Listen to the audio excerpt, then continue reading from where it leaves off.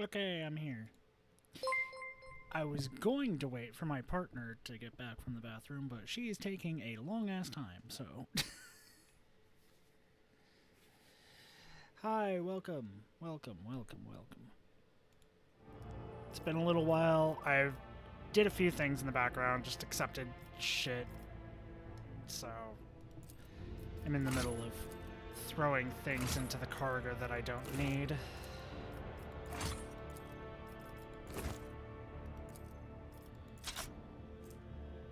Nullifying shotgun.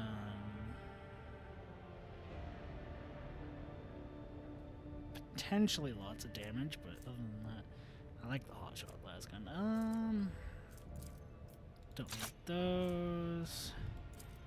Don't need those. Don't need those. Don't need those. What do you have? Biomancer staff with siphon life. Nah, you get sanctified staff. That seems more like it. Also, you can go ahead and equip that. I'm not going to be... I would like to equip that on my guy, but the things I have are better, and also whenever I suffer a critical strike, which I'm hoping not to. Increase your toughness by 3, sure.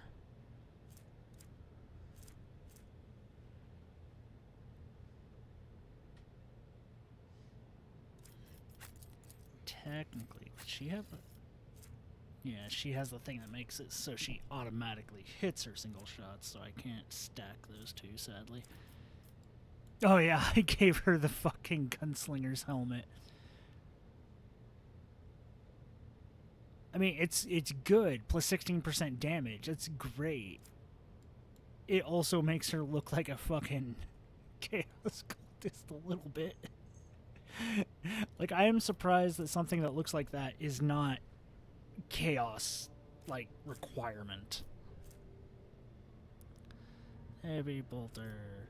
Okay, I don't need las guns. Keep the hot shot, because why not? Shuriken catapult, don't need that. Add that to cargo.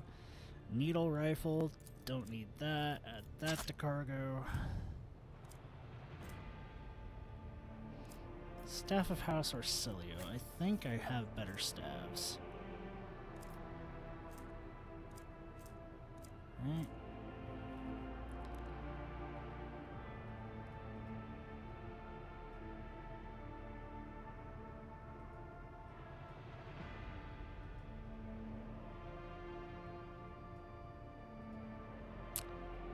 The Bloodhound staff. I could do that instead of the Bloodhound staff. Because I'm not being able to... I don't have enough yet to use her attacking ability twice. But everything else is good. I'm just throwing shit on that I kind of... is usable. There you go. Vision of Death. Sure, why not?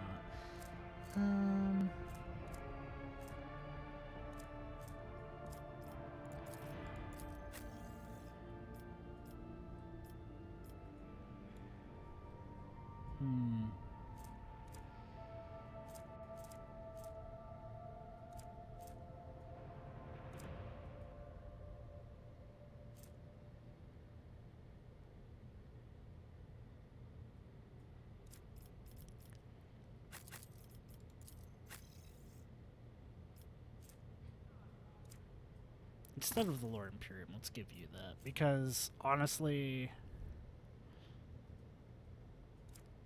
What? I don't know what your thing is. I don't think you're Iconoclast. It would be great if you were, but I don't think you are. But just giving you 8 temporary hit points, 8 temporary wounds, because there are lots of times when you're not going to be moving because you're one thing. So that's good.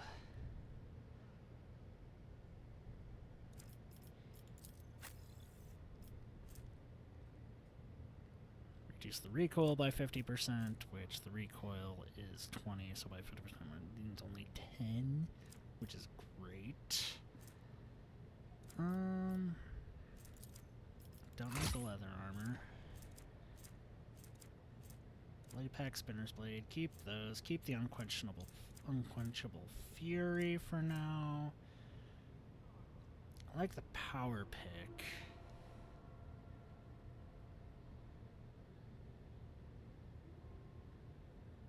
I don't have anyone that really would equip it.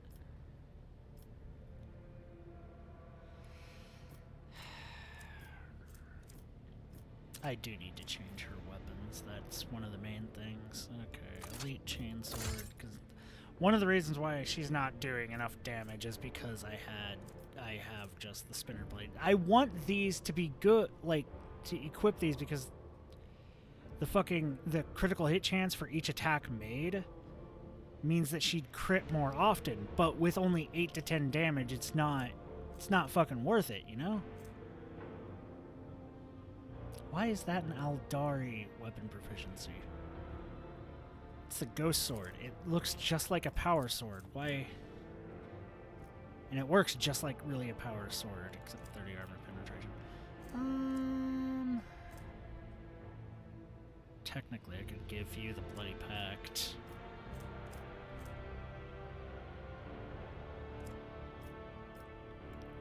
You know, the Silent Verdict is the sword you gave me, but I gave it back to you because really, you can use it better than me.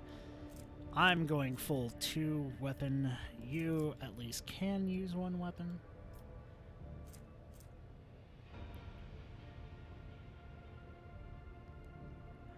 Crimson Rage lowers her stuff.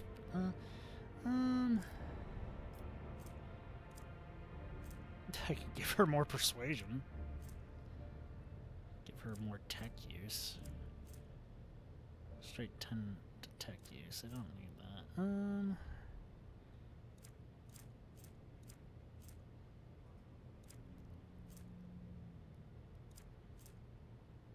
More Imperium? No, I think this. Because she has the thing that automatically puts her to 50% wounds, so that would be good.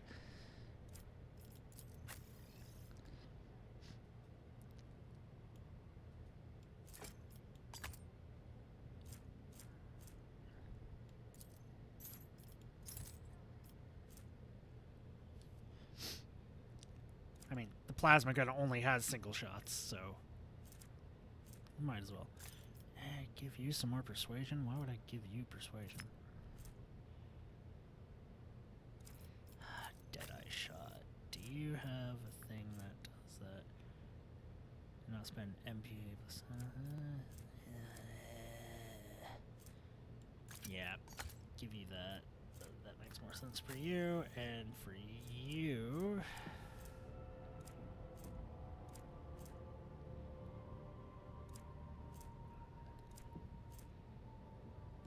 Imperialis? I mean, why not? It doesn't hurt. You're not using a flamer, so none of that works. You have a melee weapon, so I have no reason to do that. Plus 3 bonus tech use, even more tech. That plus 5% damage and 5% critical hit chance, but I also have these, which go with your, you know, marking a target thing. So if we do, I need to figure out how to tell what the target's shit is in boots. Okay,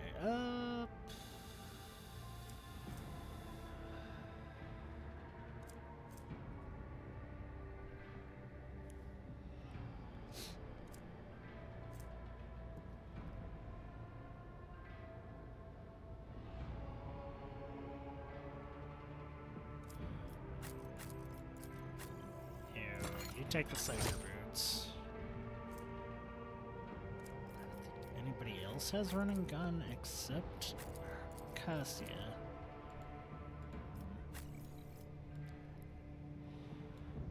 We'll see if we get more shit.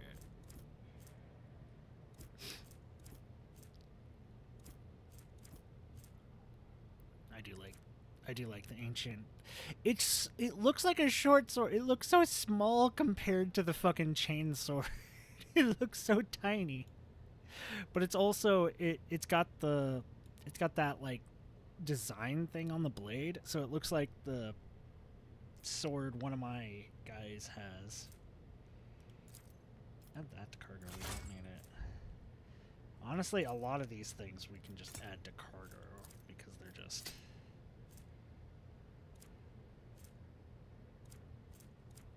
Well, if we can. Diary, yeah, don't need that.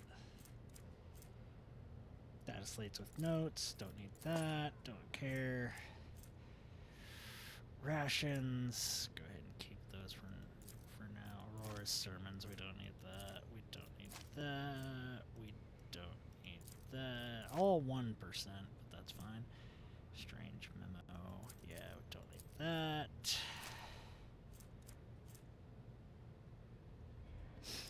Go ahead and keep that one. Rebel Vox, get rid of you. We don't need all these. Honestly, get rid of these. What's that one? Mine scrambler grenades. Yeah. I rarely ever use grenades. Why use a grenade when I can just attack? I don't like using stims either. They have downsides. I don't like that. I'm a very simple person. If it has a downside, it sucks. Okay. Let's see here. We did get some upgrades to our ship shit. So repulsor shields, which is the same as this one, except it also it counts double against kinetic attacks. Military Serenite, void ship plating. 5 points of damage on each side. That's good. Go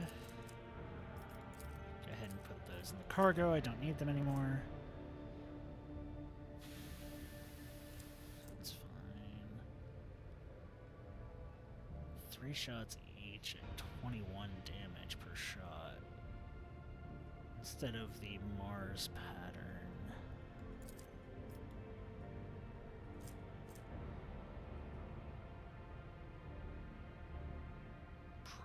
Pow battery. Don't need that.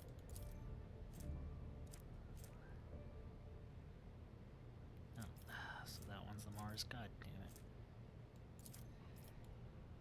Here. So we don't need the Mars pattern. Prefer the dorsal lance, but we'll keep those there for now. Both of those are dealing 21 damage per shot. This one is just another plasma battery. We don't need 2 of them for now. Lance weaponry, keep that. Flak ammo arsenal.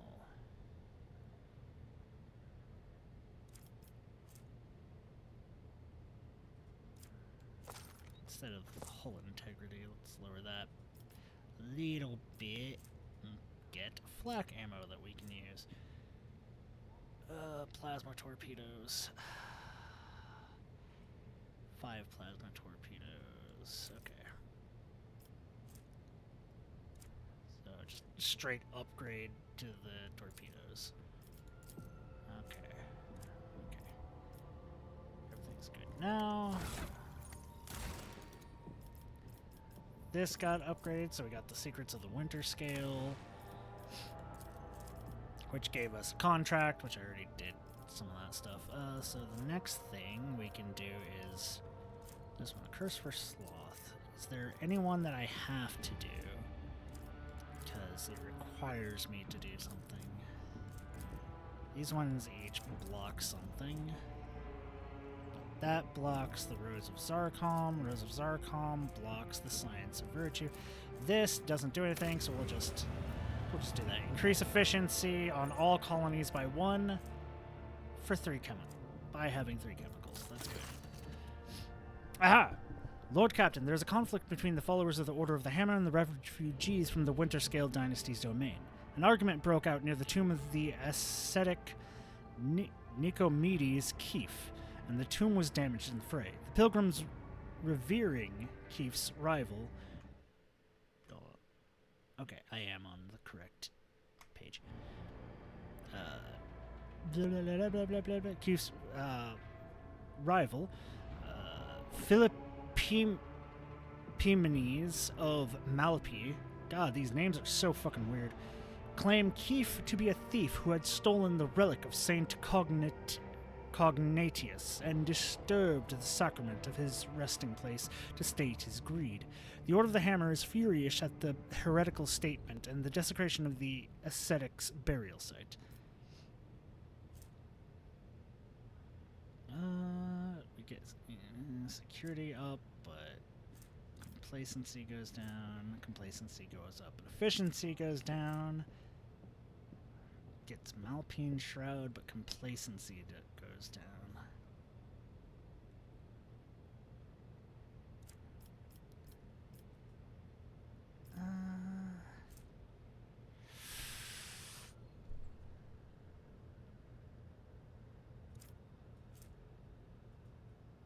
Efficiency would go to 0, but we'd get up complacency. I wish I could be like, give me a second, I want to check, like, what things need. That just does a negative complacency. I kind of want the relic. Yeah, the relic. The rebels were severely punished. Several dozens of the insolent renegades have died of thirst during the pilgrimage of penance, and the rest have been subdued. Order of the Hammers thanked the Lord Captain for their protection and staying true to their agreement. We got the Infernical, which is just a straight flamethrower, and it does a ton of damage. It does not set anyone on fire, though, but its armor penetration is better.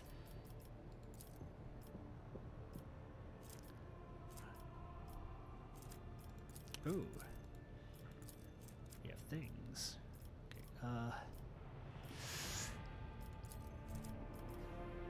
contract available. Profit factor goes up by 3. Complacency goes up by 2. And then Good Tidings blocks Bonfires of the Righteous. What is this? All allies gain plus 3 times allies' dogmatic rank, critical hit chance. Bonfires of the Righteous gives me Epiphany. If the wearer kills an enemy with charge, this ability has no cooldown. Well, guess who charges shit? So I could definitely give that to him. I would rather have that then, I think.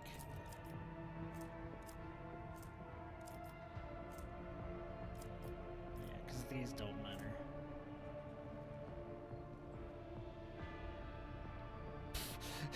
Just all the charging.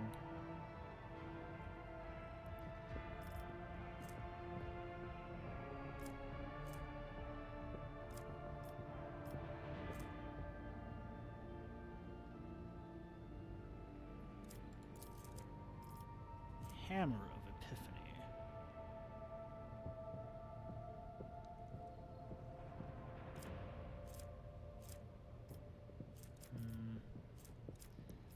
So let's see. Hammer of Epiphany, or what I want this. So plus 10 characteristics during warp encounter battles, which might still happen to us, so that'd be good.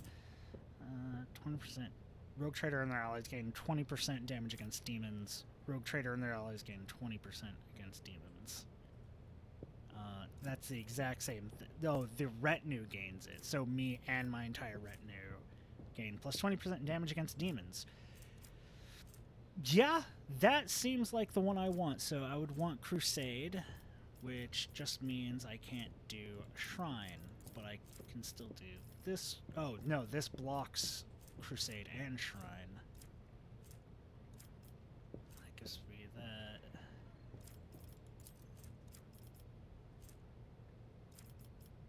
Yeah, blocks process and Drusus's footsteps. Do I want the Accusers then? Not really. It does give the Drusians a reputation. but I'd much rather get the like 20% damage against demons, because I do know we will be fighting a lot of demons, so meh. This I don't need. The complacency upgrade maybe for all colonies, but I want Epiphany. I think that sword will be good. But before that,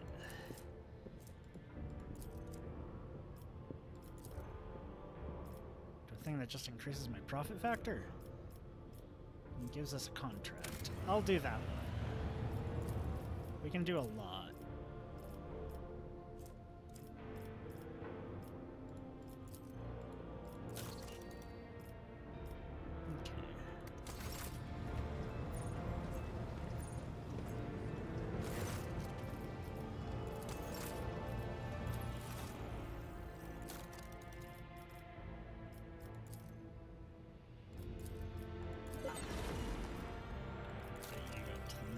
Precise bolter,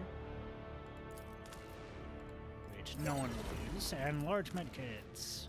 We don't have the stuff for those yet. Psyker's breastplate.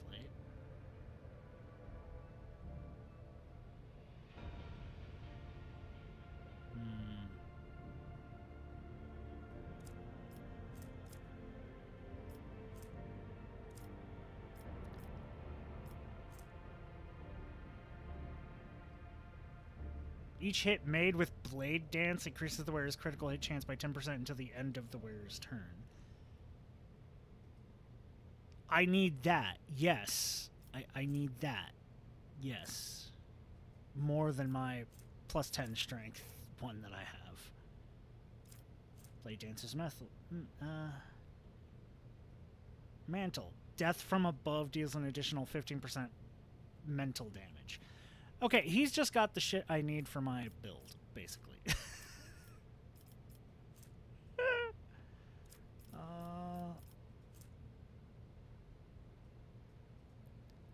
do like the horrors of the warp effect. I don't know what that does.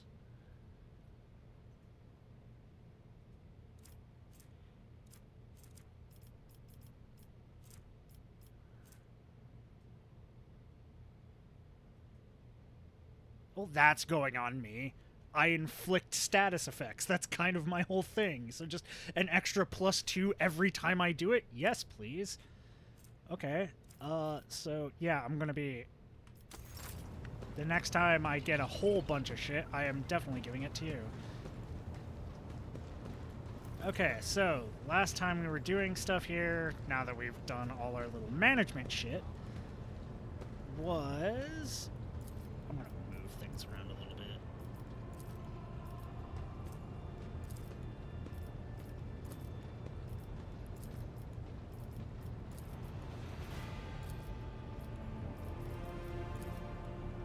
So that's...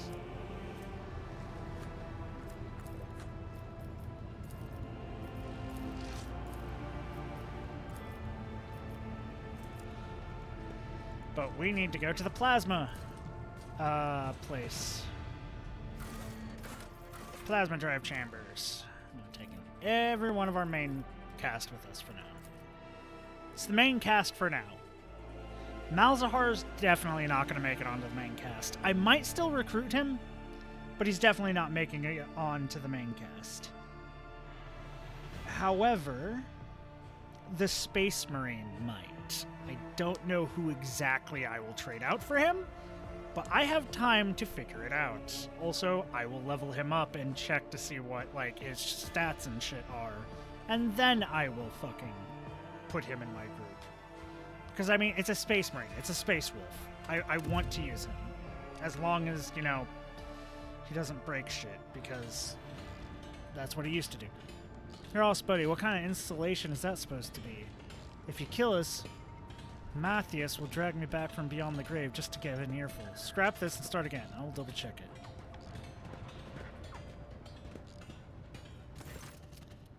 The light from the Infernus Master's low stick reveals his surprised but amiable expression.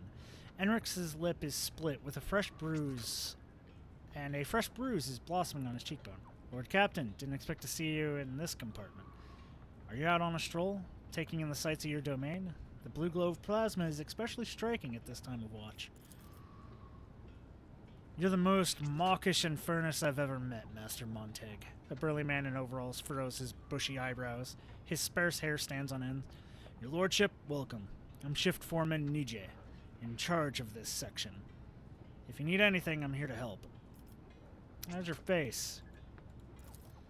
And Enforce's baton is pretty sturdy, but not as thick as the skull of a hard-boiled Infernus. I have to give it to Jostka. Her officers earned their rations. They clobbered you good.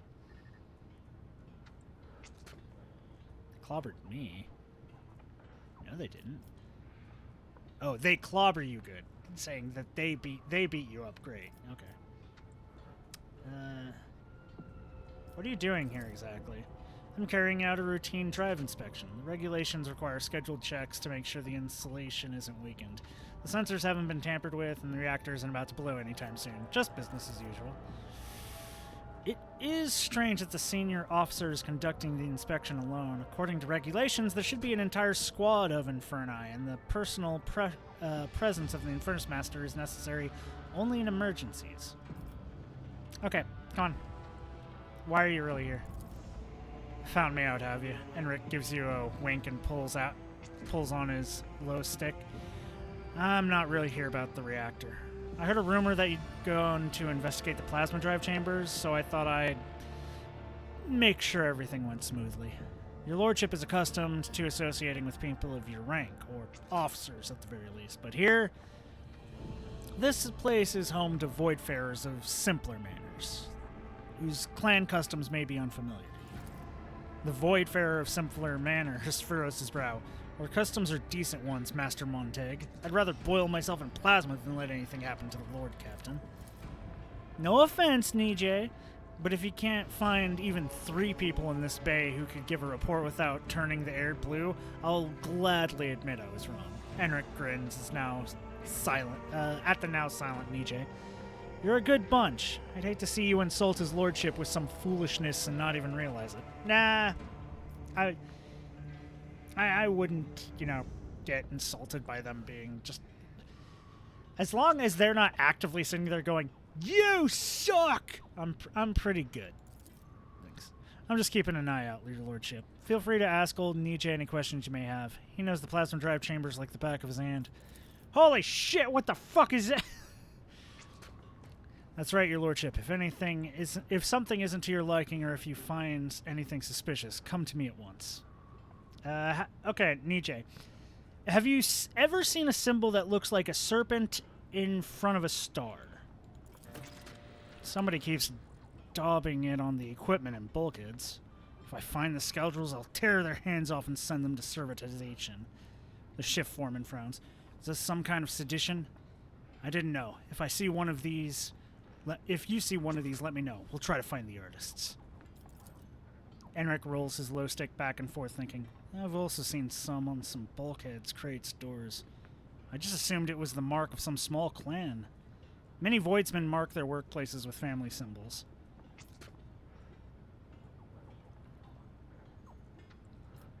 What kind? Shift foreman, tell me about yourself. What kind of person are you? Nije looks at you in confusion. I'm a voidsman, your lordship. Grew up on footfall, joined the crew at 14. Spent my whole life in this bay. I've raised no family and made no fortune, but I've climbed my way up the ranks. I don't know anything but my trade in this compartment. I am my trade in this compartment, Lord Captain. I want to know about this bay. We are proud of our chambers. Power feeds the ship's main engine from here. There are other drives on the ship, but ours is the mightiest. That is to say, we do important work. Working with plasma is dangerous, but we have a good crew and not too many incidents. These team tech priests are satisfied with us. The machine spirits are all working as they should. The Inferni don't complain about us either.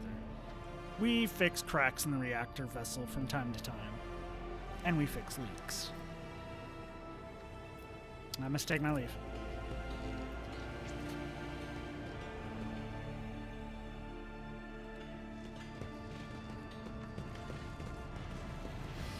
Goods! We're looting everything. It's my ship. All this shit is mine, okay? That's how it goes. All this shit is mine.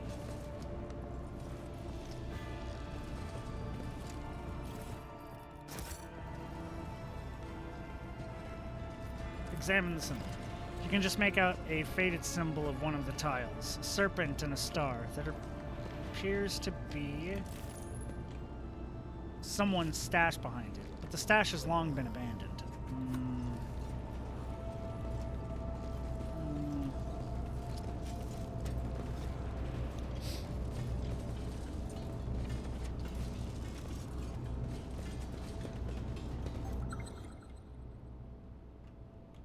Oh. All the scrap reads is received, need more. That's not good. Okay. Whatever they need, it's nothing we need to let them do. What's this paper say? Esteemed Tech Priest Deltar, this is unacceptable. For the 10th time, you sent us the same faulty servitors. It's been over 2 weeks and we still can't raise the lift that's stuck between our platform and platform 92M. All because of your servitors. For the love of throne, decommission these things if you can't fix them. Respectfully, Shift Foreman Nijay. Oh, okay, I know what. Turn you, turn you.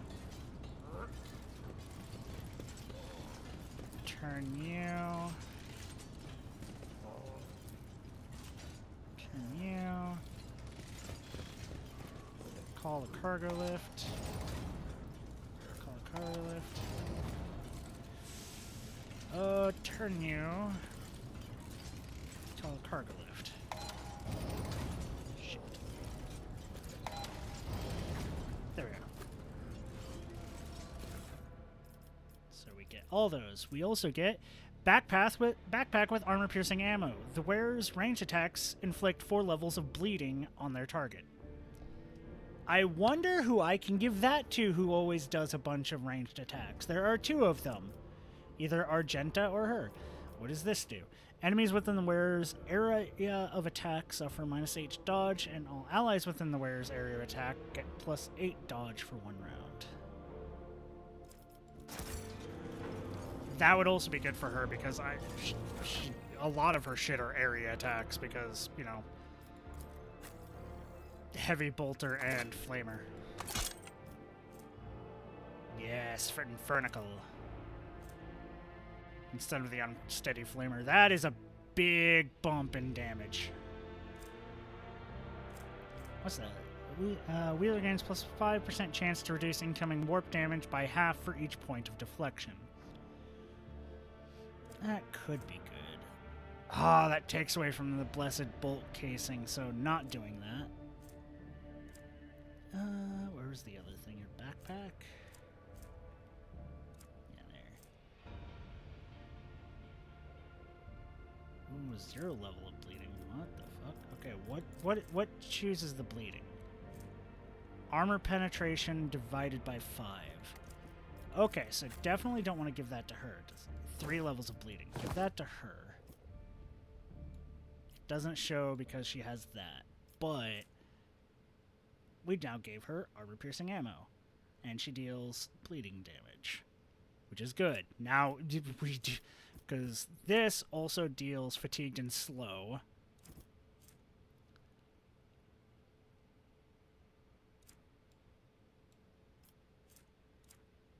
And I can get like 2 to 3 shots out of Urlit. I would have liked it on her, but if it's... armor penetration is 25. Her armor penetration 20, 15. Wait, why? Okay, hold up. Let me take that off. Why is it 0 for her? Info. Armor penetration divided by 5. Armor penetration 25 divided by 5. It should not be 0, right? 5 divided by 5, yes. But 25 divided by 5 should not be 0. And this is the one that should be doing the bleeding. And for every hit with this, it would deal a lot of bleeding. Is it just because the flamer? Let me see here. We do have a bolter with 15 armor piercing. Let's equip that and then see if that changes. Nope, it still says 0 levels of bleeding. Why? Armor penetration divided by 5. 25 divided by 5 is not 0, so I want to try this. No, see, okay, so it lied. 7 stacks of bleeding. Okay, that's so much better. What the fuck? That back on Yurlet.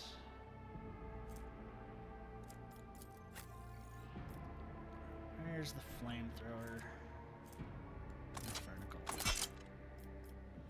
Yeah, 7, and then when I go to that, it goes down to 1. So the flamethrower, it won't cause them to catch on fire, but god damn it, does this flame cause them to bleed. And then, of course, the heavy bolter, 7 stacks of bleed. I'll need to check it, because is it 7 stacks of bleed, or 7 levels of bleed, just from like doing the attack in total, or is it per shot of this rate of fire? So like shooting 8, is it 8 stacks of 7, or is it 1/7 for the burst fire? Because the burst fire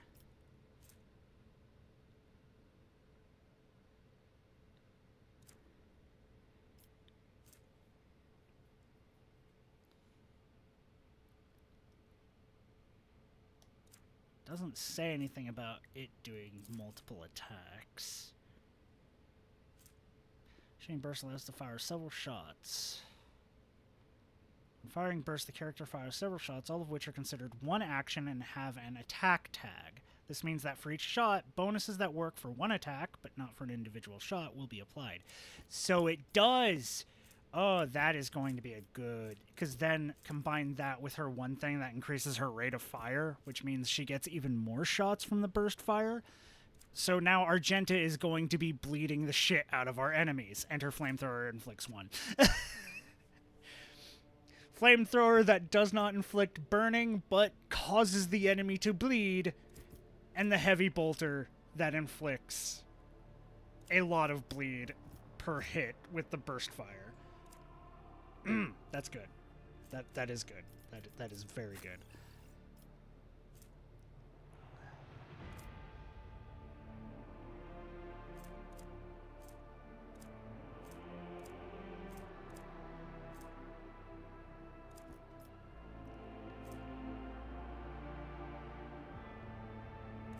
I don't know how much deflection people have, so I can't really...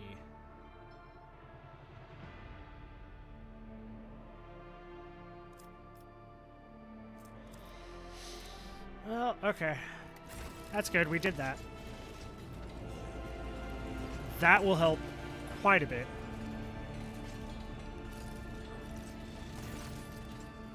Nijay bows differentially. How goes the search, your lordship? I found this in one of the caches. What is that? Nijay's thick eyebrows knit together angrily, and you almost think you see a power charge jolt across them. You've got smugglers on the loose. Who else would be hiding these strange messages? I'll have them all drawn and quartered on the turbine, I will. Now I'd like to find out what they're smuggling. Mind if I take a look? Enric takes the note, careful not to let any ash fall on it. Need more. More what? Whoever wrote it, they didn't want anyone who wasn't in the know to understand. Using caches to exchange messages is a good way to keep things hidden from the enforcers. It's how some workers procure intoxicants and other items they're not supposed to have. There has to be another cache somewhere nearby. You never use the same one for both the transfer and the correspondence.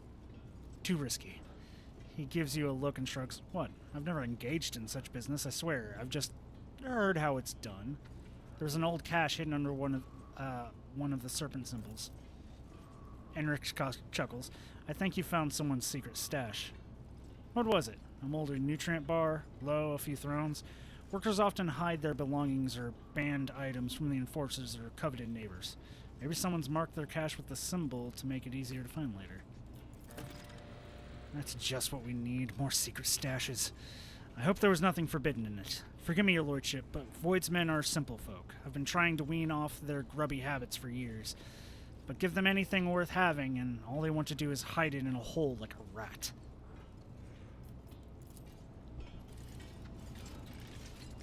Okay, so we showed the note.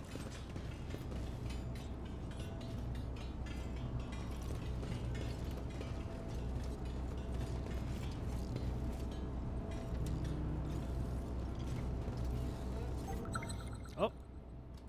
Good. Improvised Weber. Targets hit by this weapon must pass an agility check or become immobilized for 1 round. At the end of its turn, if the affected target must pass an agility resistance test to remove the effect or suffer direct damage equal to a target's agility bonus.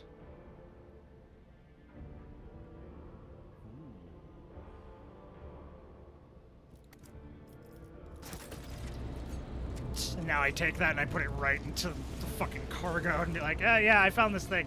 No, I can't show you. I'm going to be giving it to some people. Hey guys, we got an improvised weapon. I found this in the cache marked with a serpent. Nijay holds the weapon as if it's going to bite him, sweat beading on his forehead. Machine sparks shake me. A homemade weapon and assembled right in this compartment? The markings are the same of those on local machine parts. This is a very serious matter. It seems someone is plotting a riot and secretly building their own arsenal from scavenged material right under our noses. Enric deftly examines the weapon. Interesting. Nijia is right. This could get a whole bay executed. No wonder these scoundrels are cautious. We need to find and capture whoever set up these caches and hid the weapons. The foreman shrugged sheepishly. To tell you the truth, I'm no good at hunting rule breakers. It's not what I do. You give the orders, and we'll do it. We'll set an ambush near the caches. Sooner or later, someone will come to check on them. The shift foreman's thick fingers drum thoughtfully on his tool belt. If these guys are smart, they'll spot the enforcers near the cache and stay out of sight. And your lordship would be spotted even quicker. Niji, what if we have your people lie in wait? The ship's foreman's voice grows quieter. I just wish I knew who to trust with it. Our villain could be anyone from the Bay crew. If we pick the wrong person, we'll blow the whole ambush. We need someone from outside who won't draw attention to themselves. And then we'll use the Inferni. They often carry out inspections here. No one will suspect them. Clenching his fist until his knuckles crack, Enric resolutely says, "We'll help. I have a couple of people in mind. Tough lads. I'll get them here right away." I'm ready. Let's catch this vermin. Enric smirks ominously. He throws the low stick butt on the floor and puts it out with his foot. Consider the dirtbag caught, Kulkrok Nagel.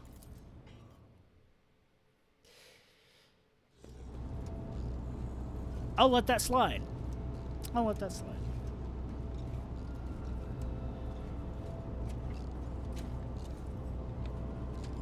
Have you lost something, friend? Let's give you a hand. Get 'em, boys!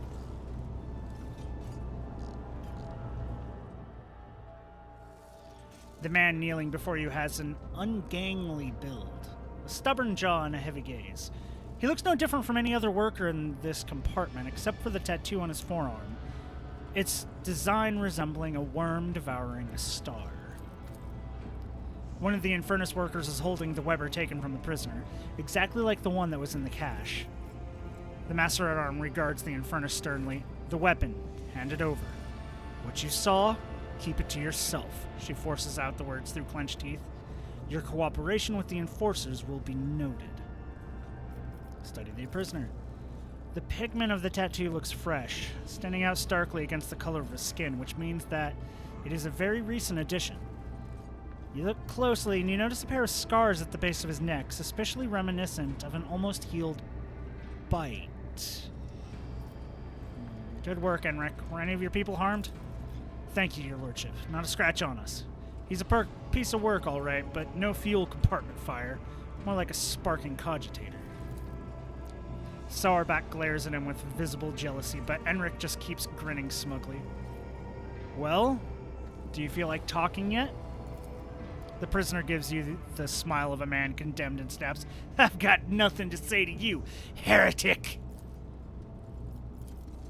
Choking with rage, Sauerback grabs the mull of her belt and rasps, Allow me, Lord Captain, please. Or me, Enric, menacing scowl, has instantly robbed him of his friendly charm. I'd be happy to oblige. Calm yourself. Talk to me, and I will not let these people do what they intend to do.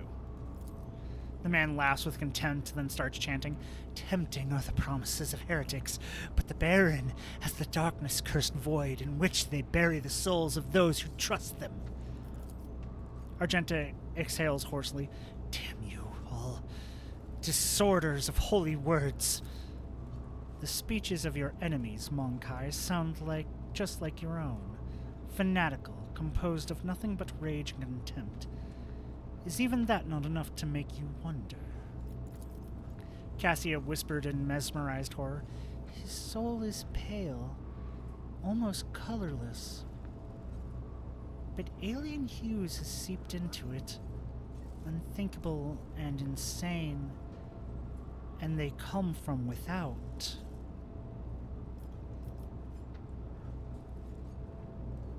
I'm a heretic, am I? Either fear has robbed him of his reason, or he's a very skewed perspective. The prisoner jerks as if trying to point at you with his tied hand. You're a false believer, a fake captain. You're leading the people into the gloom of heresy, away from salvation. Enric, make him regret his words. Enric Cutter coughs up blue flame. He will. Minutes seem to stretch forever, each filled with the howling and smell of cooked meat. Finally, Enric retreats with a guilty expression on his unbroken as his unbroken victim continues to whisper curses at him. Amateur, I request your lordship permission to show the Infernus Master how it's done. It's all yours. Sauerback gives the prisoner a gentle smile. Did you hear that? You're mine. Before the Master-at-Arms lies a groaning heap that was once a man. It shudders and let out a gurgle sob. Stop! I'll talk! Sauerback looks at him with a radiant smile. The prisoner is ready to cooperate, your lordship. Whom do you serve? The cult of the Ravenous Star. The true believers. The righteous. The purest congregation. Those who hear the songs of his angels. This angel. Of his angel. This angel. Oh, hey, Cal. How you doing? Sorry I didn't see your message until right now. This angel. Is that the old sorcerer that appeared before me and promised my demise? Did he brainwash you all, or is someone else leading you? Old sorcerer? No, the angel is not the woeful human form. Of the woeful human form. His splendor, his visage is a divine inspiration of the many-armed emperor. You, faithless one, were granted the honor of gazing upon the mages.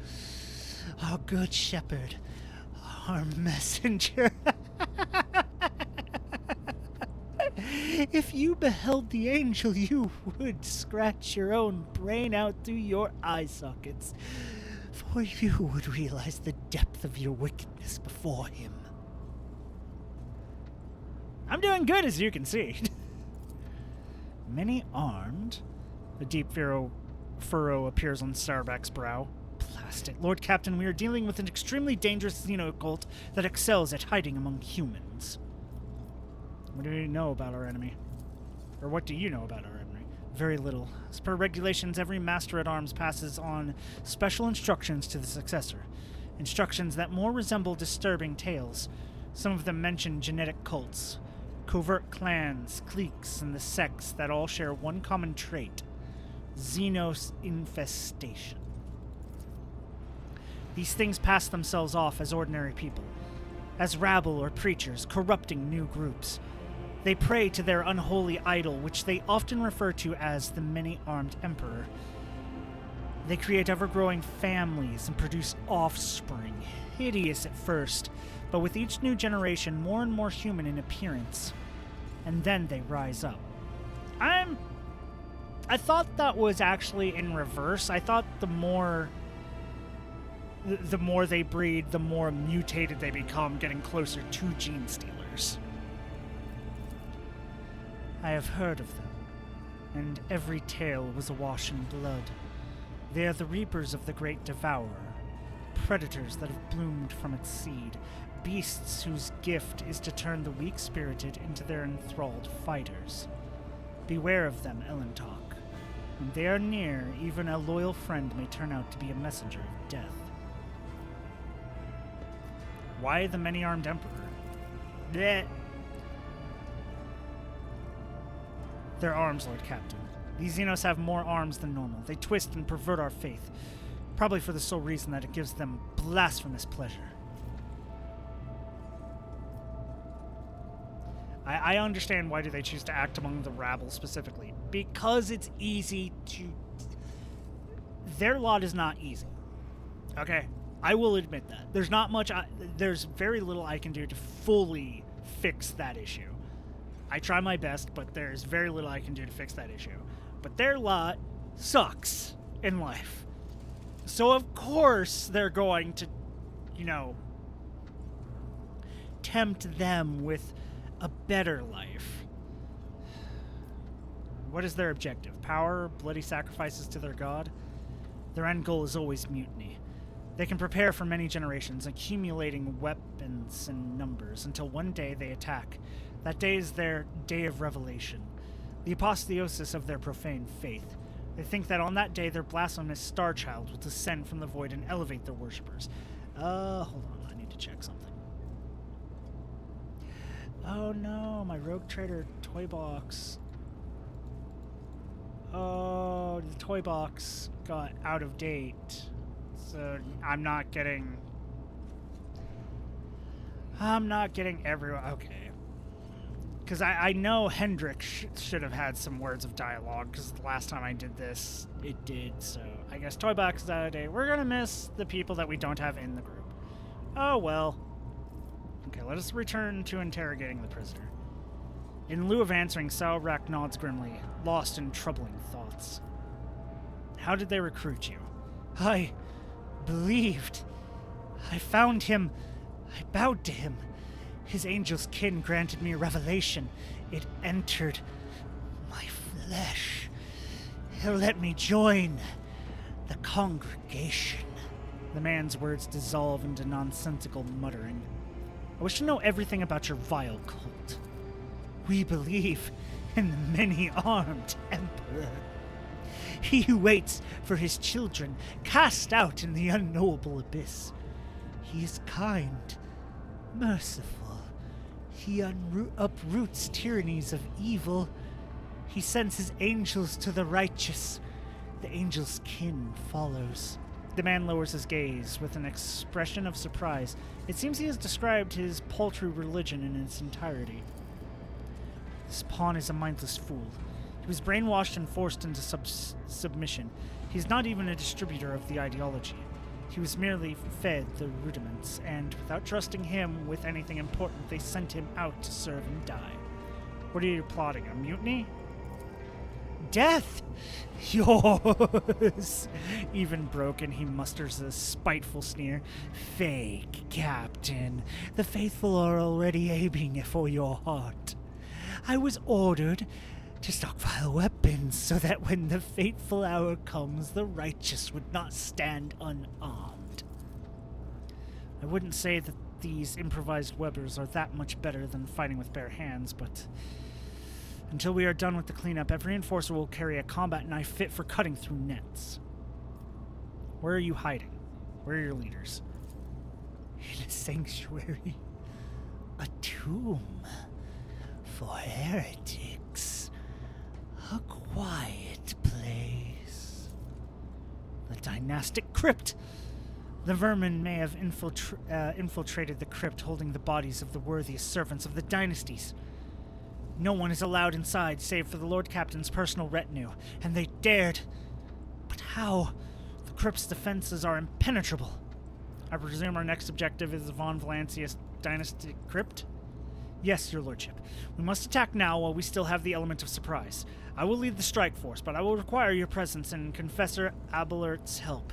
Fierce machine spirits guard the dead. They won't let an armed troop pass without a direct command from the rogue trader and the ring of the ship's confessor. I will meet you at the door. Casting a glance at the prisoner, whispering incoherently under his breath, Starbuck adds offhandedly, "And this vile scum, with your permission, I'll throw out the airlock. I doubt he will be of any further use."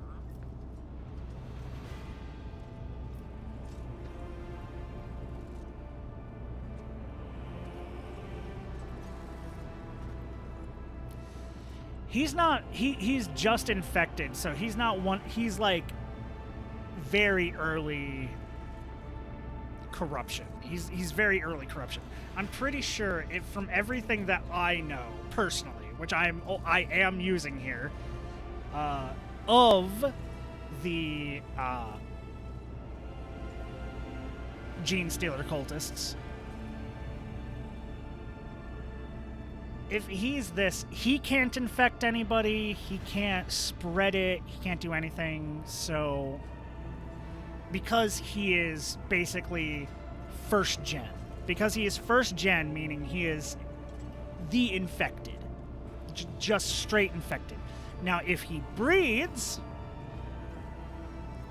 he will give birth to, more and more mutated down the line. They will just get closer and closer to genetic aberrations and finally just giving birth to gene stealers.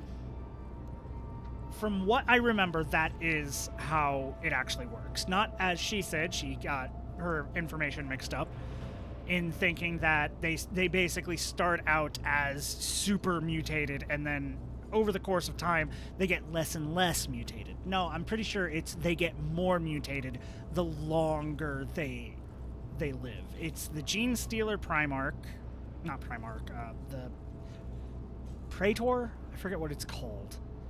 But it's the main Gene Stealer. Whatever Gene Stealers are with him, they infect people, mind control them basically, and then those ones basically serve, and they look entirely human because they are human. And then as the lines continue, as time goes on, they give birth, blah blah blah, do stuff. They get more and more mutated as time goes on because then the Gene Stealer genes basically start taking over more and more as you go down the line. I'm pretty sure, I could be entirely wrong on that, and she could be entirely correct in her assumption, but I'm pretty sure I'm right. So, considering this guy is a basically just first generation, no, send him to a life sentence on a penal colony. We are not monsters, no matter what he thinks of us. It will be done, your lordship.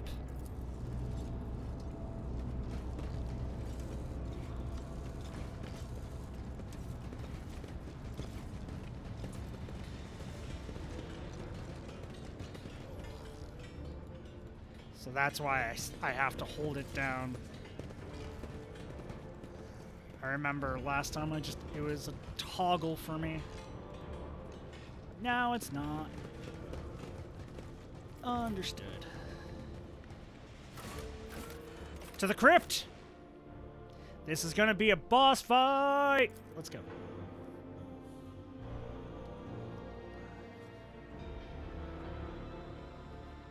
Which, thanks to Veril, I now know how to deal with one of the issues of this boss fight, so hopefully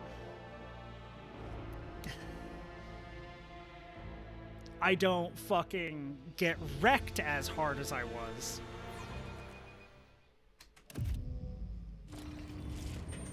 I will save right before it, though.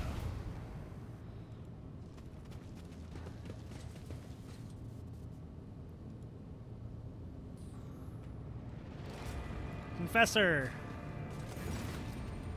Abelert, the ship's confessor, solemnly raises his hands above the altar and speaks mournfully. Heed me, O guardian spirits. We have come to punish a great desecration. Heresy has made its lair in the dynastic crypt and disturbed the peace of our honored dead. I beg you to perform the ritual of unsealing and allow us passage. A hand-shaped panel opens in the altar of unsealing. The panel is lined with sharp spikes. Lord Captain, we now require your blood. The crypt will not open without the rogue trader's genetic signature. Confessor Abelert, I ask for your blessing before a righteous battle. May the Emperor protect his children who carry forth his cleansing flame. Hear the roar of chain swords and the bellow of autoguns, for they are his voice. Oft do I preach clemency to our noble officers, but this I say to you now, lay aside piety and show no mercy. Show no mercy. Argenta's face brightens in anticipation of battle, and her eagerness spreads to the enforcers. Master of Arms, are your people ready? Ready as never before, your lordship. They are incensed by the profane intrusion and eager to exterminate the menace before the eyes of our departed ancestors. My enforcers will secure the side sections of the crypt to prevent any flanking attacks. Okay. This is basically a boss fight that we're heading into.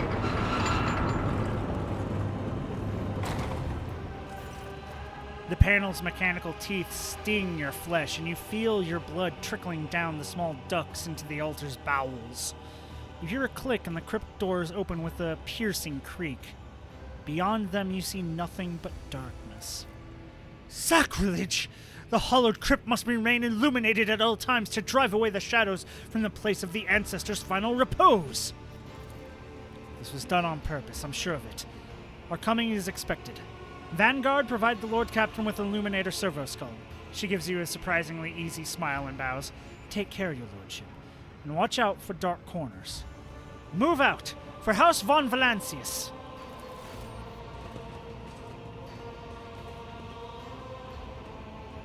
For the Emperor! For the Emperor! Moving out. Go, go, go! It is That's it. Up, see.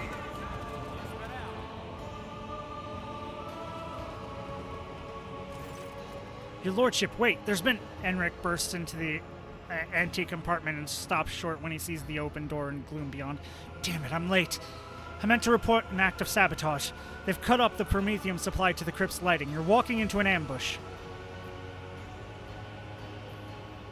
Whether through darkness or well-lit halls, we are going in. I fear we might be underestimating the enemy.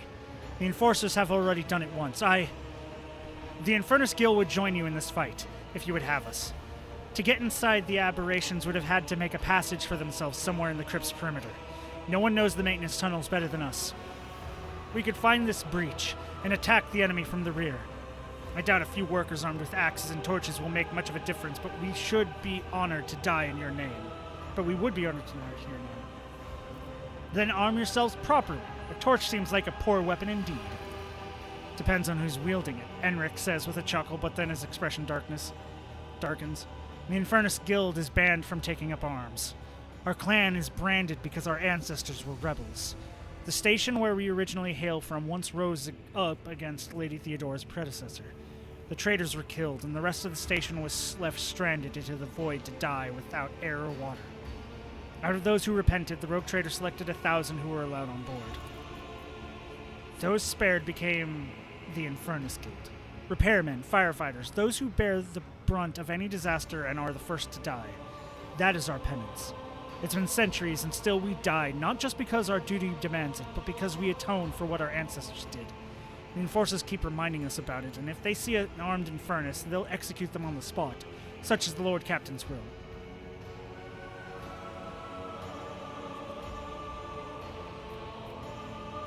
I hereby remove the brand of shame from the Infernus Guild and permit them to carry weapons. Fight! Fight and die for this ship! For an infestation has claimed it, and we will wipe it clean. His words widen in astonishment. I never would have dared to ask, your lordship. We will live up to your expectations, I swear it. Those who die today will die smiling, for today is a great day for our people. The Infernus Master and his people leave the hole. The doors to the crypt are open. It's time to step into the darkness.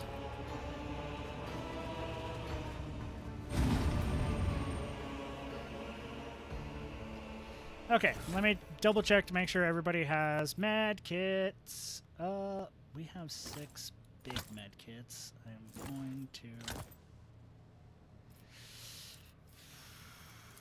For now... You can't use med kits. I really wish you could. You take a normal med kit and take that med kit. I took one of the large med kits.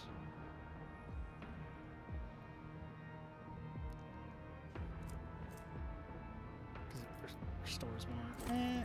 Give you 1 big med kit. You give you 1 big med kit, and you give you 1 big med kit.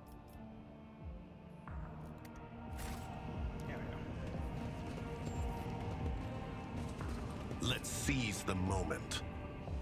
Into the darkness we go. Also, I like this because the light from the servo skull follows our mouse.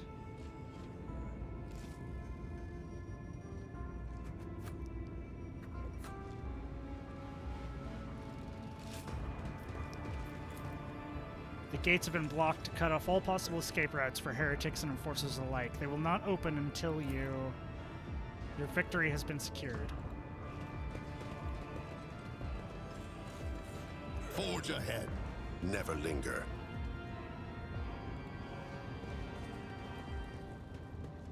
Servitor.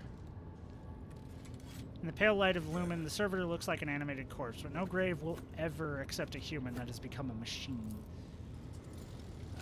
We are rogue traders, and ours is a rare destiny. Yet still we remember those who once walked at our side, who served us. Whom we honored.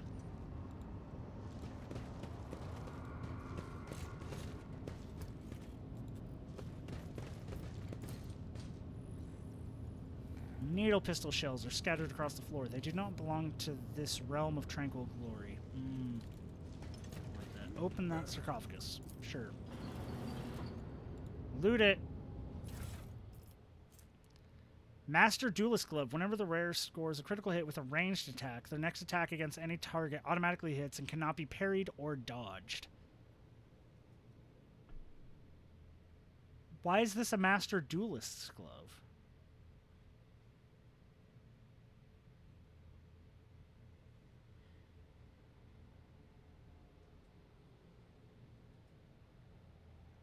I mean, maybe it's for the, you know, the type of character that does the sword and gun. Maybe. Another servitor.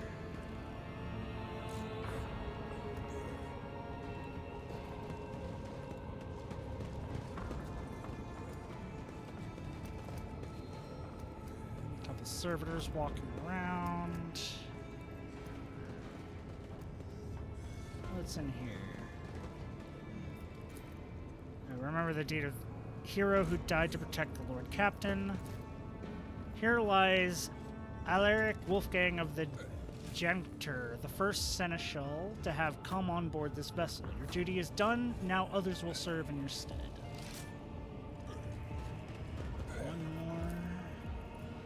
There are large footprints in the dust, but the 2 feet are of different shapes. One human and the other clawed and horribly mutated. Yep, we've got some...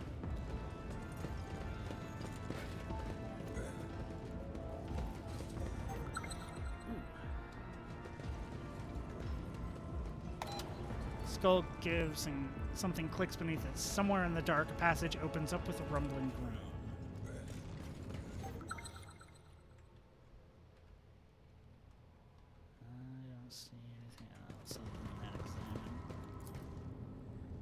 These bones of the dead should be serving the living. They could be used to rites of divination or as amulets.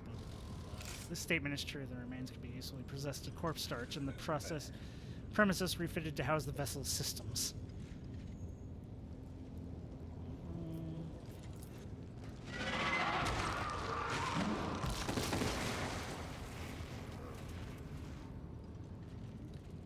I don't like that noise. Black viscous substance resembling partially dried saliva is slowly eating through the surface of this monument. Oh, I really don't like that. Something that can fucking eat through. Oh. Oh.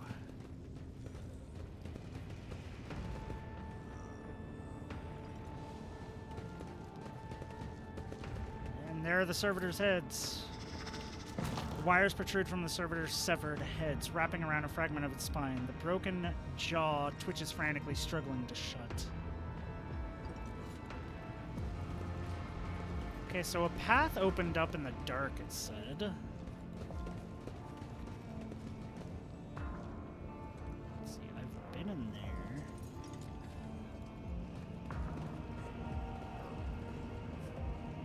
Unless it means... Oh! Hello. Hello?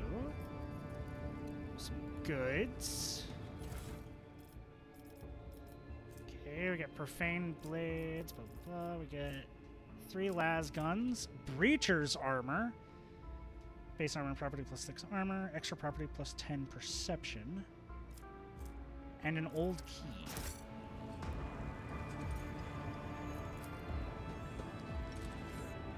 Above the 100 different names is an engraved inscription: to all who made the highest sacrifice for the dynasty and paid for their life with honor and name, I will remember you.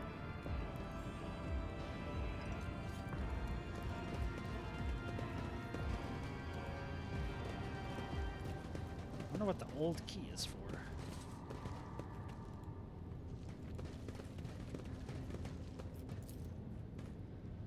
Sarcophagus reads, here lies arch-militant Mort, keeps his eternal vigil, protecting the death of the one who could not protect in life.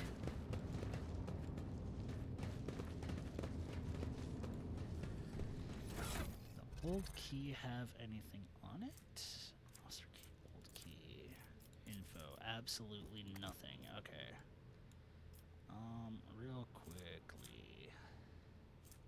I'm not equipping this because I don't want the dodge penalty.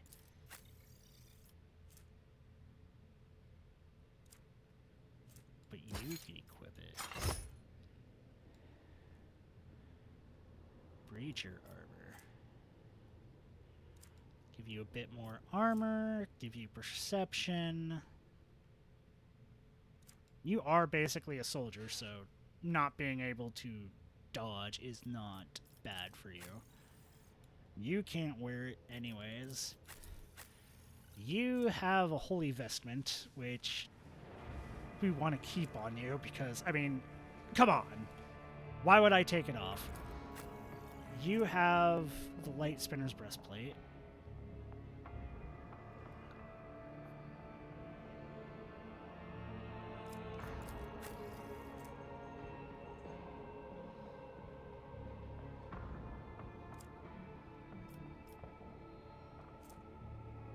I only get plus 3 wounds out of that. But then, when I use my one thing, I get more, definitely. So I'm guessing the old key might be for the door?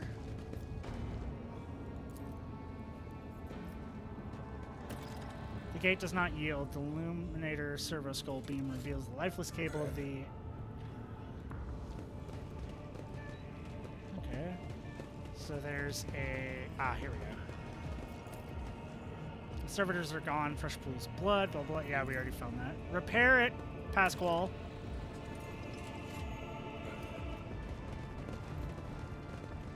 Okay, can the old key let me in here? What is the old key used for? You know what? I'm going to look it up. I'm going to look it up. Because I want to know. I really want to know.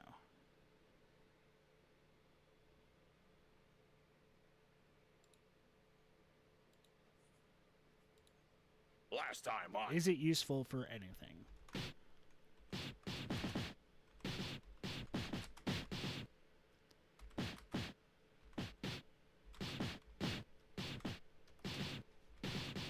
Old key.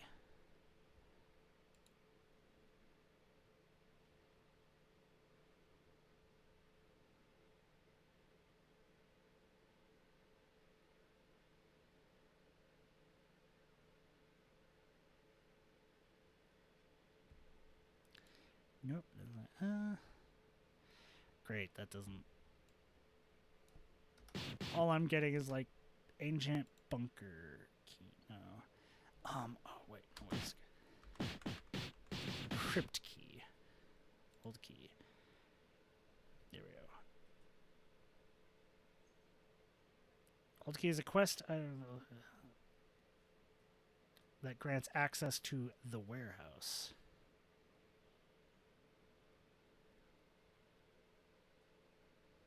No.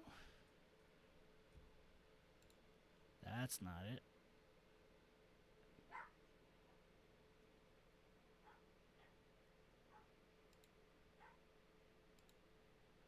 Ooh, wait. Here we go.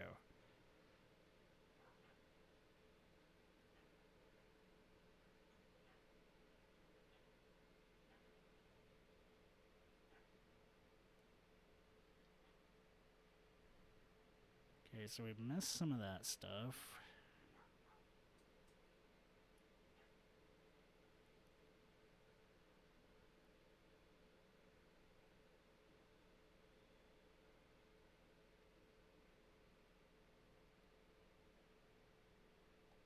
Oh, I missed a few things. Jeez. There was a thing for...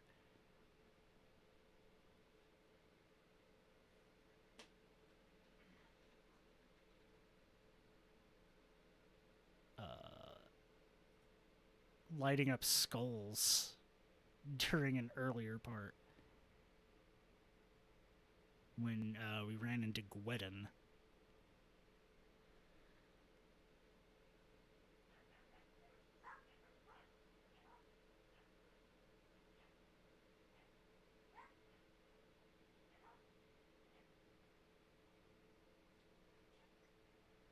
I might be able to go back there. I'll have to check. The ice-covered Aquila, yes. Plasma chamber, yes. Backpacks on Tarnus, Breacher's Aquila, yes, did that. Investigate the crypt, that's where we're at. Open up a secret passage. Old key. Exit the room and try opening the large door in the west wall. You need to open it somehow to notice that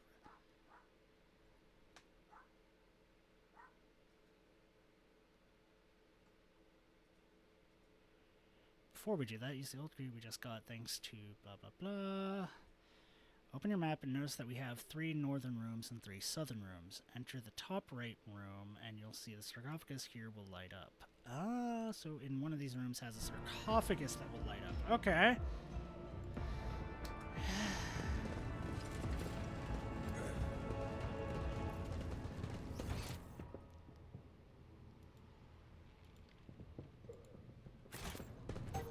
Oh, yeah, there we go. Okay.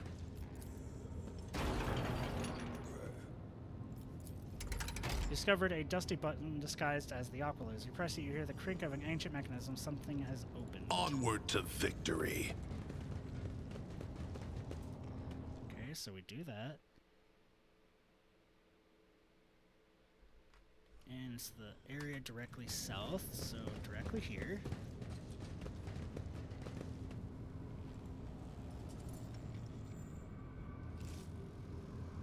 Or wait, no, wait. Directly south. Yeah, south is right here.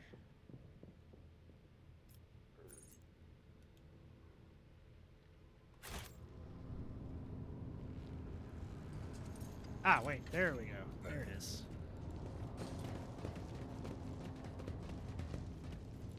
Here we go. Oh, God. We got webbing, Lore Xenos. First glance, the sarcophagus. A child to spend eternity. At first glance, the sarcophagus depicts a man, but you can tell by the body proportions and designs of Xenos origin that an Eldari is buried here. It is small wonder that his resting place is hidden from sight. This Xenos must have been someone important to one of the rogue traders. Child of Assyrian, doomed to spend an eternity alone amid the dust of Monkai. It is not my place to judge your choice of path, and yet my soul grieves. Do you not hear its cry? And we get a gun. And a thing. Secrets of the Forerunner. If any of the wearer's characteristics is equal to or more than 100, all characteristics that are less than 100 are increased by 10. Okay. And then this, Dreams Infinity.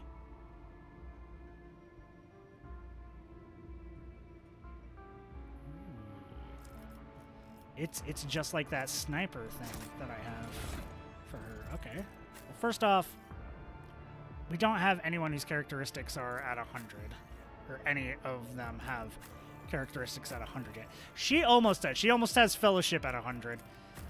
Once, so we'll save that, and then once we do, that'll be useful. If I can get something up to 100, I don't think I ever will. Maybe Weapon Skill?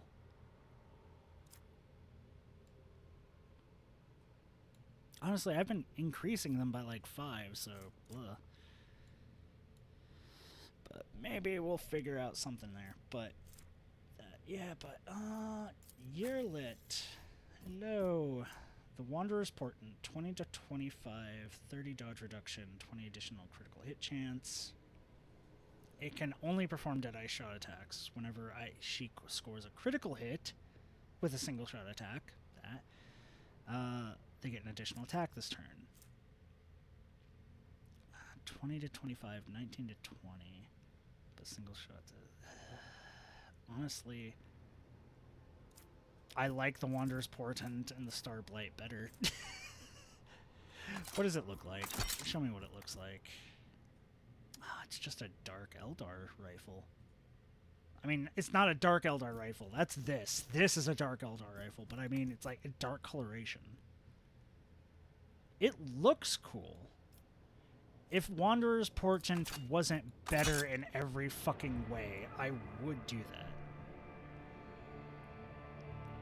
I mean, it has the exact same dodge reduction, exact same armor penetration, rate of fire is the same, range is the same, max ammo is the same. It's just the damage is less, and I'm pretty sure this even has the... Oh, this doesn't have the laser thing. It just has the rifle can only perform that. This has laser weapons are effective against targets and cover and targets with high dodge.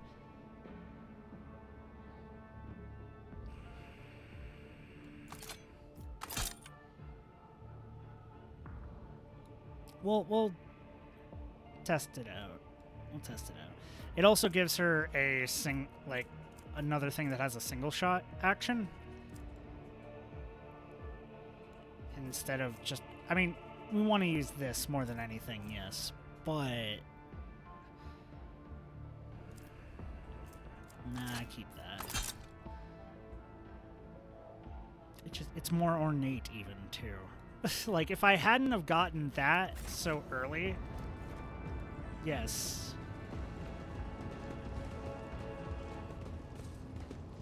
Okay. Marching ahead. I don't think I could just like quickly run out and be like, "Hey, yeah, good news. We have them trapped here. Can you keep them pinned down until I like trophy change the notification?" Oh, okay. Yeah. Let's go.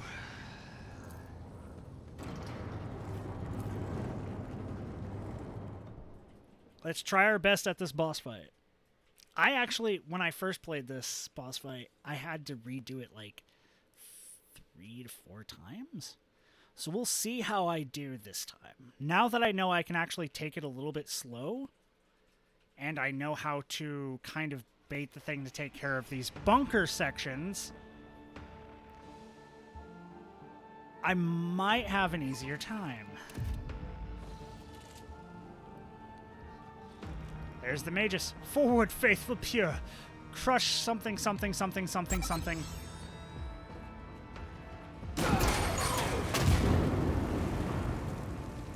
Yeah, so that's supposed to hint at what you're supposed Time to do. to eliminate some Xenos. We're supposed to bait that. Cannot stop the angels, faithful. You there.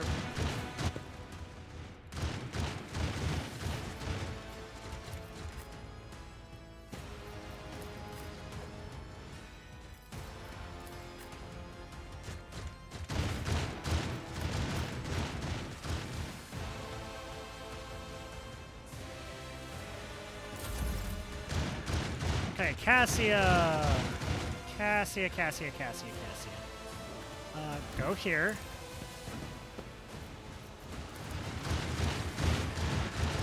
Pull those there. Bring deliverance. Okay. Which one do you have equipped? -5 to all other characteristics until the end of her next turn. Okay. That. And then we can do gaze. Kill one, very damage two, and then we have another thing. This is the buff one, right? Yeah.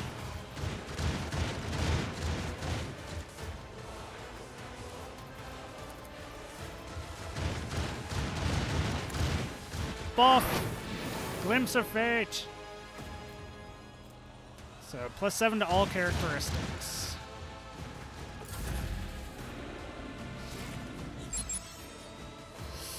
Damn it.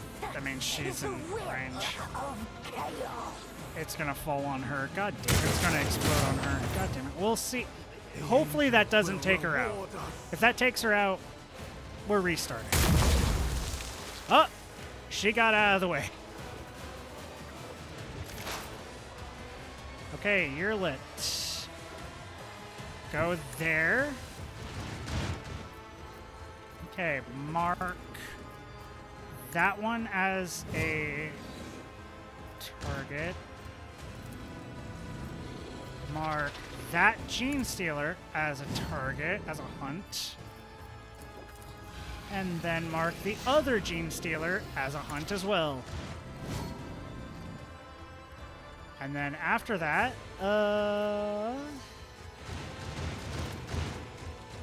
hunker down, swap to you, please, and thank you.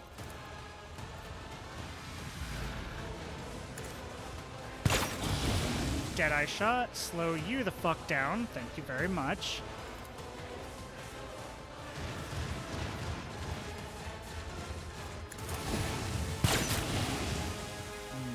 Did not get a kill.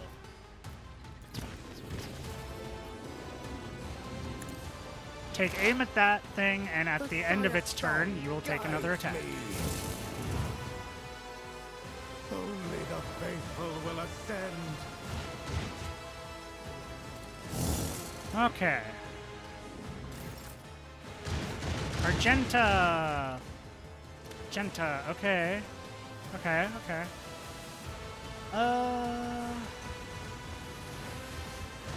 Go there. That stays out of the range of that explosion, so that's good. Switch to the flamethrower and go ahead and just take that one out. Good.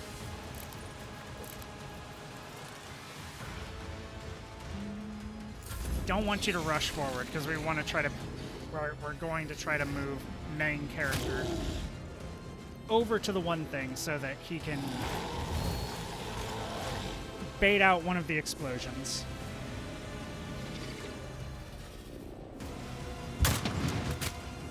Ow. How dare you?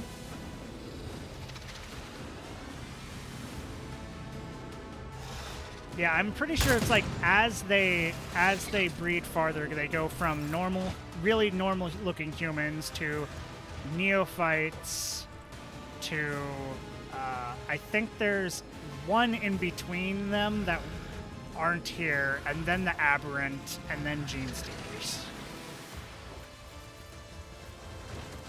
Exsanguination. Reckless Abandon.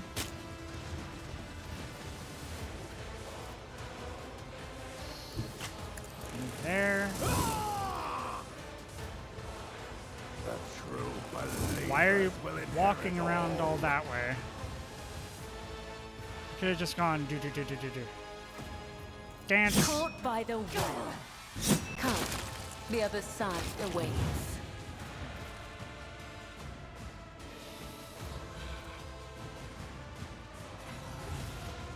Activate that.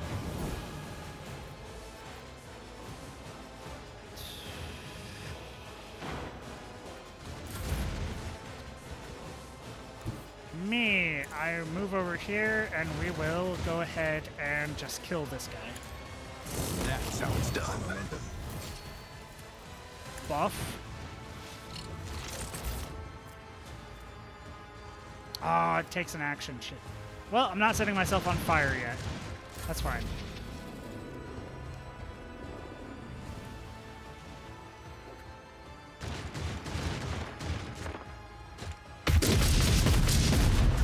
Oh, okay. Pasquale, I'll move forward slightly. Heal Cassia, please. Thank you.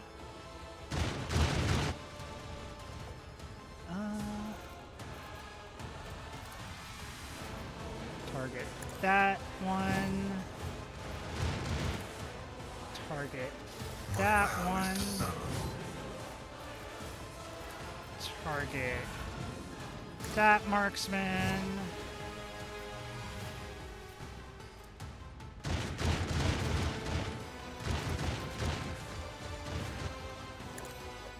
Buff.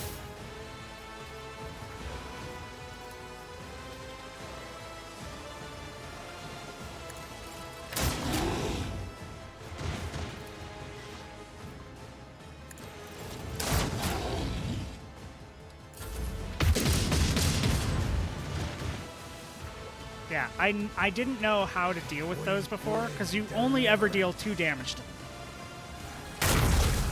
No! He got hit by the net cannon. I serve the ruinous. Damn it! We bring deliverance. And of course, does it stack?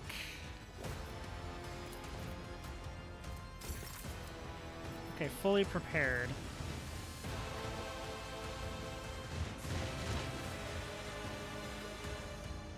Targets of weapon must pass an agility or resistance with a +10 bonus. Everything on the list.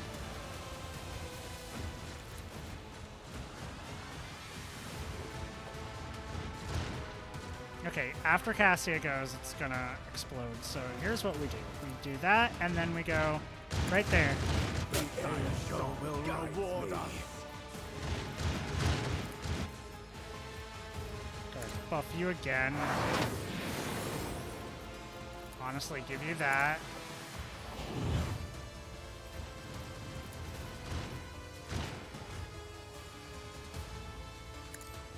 Try to die with grace, at least. There's one there. And he should target right there. Yep. Okay.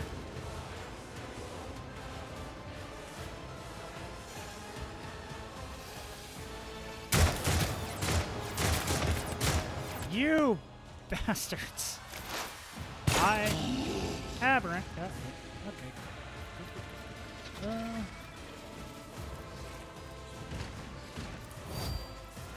That. Deadeye shot. Thank you. Don't have this stuff.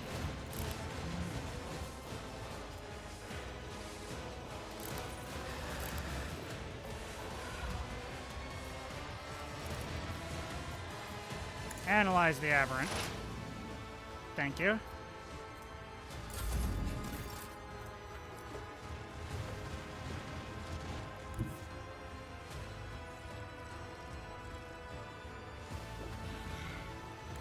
Okay, Argenta, move forward. I know this is putting you a little bit in danger, but honestly, here's what we can do. Rapid fire. Run and gun.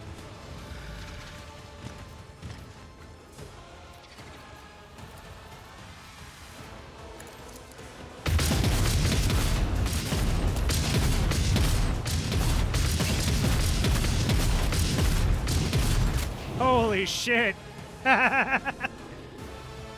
Oh, it ended her turn. Oh shit. Okay, Pasquale. Oh no, you just get to go? Oh, okay. I don't get why, but okay. Move forward.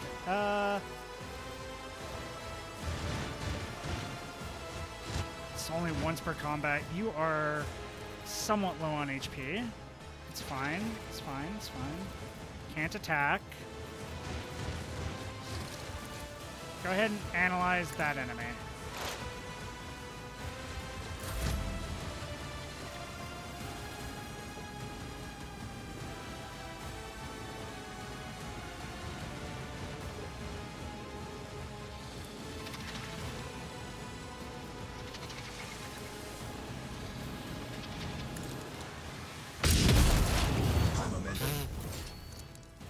Why? Why is he getting to go?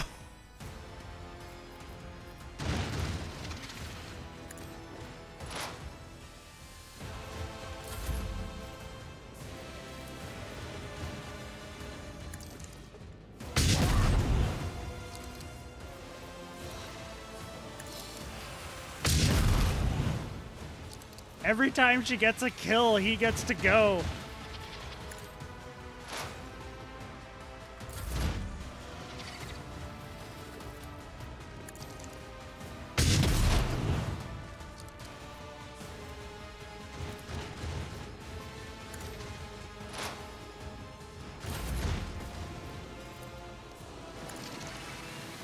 You, my emperor!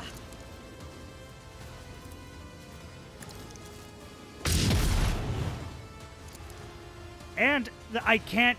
Hey, Darkman, how you doing? I can't miss with her single shot attacks. That's like the really good part.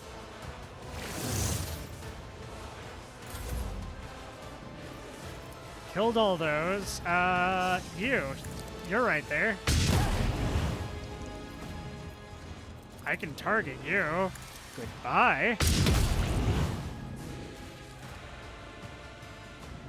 Oh, it must have been because they were hunt targets.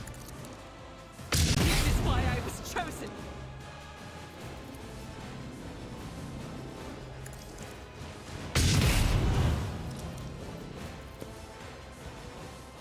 Revel in the slaughter.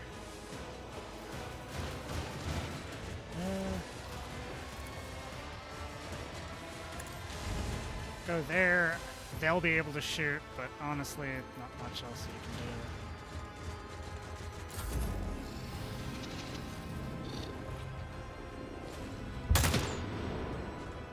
do. Missed me. Oh yeah, and each time they got bleed.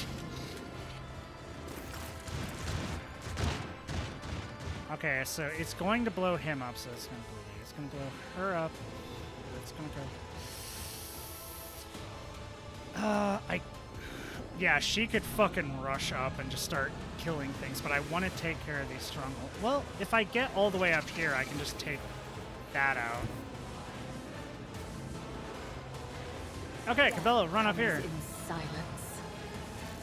Because honestly, if we can rush up here and take this one out, and I can just move her Argenta over to here and have everyone just start moving up. If we just take care of these two, we can kind of bypass this one and not have to worry about it.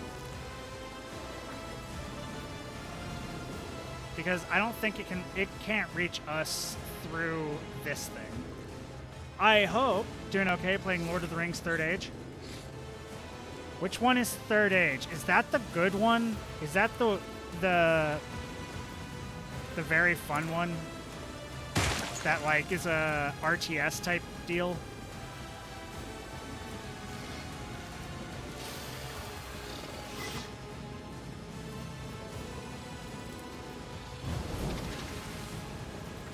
Dance.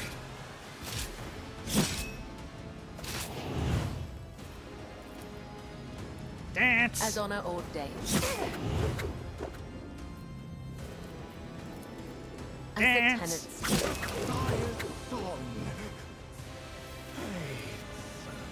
Dance.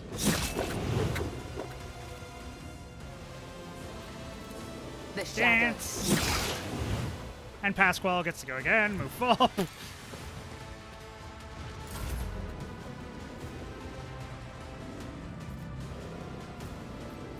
Honestly, use the jump to get over to here. Let your soul be Yeah, see, you only purged. deal 2 damage to that, but I'm pretty sure... Oh, I can move. Okay, so that's going to hit there.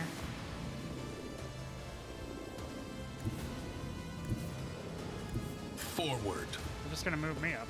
Yay! I wasn't held down. Let's set myself on fire now.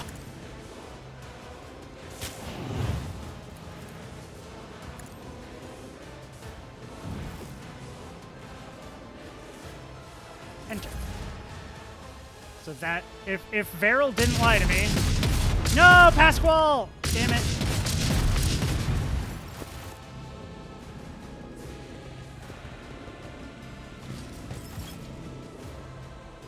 Oh, the old turn-based one for the PS2.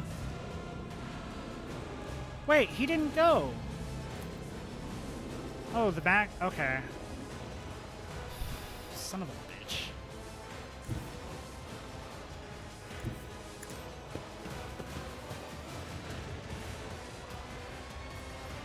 She can't get Pasquale up. Emperor, give me strength.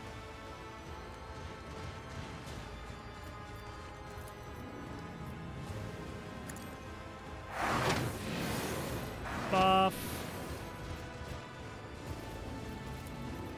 But can't see it. Oh, do I have that thing where she? Okay, do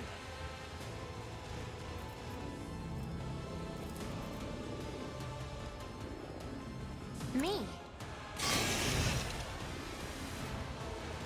Just go ahead and kill that one. That's fine.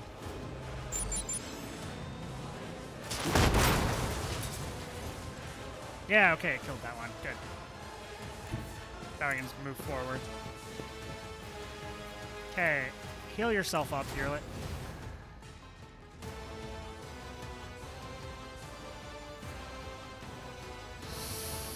And reload. Unpleasant. It did 0 damage.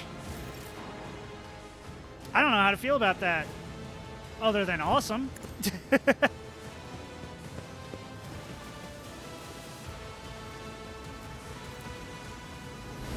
Didn't mean to use that, but okay. Run there.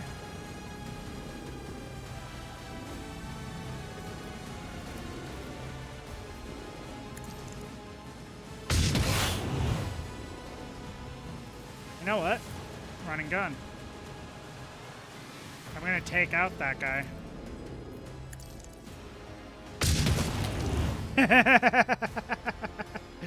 Argenta, you're a badass. Okay, run A here. dance of blades and Get shadows. out of the explosion radius. Because I know there was a Lord of the Rings game that I really liked, because basically, what you could do in it was it had the standard RTS type thing, where, you know, you could build units, blah, blah, blah, you know, all that stuff. But it had a story mode, which was, I think the one I'm thinking of is Battle for Middle-earth 2. But in the story mode, where you went through the whole thing, when it came to the section where Boromir dies, you could actually bum rush to Boromir and save him. Which I always did, because I think 100% that if Boromir had not died, everything would have been a lot better.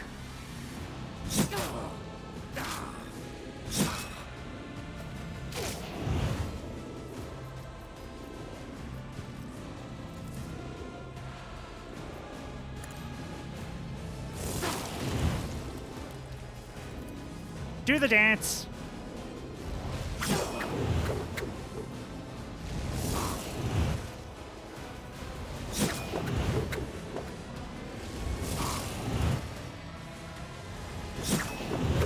My assassin's gonna fucking end up taking him out.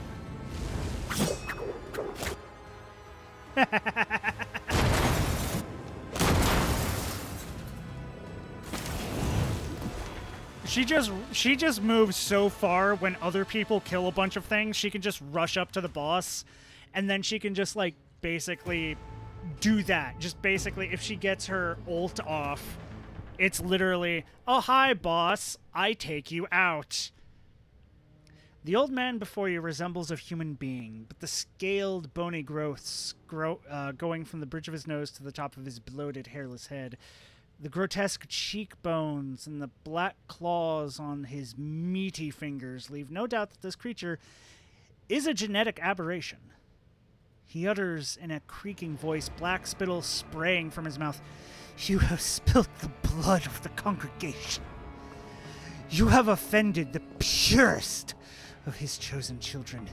You heretic!" The creature's last words elicit a nervous laugh from the nearby enforcers. The irony of this embodied perversion of the human form accusing you of heresy is not lost on them. The confessor whispers a quiet prayer, and the master of arms is watching the old man's every move, her lips twisted in contempt.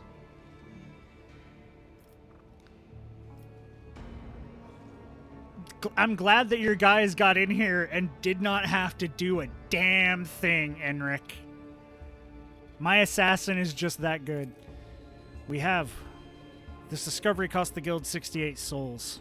It was crowded in those tunnels. They set monsters on us, but few things can scare someone who has seen a fire in the arsenal bay. Sarbeck casts a hostile look at the auto pistol on Enric's belt, but says nothing. How much of the crypt has been desecrated? The accursed spawn have desecrated the spirits of the dead, but thankfully they did not have enough time to wreak as much destruction as they could have. Many tombs were disturbed, but what is the most outrageous? Abelard carefully presents you with the sapphire blue gemstone. They sought to despoil Lady Theodora's urn. After her ladyship's cremation, her ashes were made into this magnificent relic, an example of resilience and purity. One of the heretics dared to lay claim to it. Girlet touches her spirit stone, and it resonates with a soft pearly glow. They may appear similar, and yet as bright as Monkai relics are on the surface, they are hollow inside. They hold no memory, no life. Be silent, Xenos. This place has heard too many blasphemous utterances already, and your voice is trying its patience. Argenta, calm the fuck down. Do all rogue traders have their remains turned into gemstones? No, not all, no. Tradition demands that the Lord Captain's body be burned so that no one could use samples of their tissue or blood to gain access to the ship's systems that require the rogue trader's genetic implant. Lady Theodora herself once voiced her desire to be turned into a stone. Henceforth, the relic shall remain in my keeping. If such is your lordship's wish, I see deep symbolism in this duty. The wearer's persuasion is increased by 10. The ashes of the other eminent dead, those whose rest was disturbed, will be transferred to the reliquary chapel. Rites of redemption will be held day and night. Thousands of the ship's crew will be allowed to kneel before the relics and pray for the Lord Captain's health and the dynasty's prosperity. Master-at-Arms, report. Sarbeck's gaze remains trained on the mutant. You notice deep wounds on her chest and shoulders, but she shows no sign of acknowledging their existence. Strike forces have cleared the side sections of mutants. The freaks fought like madmen, but they could not match the skill of the Von Valancius and forces. Once victory was secured, our pursuit units made sure that none would escape. Our flamer squads are in the process of purging the crypt. All degenerates confirmed dead.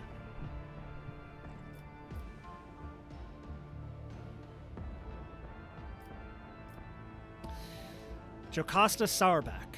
I pardon the enforcers their negligence and led to treason endangering the ship. You and your people have proven yourself. She bows her head respectfully and her expression relaxes. She responds with a weak smile. Thank you for restoring our honor, Lord Captain. Well then, let's see what this ringleader has to say. You shall perish in the cold void. Your heart shall beat its last under the light of uncaring stars. Your lungs shall become trees of ice within your chest. You will never receive the grace of the many-armed Emperor. The old man, curse after curse thrown down upon you with spiteful satisfaction. I have words to say to you as well, heretic. Every beast akin to you shall perish in the flames of purgation. Their hearts shall burn away, and their lungs shall boil until their chests burst. You promise us death.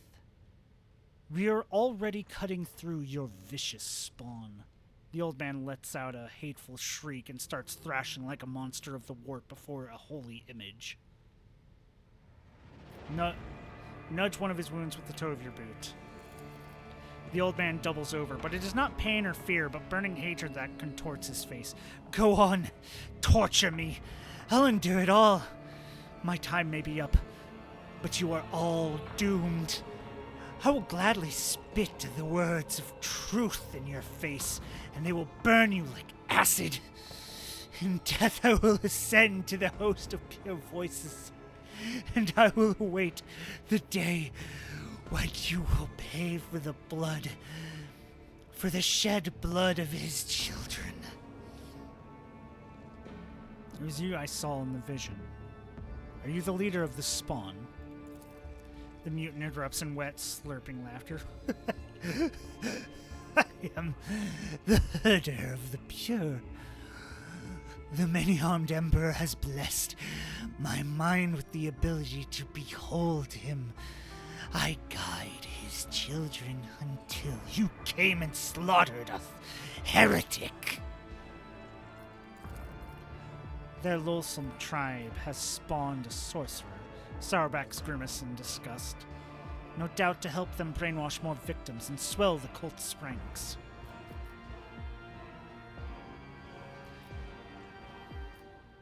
What are you? Are you a mutant or Xenos? His face becomes a gloating grimace. We are the pure. We are the congregation. Children of the many-armed Emperor. The genetic perfection of existence. You will never understand. You are of inferior flesh. Your genetics are woven from feebleness and misery. We are the new curve of the spiral. We are one, and thus we are strong. Pasquale's visor flashes scarlet, growing brighter with every word. This statement is false. Only the true flesh is perfect. You are a scrap of ignorant meat, and this vaunted genetic perfection, which you are not, will be ground into nothing by the cogs of the Omnisaya. The old man shrieks and hisses as his face is bathed in the red light of the visor, itself framed by the shadows of writhing Mechandrites. Who is the many-armed Emperor? The true God who comes through the void to us, his devout children. The universe is an abyss of horrors, and only he can save us, but not you, vile heretics. You are all doomed. Why did you make your lair here in the crypt? None wander in here. We are free to offer our prayers without fear of discovery. And the sight of dead heretics was pleasing. Trampling your bones was a righteous act. That's why I ordered the pure to sunder the walls of your bone vault and make this place a sanctuary for the congregation. The malice of light in the abomination's eye leaves no doubt. No barrier could have stopped him, intent as he was on committing sacrilege. Ah, we failed a demolition test. Ah, come on, Argenta. Now I see why so many inspectors in the adjacent compartments have had accidents. Are there more of you freaks on board? Where'd you even come from? 40 years ago, the profaner Theodora, the false sovereign, stopped at the trade outpost Heracor Rhyme to replenish her crew. The outpost had long served as a bastion for the pure. My brother and I were chosen to embark on her ship and prepare it for the coming of the many-armed emperor. This uprising against your godless abomination has been many years in the making. You notice that the crypt looks surprisingly undefiled, even after all these years. The heretics could have turned it into an inconceivable nightmare, yet the signs of corruption are few and localized here. Heriok Rim. That cesspool of abomination must be burned. Who knows how many ships they have infected over the decades. I've had enough. Hang this carrion. The man's face twists in rage, and his milky eyes bulge. He hisses, "The many-armed emperor cometh! The true god shall avenge us, and when he does, I will laugh!" His string of doomsayings is silenced by a kick from the Master of Arms.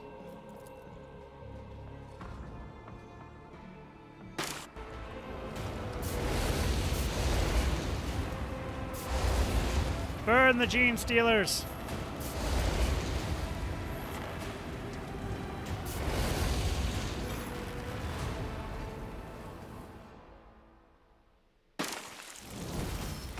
And we leveled up. Let's see what we got here. Ooh, baby. Take melting armor. I could take dual weapon combat. Dueling mastery. Plus 15 bonus to parry. That could be really good. Nimble could be good. Power weapon expert.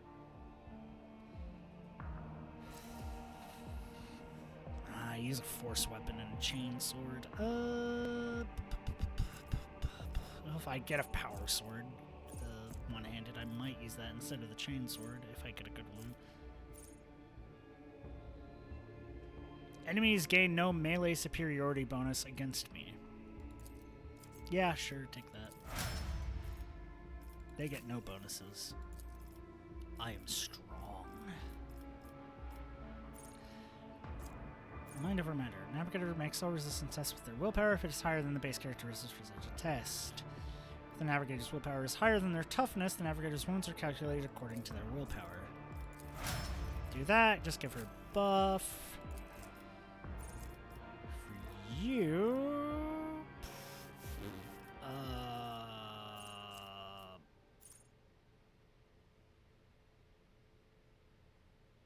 Machine Spirit Communion applies one stack of exploit on all affected enemies.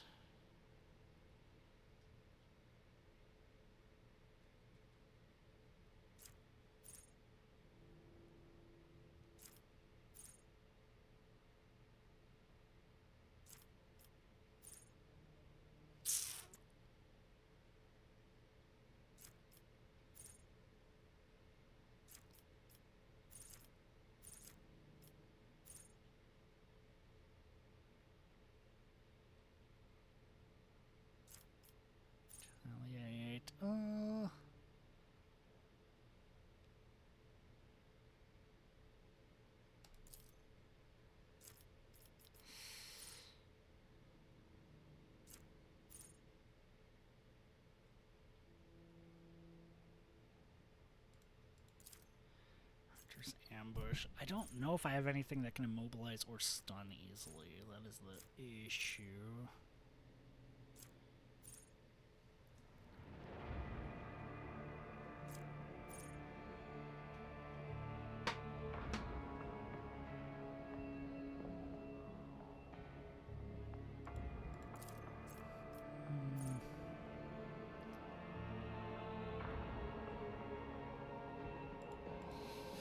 Claim and maim. That way I can use it to try to, like, take out a weakened enemy, get an auto crit. So I've got all of that blood stuff. Good, good, good.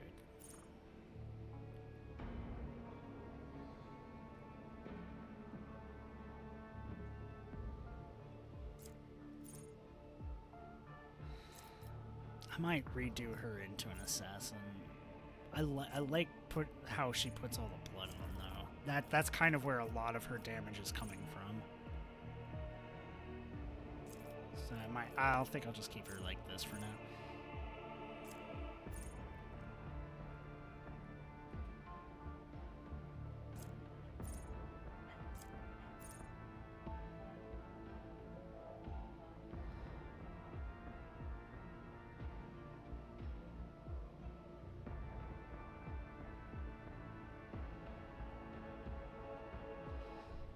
So I could do all-encompassing agony to help with anatomy expert. Let's do that.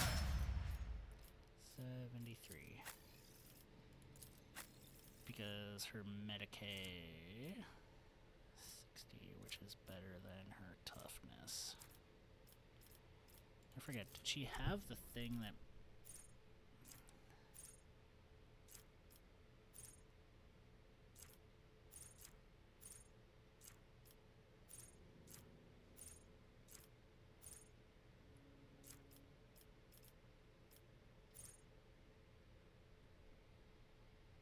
Wounds are increased by 10.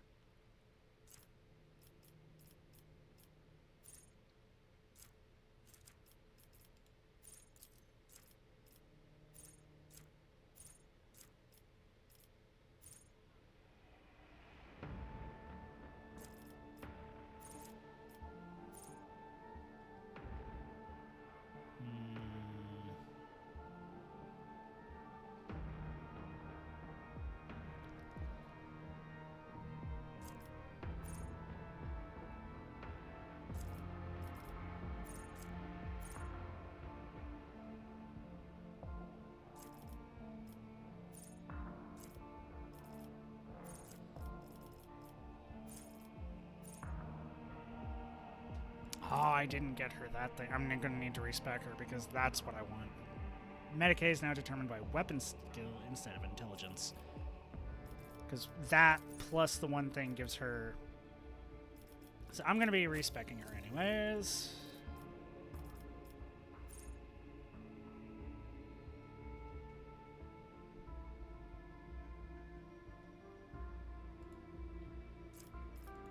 For target...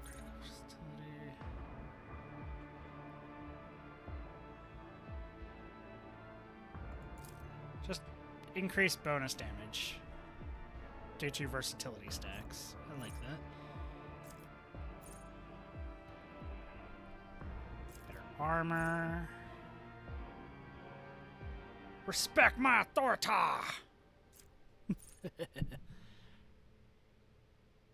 Gaining a stack of versatility increases critical hit chance by 5% until the end of turn.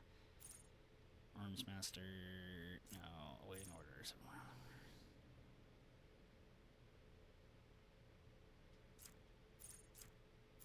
I could do awaiting orders, because then... If Argenta not Argenta, if Cassia does her thing to buff Argenta, she gets an extra action. That's good.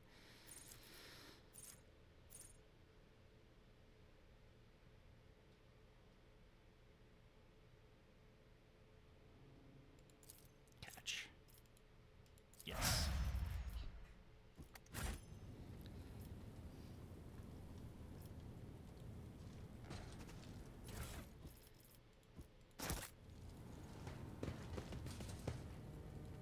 Grab the goods. So we have a bio dagger, which each attack with this dagger increases its damage by +1 until the end of combat stacks. It's 15 to 20.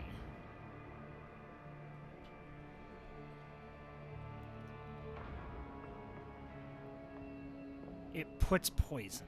It deals poison damage. It puts poison. Honestly,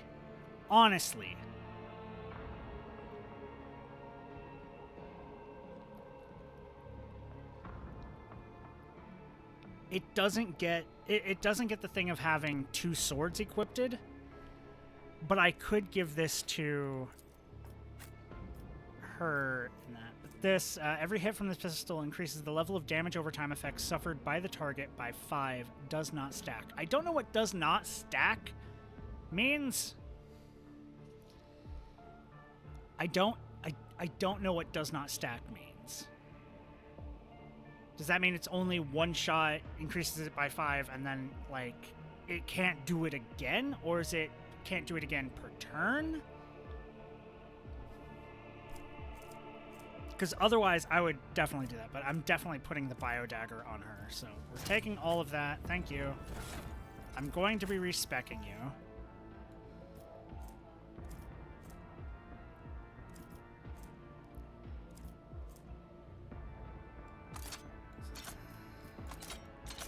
So here's what we do. We do the bio dagger there, which sadly doesn't count as a fucking... I know it says dagger. It says dagger. It's called dagger. It's a one-handed melee weapon light primitive. It says dagger. It says dagger. I only know of really 2 daggers in this game, so why does it not just count as a fucking sword? Because then I would sit there and do, like, the other knife. So, like... She has the thing that...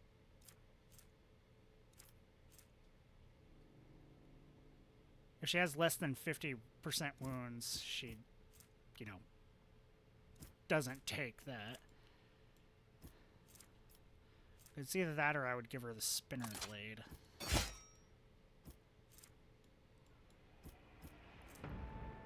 For the...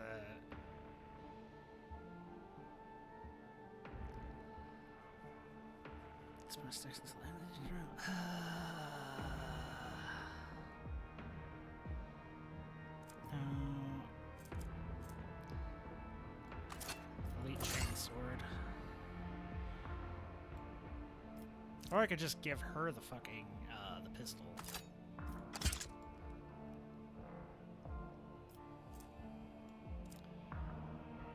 So she dances with the knife and then she takes a shot with that. On, like, the next turn or something like that. And then she does, like, her dance of jumping around. Because she has a shot with that, she does the dance with that, and then she does the jumping around with that, and then just shoot with that to put more stacks on. And that gives her a bunch of bleed as well, or poison, which she already deals bleed with the attack. And then I think... Let me check this. Features, archetypes, executioner... Let's see, intelligence, that's not what I need.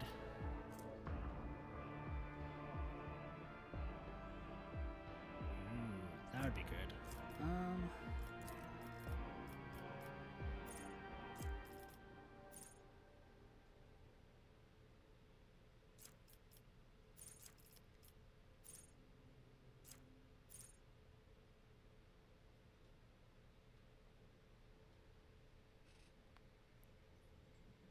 And because it puts poison on it, triggers the poison effect of the other thing, of my rogue trader.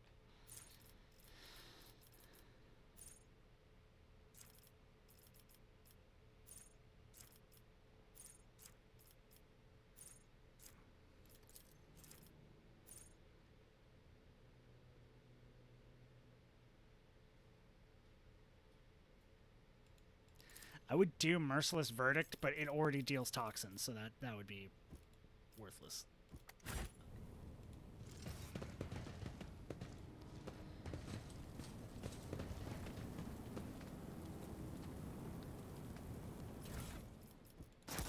all their shit.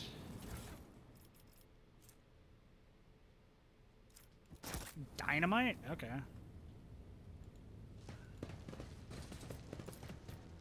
The hole in the wall seems to grin with broken teeth as if mocking the dynasty's ancestors.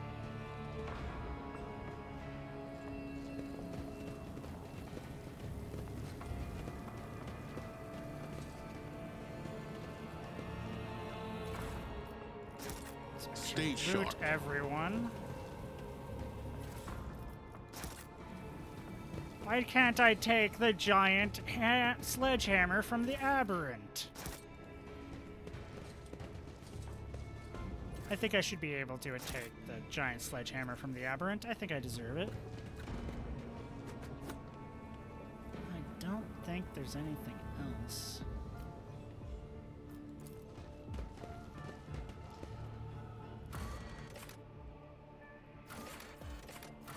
I could go back to the freight line.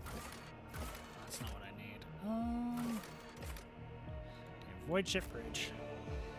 I need to respec her because I did one thing wrong.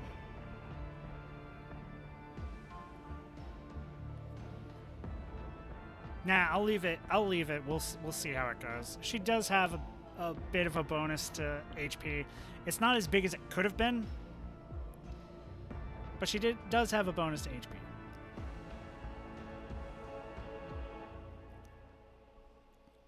Because if I'd done the thing to give weapon skill to medic and then medic to health, she would have a lot more HP. But now she has a decent amount of HP because it's just the medic aid to health.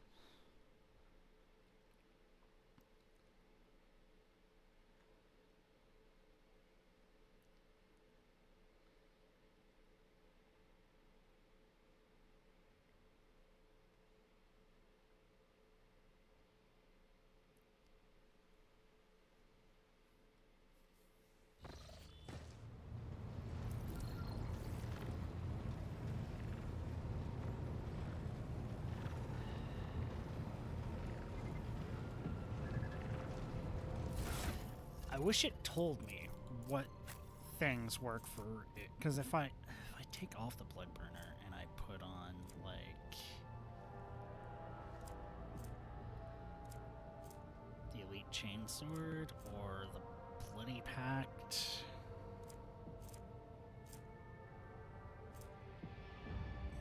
put on the power pick of the piercing strike to just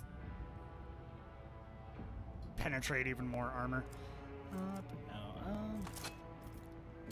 because if I do it like this, the dance doesn't work with it, right?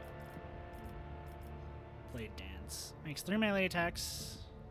If 2 swords are equipped, it makes 2 attacks with each instead of just 3 melee attacks.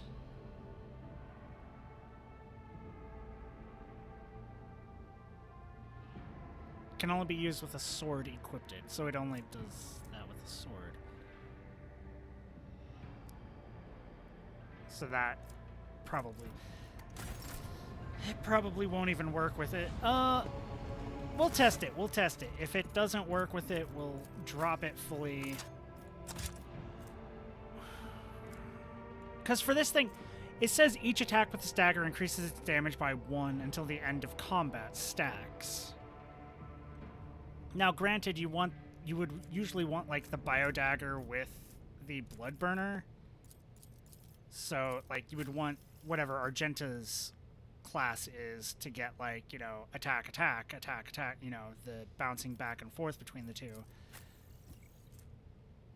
But then you wouldn't get the most out of the bio dagger.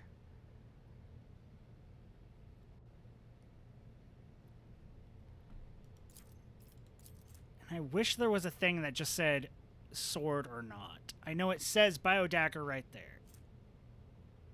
And this says knife. That says dagger. But the thing is, like, fucking Mars pattern chain axe. So it's not gonna work with it. God damn it. It's just not. I want it to. I so desperately want it to. But it's not. chain axe, then I could have the dagger in the offhand.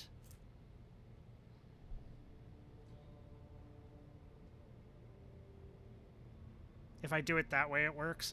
The problem is, it doesn't get the multi-attacks. Because, like, if you... Or does it still get an attack off when you do the dance, or is it just 3 attacks with that sword? Because if it's that, then there's no point in it. If the jump might cause it, which might be a reason to have it.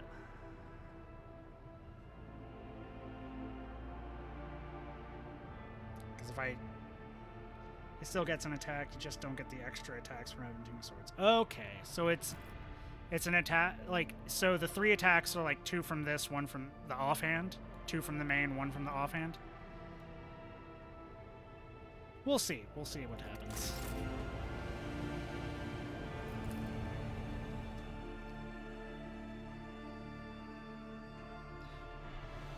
Good news, I only lost Pasquale in that boss fight. He got sniped. Because giving her the ability to poison is really good. The fact that it gets more damage per attack seems to fit with the Blade Dancer's entire thing. Like, maybe have something that starts out with slightly less attack, and then it gets +1 damage for every attack. And then you have that just, like, as the battle goes on with all the fucking blade dancing, the attack just, like, grows. It feels like it's supposed to be for that, but Okay. Where do I need to go?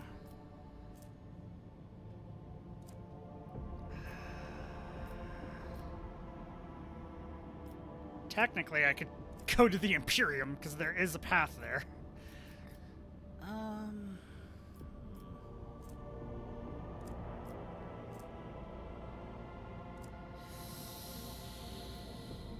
Let's see.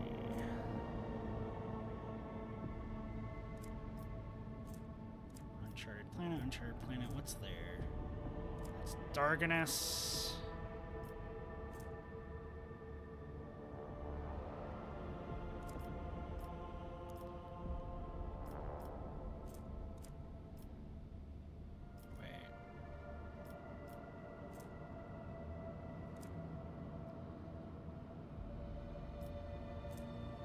Wait, I've never been there. I didn't stop there. That must have the one... Shit, I need to go back down there. Okay.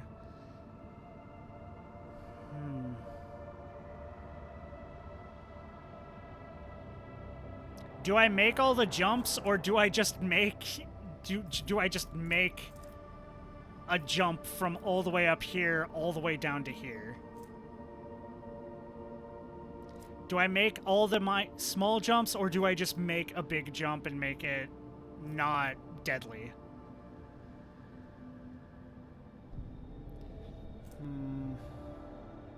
To use Navigator's Insight like this, or to not use Navigator's Insight like this?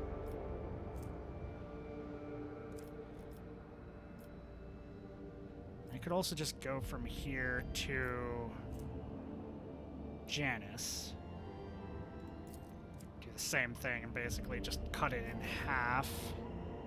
And that puts me... Because Janice is like the core of everything. Nah, we'll go one at a time. It'll trigger shit. Releases us from its grip. Doman, Cabela's voice pulls you from going through a stack of reports. Doman Kalkrok Nagel, I wish to see you. Meet me in the sacred crypt where we destroyed the minions of heresy. It is important. Of course, I'll be there shortly. You hear genuine excitement in Cabela's voice. I will be waiting, Doman Kalkrok Nagel. Okay, I gotta go to the crypt.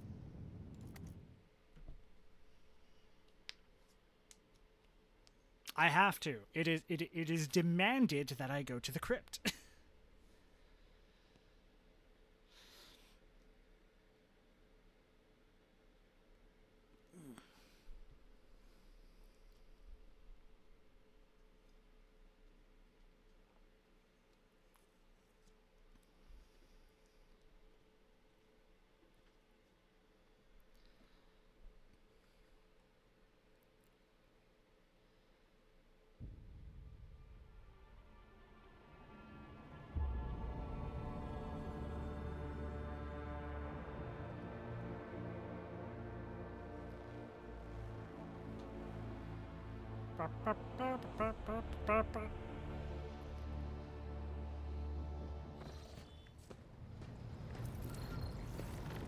To the crypt!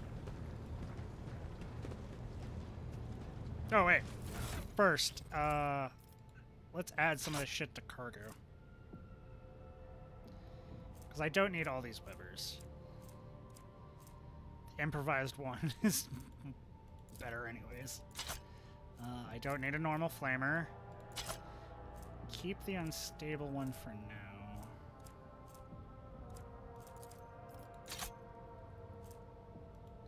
Don't need the rebel sniper rifle. That. Don't need those. Don't need those.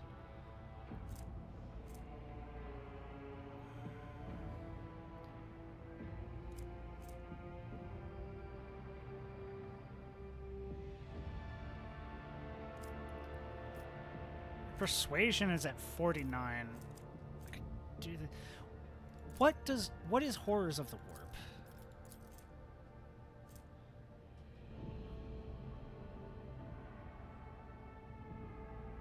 So if we fight demons, I'm just okay. We're not going to be fighting demons for a while.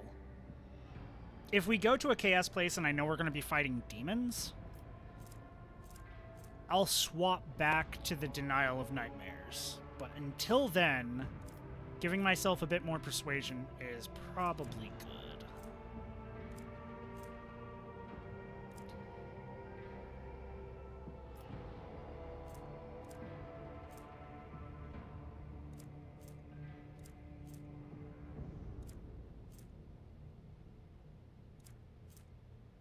Yeah, first melee attack in combat cannot be parried or dodged. That's a one-use thing per all combat for a single fucking melee attack. That is worthless. You're going into cargo.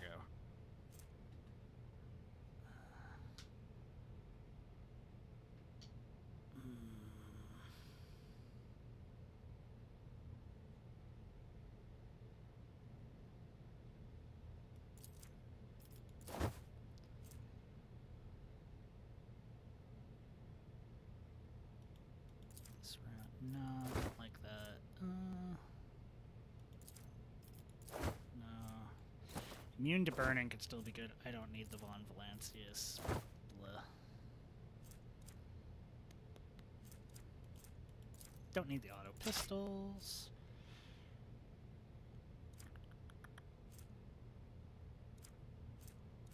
Don't need the modified bolter.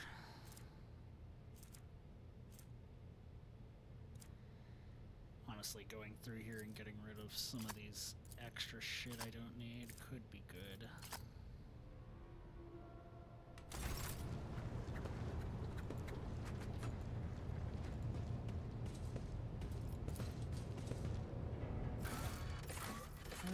To the crypt!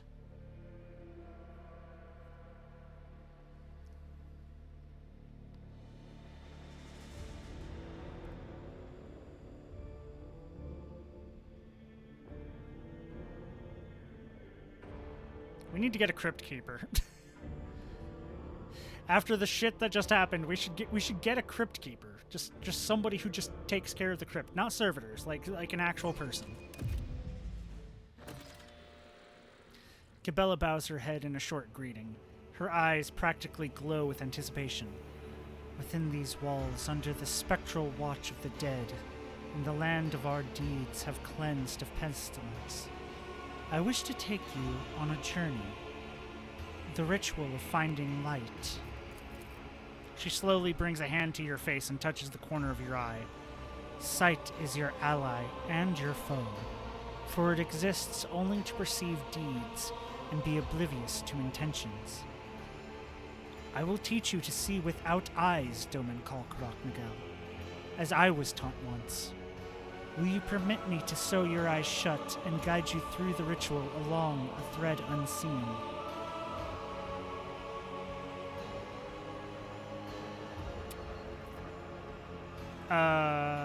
Forever? No, Domin Kalkarak Miguel. My stitches will be precise and my hand careful. Once you have passed the ritual, I will unseal your eyes and no harm will have come to you. Okay. Honestly, I can see the bonus. I can see the good of being able to navigate and fight in the dark. So, sure, I'm ready. In the gloom of the crypt, the needle in Cabela's hands could be mistaken for the flash of one of her blades. Close your eyes, Doman Kalkarok Miguel, and humble your breathing in a silent prayer to the Undying One.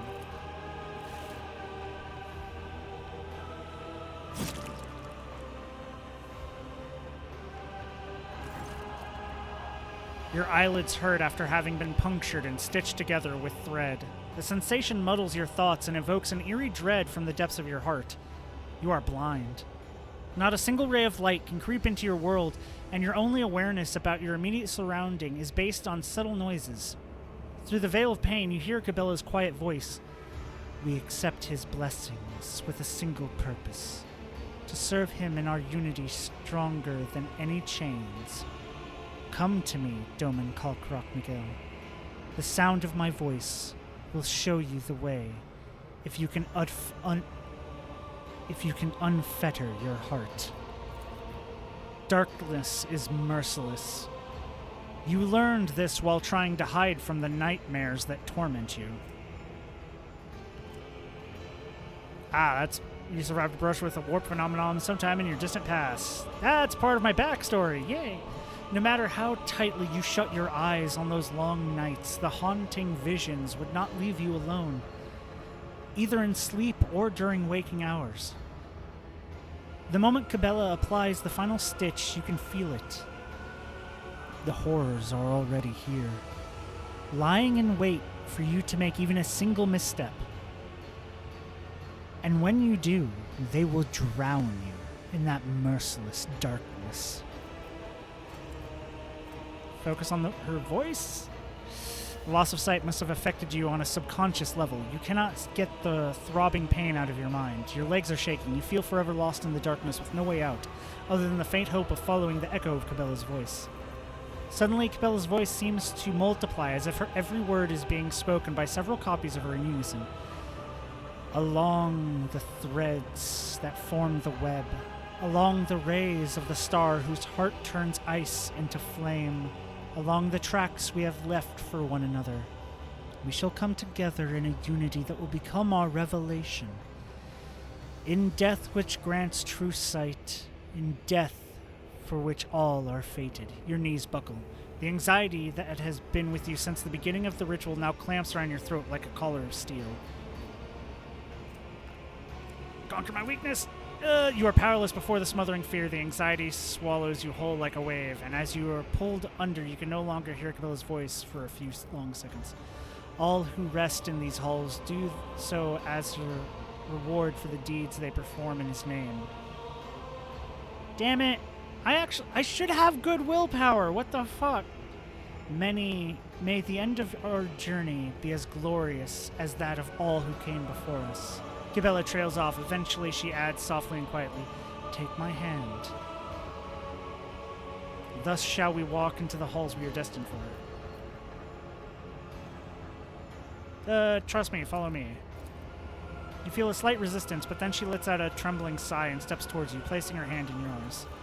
A strange sensation comes over you, as if the two of you had found yourselves in a confined space, delirious from the lack of air and intoxication of each other's warmth.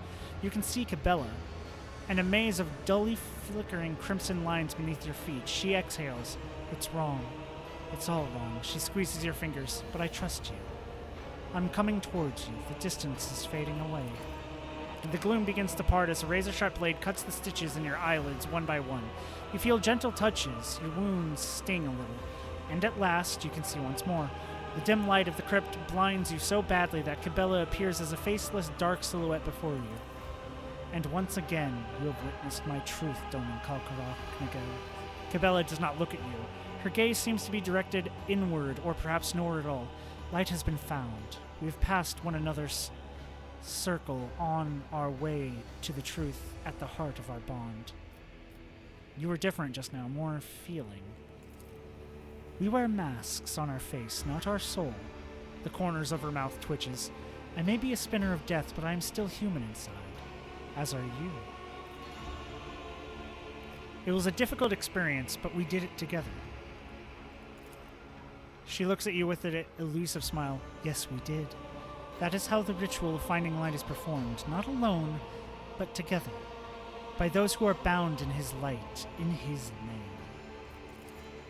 You must return from death's halls out into the world, and please, Cabela presses a hand to your chest, all that the ritual has revealed to you, keep it in your heart. It is your treasure alone.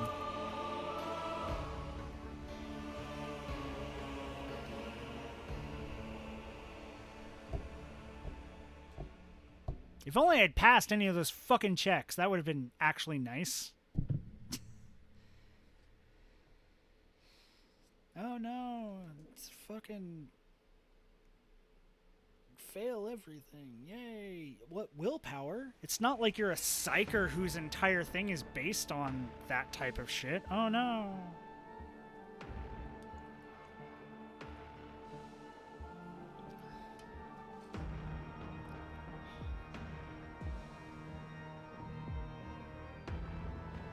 I mean, I'm a bit more athletics than willpower, but willpower is still important.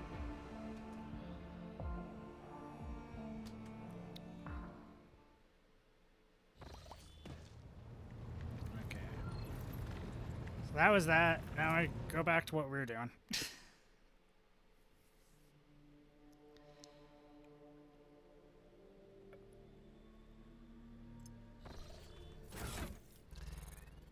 My stats are not that good. I mostly buff my like strength and toughness with my one skill. My weapon skill is the best. Willpower is at 50. The Lord Captain retires to his study to ponder what the future holds. A while later, his thoughts are interrupted by a timid knock at the door.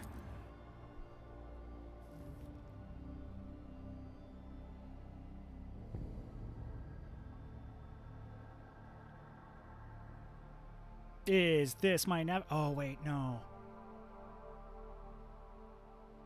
If I don't have the thing, then I don't have the thing that makes it, so... unless that kept, but I don't think it did, because none of the other stuff kept.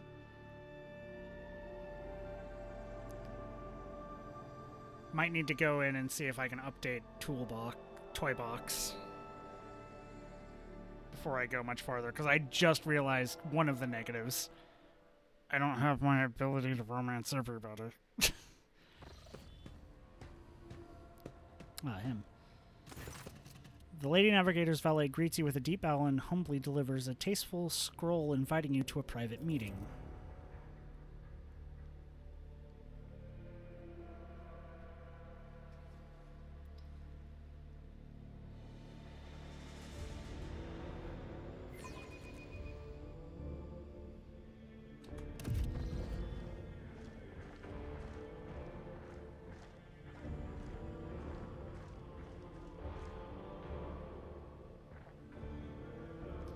The servant makes an elaborate gesture clearly meant to announce your arrival. Cassie is completely absorbed in admiring the shelves of her new personal library, which are all but buckling under the weight of gilded and leather-bound tomes. Upon noticing you, she smiles, barely able to stop herself from rushing to meet you. Kalkrok Nagel, how did you procure all these works? By the throne, even your personal collection doesn't have them. I would have remembered. So many unexplored worlds and stories, dozens of unstudied essays. I am utterly astounded. Thank you. I could not have dreamt of a better gift. Her ruby eyes demurely hide behind her lowered lashes. I was not certain if engaging in this long-forgotten noble ritual was prudent of me, and yet you did everything in accordance with the customs of etiquette. I must admit, I rather enjoyed this game. I hope you did too.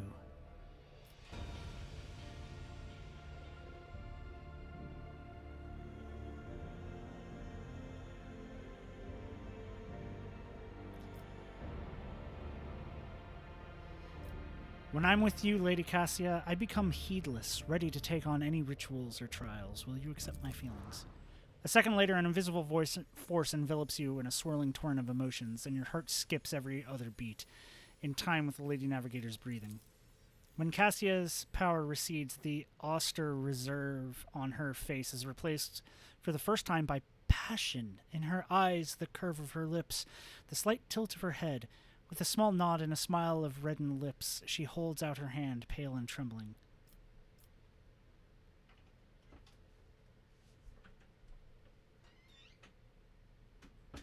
Kiss her hand, I dare not hope.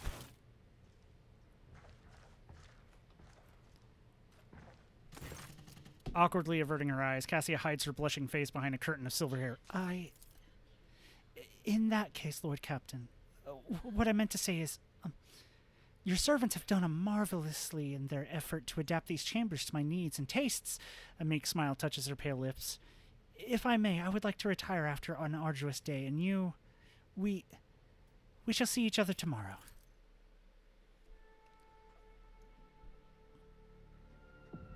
Okay. Because I know...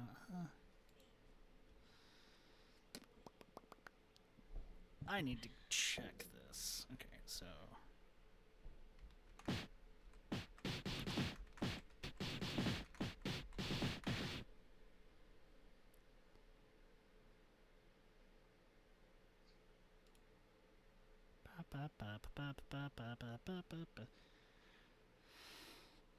Because that means Toy Box probably updated.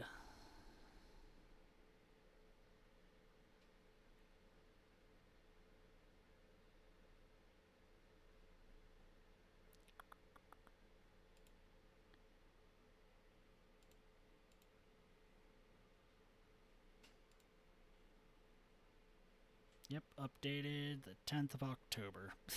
So it updated today, and I did not fucking notice. Okay. Manual download.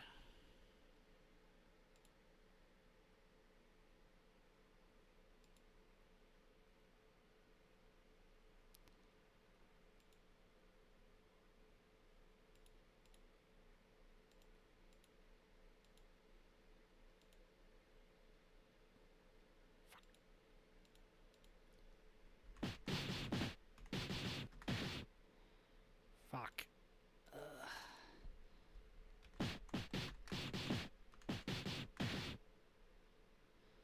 I don't remember my password.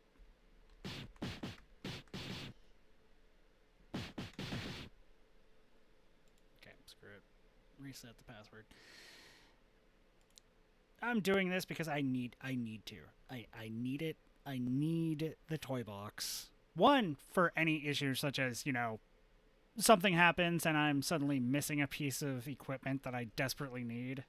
Or not desperately need, but like, there's no reason it should have happened, aka Cabela's helmet going missing after the first side mission with her where you can sleep with her. It just goes missing. Why? I don't know. It's just tagged wrong, I guess, or something. And boom, you sew toy box to put that back in.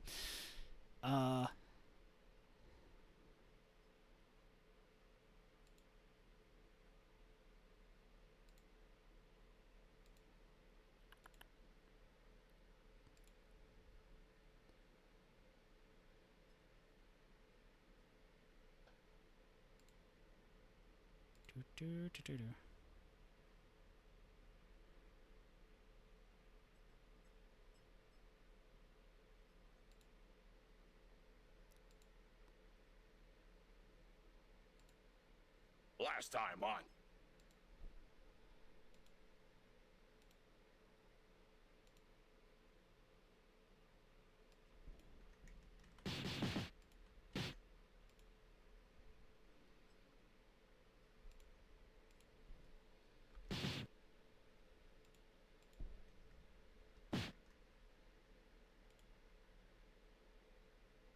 Okay, there we go. Slow download. Which wasn't slow at all. Okay, when is it?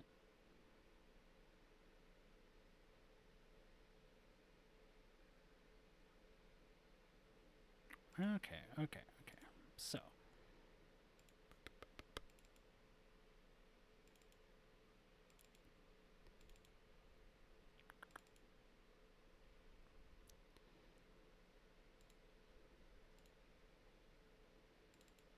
Hello.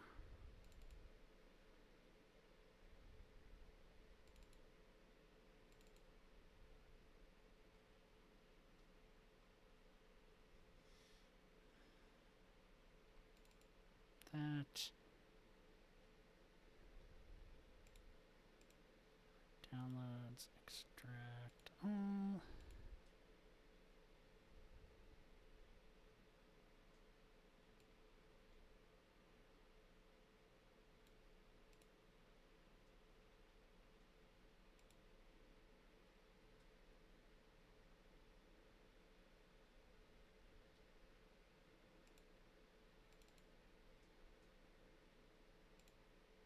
Understood. Alright, it's in use. Okay, so I'm gonna have to save, close the game, and reopen the game after I do this. Save.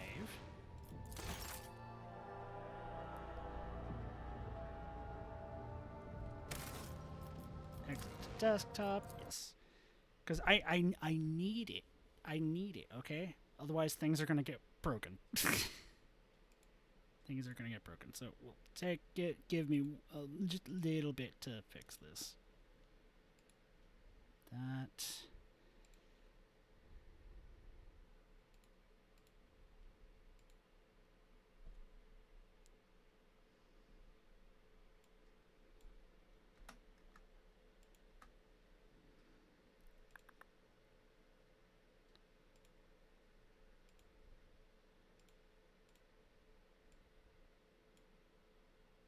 That in there.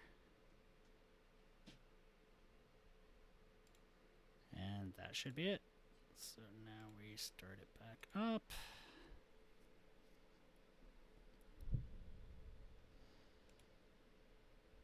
Because I just had to delete something, redo something, blah, blah, blah.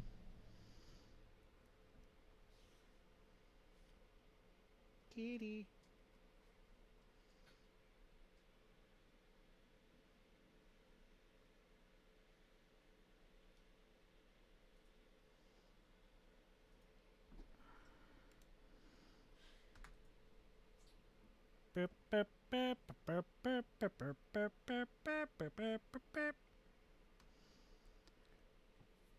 So they literally updated the toy box today.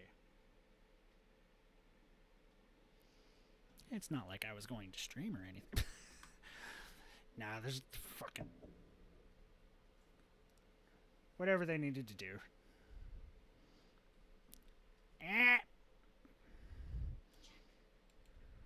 Load game. And we're back in. Maybe. Did it actually work?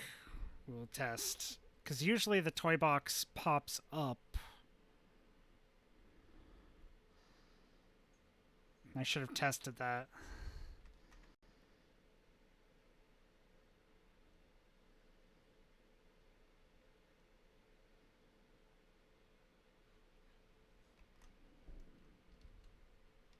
Ah, yes, it did work. Okay. And is all of my... Nope. Love is flee, jealousy be gone. There we go.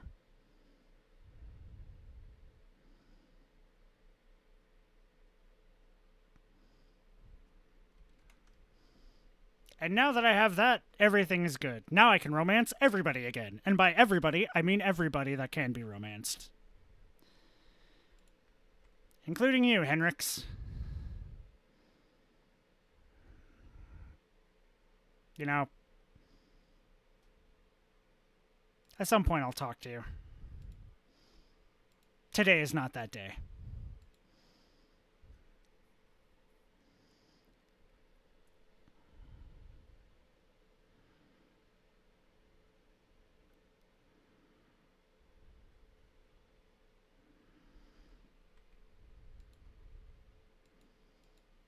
Warp travel. Left drill space. Lord Captain, the Lex mechanic assigned to the Astropathic Chapel is reporting a significant drop in our communications potential. This may be a consequence consequence of the telepathic ritual in which your lordship deigned to participate. The enforcers report that the choirmaster asked for an audience with the Lord Captain and has since locked himself in the chapel, refusing to let anyone in. As brazen as the audience request may seem, I cannot shake the feeling that it is a cry for help. Master of Arms reports a disturbance in the Foundry Bay. A certain nemesis, an avenging figure beloved by lower decks rabble, shot the commandant during a routine medical supply delivery and called on the vessel's serfs to fight for a better life. The rabble immediately plundered the medical storehouse and proceeded to smash other supply stations, slaughtering officers as they went. Nemesite has escaped, and the situation on the deck is increasingly spinning out of control. The Master-at-Arms asks permission to employ the harshest possible treatment, not simply to restore order, but to avenge the dead commandant as well as the fallen enforcers. Okay. Comfort the exhausted people by giving them medicine and supplies. The unrest has subsided. While the serfs praise the rogue trader's generosity, the enforcers gloomily predict that the rabble will simply shed blood even more quickly and willingly the next time they find themselves lacking for something. If they do that, then we fucking torch them, okay? If they take my generosity and then backstab me again, no. I live off one chance. You technically two chances. The first chance, and then if you fuck up that, it's one chance. You get one chance. You get one. If you fuck it up, okay. You fuck it up again, you'll burn.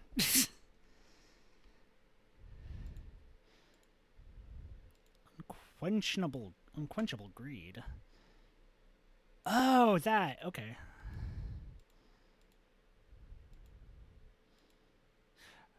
Which means our colony management should be finished. It is. Okay. I can't do anything else because we're missing reputations.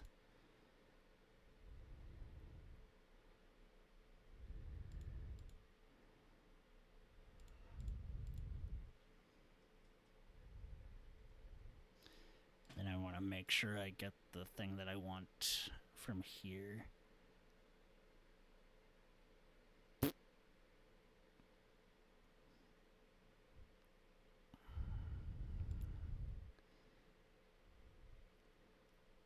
My honor, onslaught, +1 damage per character in the party.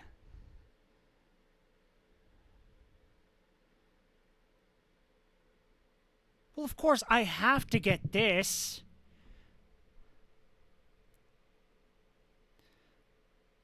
So I do one of these, which of course I want to do this one because getting these is good because it can remove traumas. So if anything bad happens during a big thing, I can remove traumas. So I need to get this.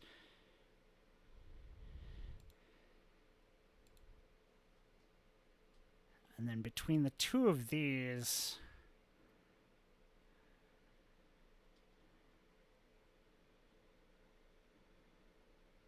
maybe the Pollen of the Unreal?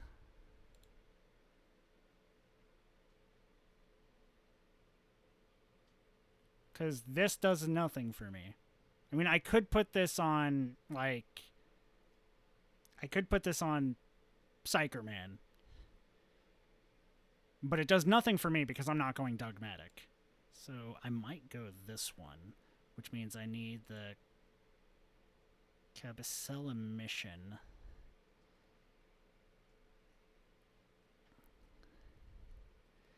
And then I get Pollen of Unrest, and I think it's like every couple of moves you get like a refill of it, which again, I could take these and just constantly put these into the cargo, so I'm just constantly getting the cargo back, like getting profit out of it, and I can just donate it to people. But after that, I definitely want, like, that's nice. It's plus 5% damage. But this is just better. This is just better. I need a mechanism though.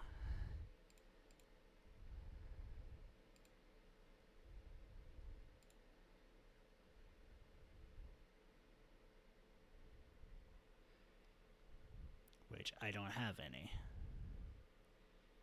And Foulstone.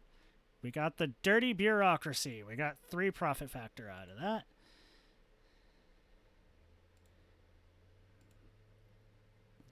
Up the complacency. Up the profit factor and get me a Fellowship of the Void.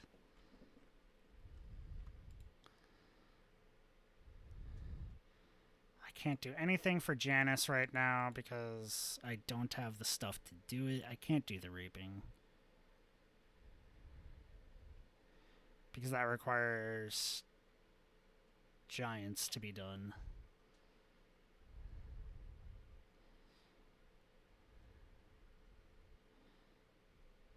Or the giants on some other planet to do that. Which means we need to do these, which means I need to improve my reputation with Casablanca. Hey, I just got some stuff out of them. Can I? Where's Casablanca? You're also one that I kind of want to work on getting. We got a lot of holy gifts. Holy shit. But I can get the commissar boots.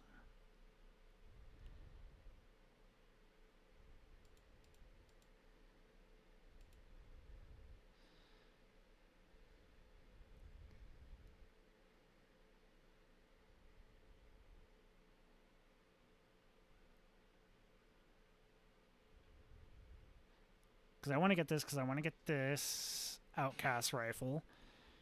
And then I want to get this because then I, instead of the persuasion increase, I yes! Plus 2 more additional stacks every time I put something on somebody. Yes!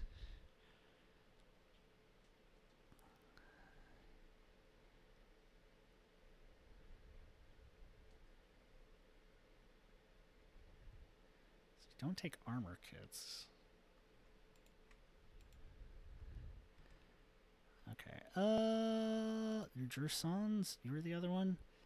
Yeah, because you're how I get these things.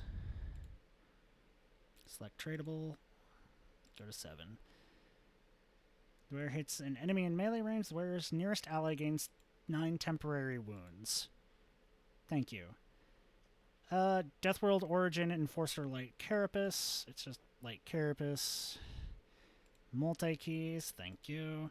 Cloak of Hatred. Each time that each enemy killed by the wearer's area attacks increases the wearer's damage by 3% until the end of combat. I need to figure out what counts as that. Rusty Chainsaw.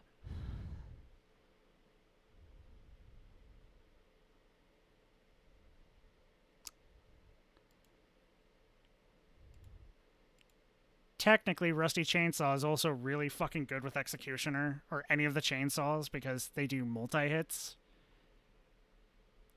This hood grants the wearer 10 bonus to willpower and 10 damage to psychic and navigator powers, but inflicts... Not going on me.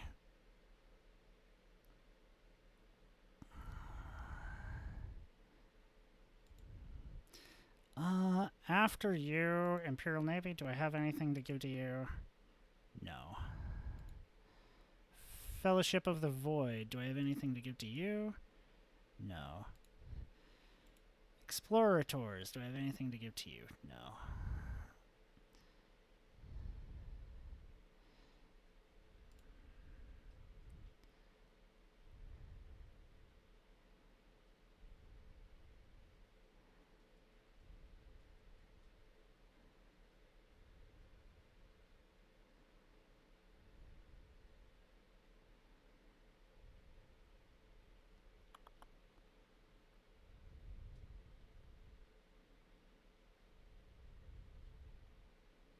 Deadly Repeater.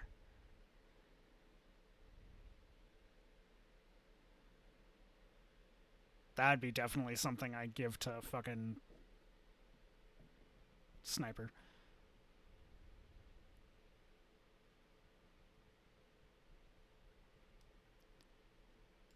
Okay.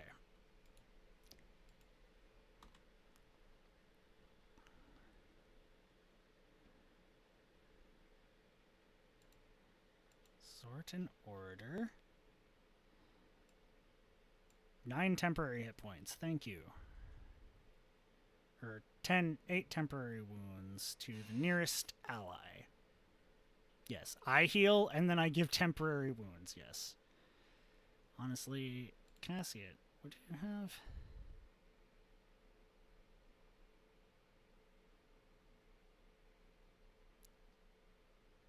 We'll give you that. So your persuasion is fucking even more buffed. Plus 22.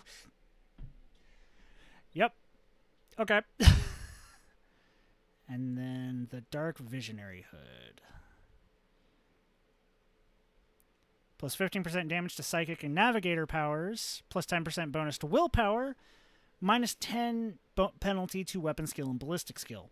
She doesn't use Weapon Skill or Ballistic Skill. So the 15% damage increase is great.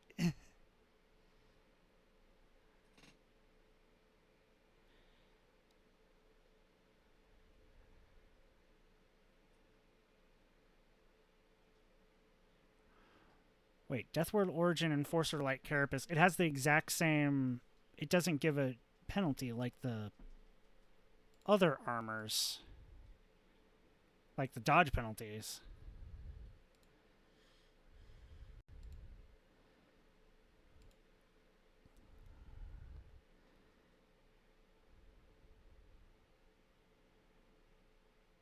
I mean, getting a extra dodge when I'm not in cover, I still kind of think that's a little bit better. Plus 10 agility. And 10 dodge against human enemies. Yeah, put it on you.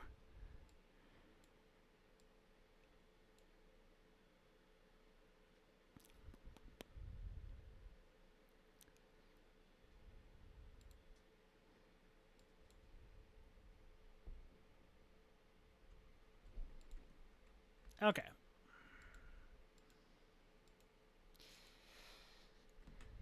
Let's save, because I know there's going to be, like, not a boss fight, but one of the specialty fights is about to happen.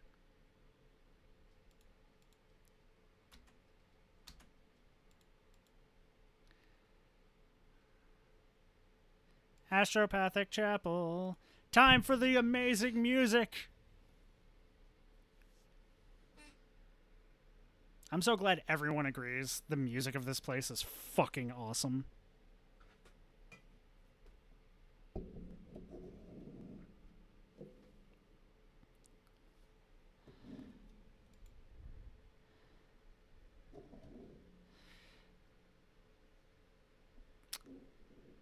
Okay, the music is not happening. Instead, we got void bullshit. Warp bullshit. Weiss, what's happening? An unpleasant heaviness grows in your head, as if a vice were slowly tightening its grip on your mind. I am on the right page. I am not. Okay.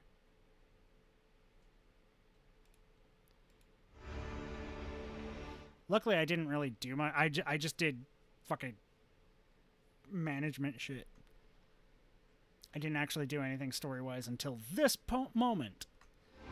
The choir master is kneeling, his burnt-out eyes peeking into the void. He raises his head, and you see a weary old man, weak and frightened. He whispers, "She is here.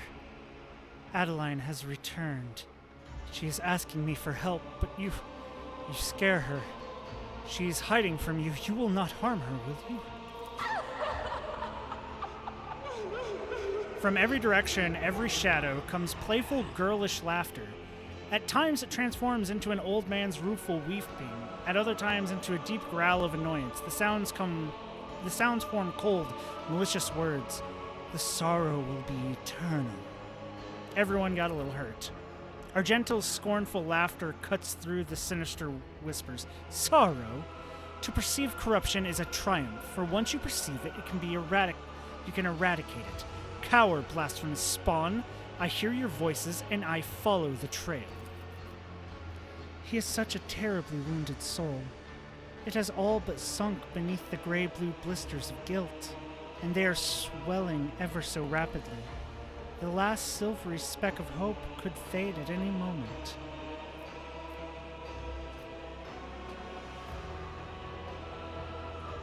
I'm not going to execute him. I will find your Adeline and bring her out into the light. The shadows croak hoarsely in an old man's voice. Why do they seek his redemption? He was always a terrible leader and talentless mentor. He doomed everyone. An indignant tremble grows into a roar of righteous condemnation. He was arrogant, having no notion of his own wretchedness. He did not put his faith in the Emperor, but instead believed himself to be invincible. The voice grows weaker, as if it's now a young man, soft and full of anguish. And he paid for his mistake with our very lives. It was cruel and painful. The voice grows heavy with a metallic clang. We begged him to reconsider, but he took our minds away as punishment. The shadow's speech is now gentler and more feminine. But we were loyal to him regardless. We tried to save him even though he had not saved us. The voice becomes cold, resonating with sorrow from beyond this world. He is guilty.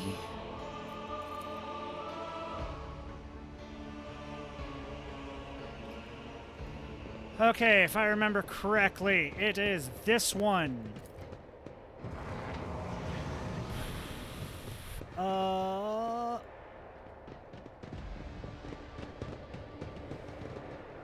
This one.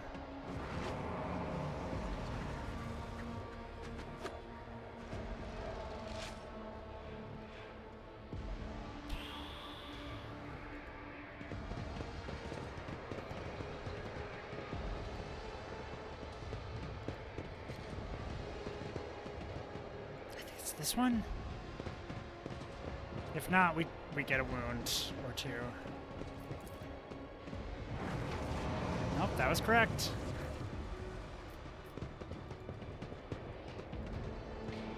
And then I think it's this one? Yes, okay.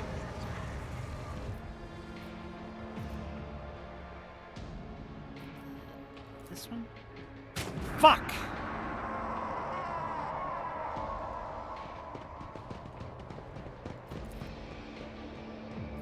Hey, I didn't get a wound. Okay. I never could figure out what exactly I was looking for. Let's see this through.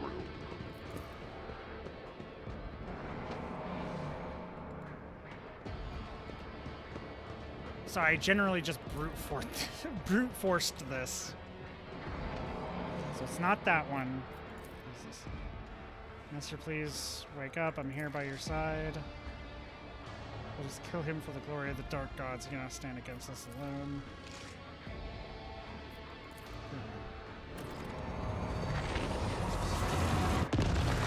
The niceness, I guess, is what I was looking for.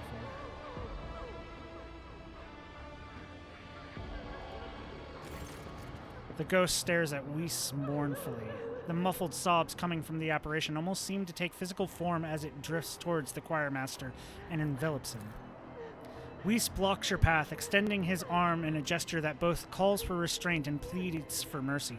Do not harm her. Please. The poor girl is frightened to death. Let me talk to her. I cannot fail her again. Adeline is dead. Iconoclast adherent. Touch Weiss's hand. It's not her. You cannot wallow in your own guilt forever. There are people out there and in here who depend on you. Living people. Weiss's expression is a mix of pain, horror, and grief. He lowers his arm slowly. I know, your lordship. I know this is not Adeline, but an echo of the one who devoured her soul. I just wanted to see her again. Hear her voice again for a brief moment. With jerky movements as though shaking off shackles of ice, he picks up his staff. Ghost of my failure, now is your time to vanish.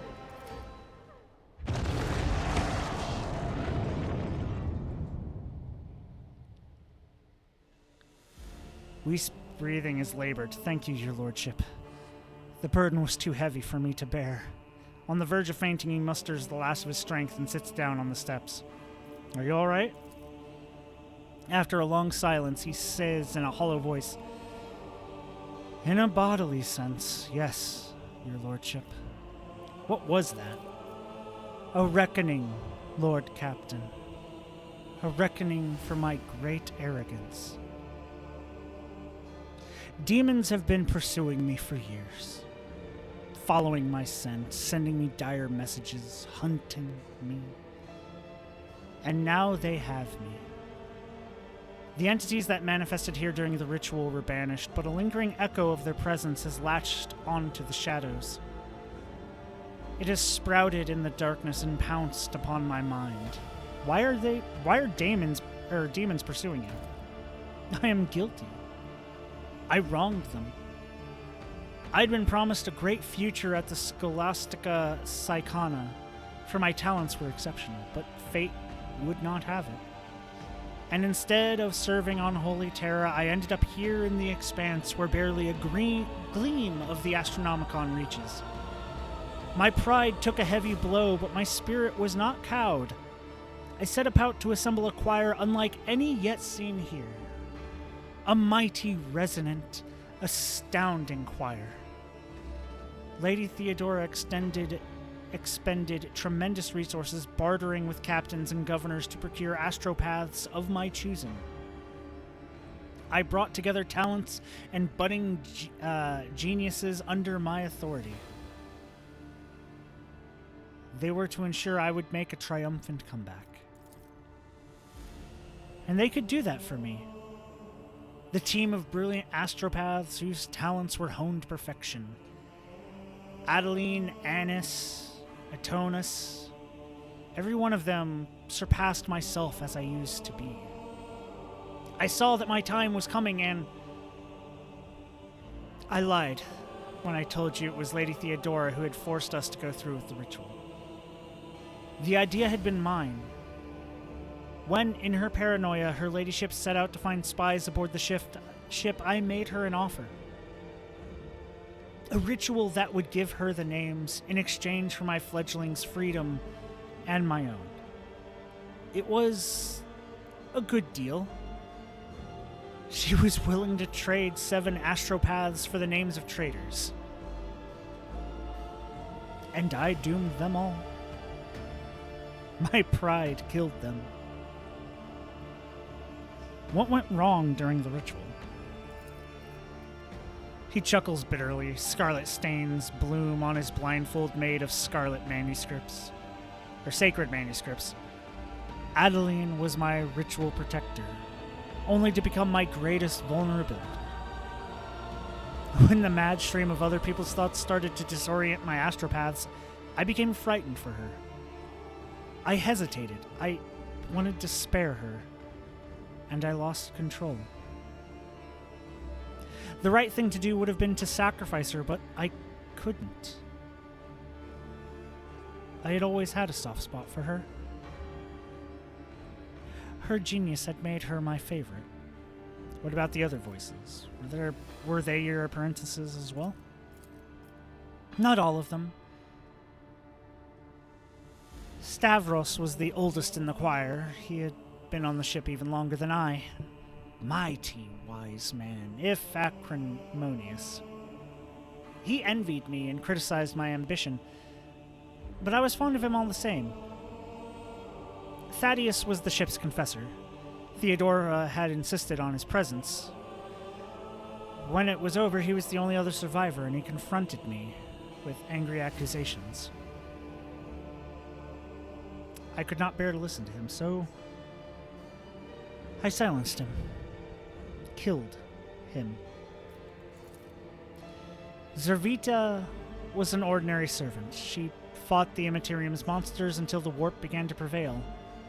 She tried to save me, to lead me away, but I did not listen. She stayed at my side until the last moment and died a terrible death. All because of my accursed pride. The rest were my voices. Antonius was the youngest. He had been in the choir for only a short while. When the situation turned dire, fear got the best of him, and I was infuriated with his weakness. I dominated Antonius's mind and impelled him to use up every spark of his life force for the ritual. Annis's doom came even earlier. She was the one person who told me in front of the choir that the ritual was madness. In my anger, I ordered her servitorized. I believe I had to protect my authority. She died on the spot where you're standing now. I think she was still aware. More scarlet drops seeped through the choir master's red-stained blindfold. All my voices.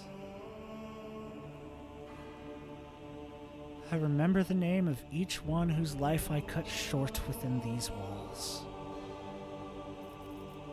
Now I know the truth. And that is for the best.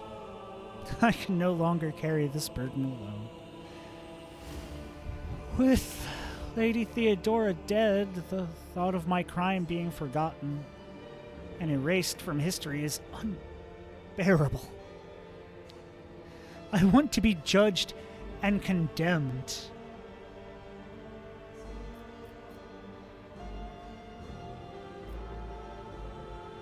You have already condemned yourselves to years of torment. I cannot give you a new punishment. Only forgiveness. And you must forgive yourself. The choir master raises his grief-stricken face. The droplets of blood trickling from under the bandage land on the deck with a ringing sound. Your words are medicine for my soul, your lordship. After a moment's hesitation, the old man holds out his staff to you. Please, take it. This mighty instrument is the last reminder of Adeline and the others of my guilt. It was with this that I performed the last ritual. I have no right to carry it any longer, and would like it to be yours. A reminder of the painful lesson my pride has taught me. Telepathy!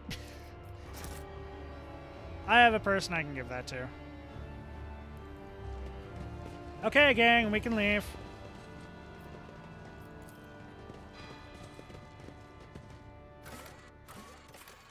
Bridge.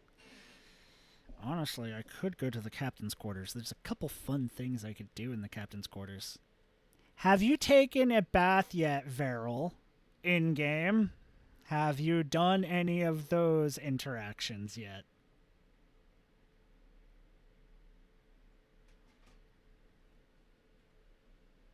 Because if I do them, I'm going to save scum those to make sure I don't fail any fucking checks. God damn it. I'm not above save scumming. I'm here to have fun. And while some failures I can deal with, stuff like that, nah. No. I want my romance to happen, and god damn it, I will have it.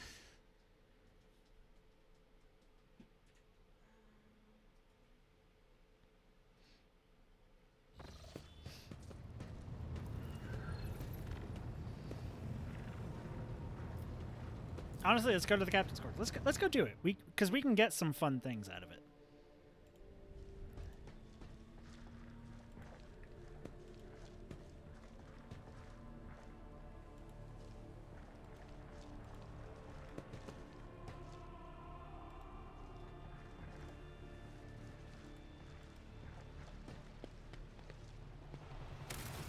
Save game. Stream save. Is Is there a quick save and a quick load? Let me check.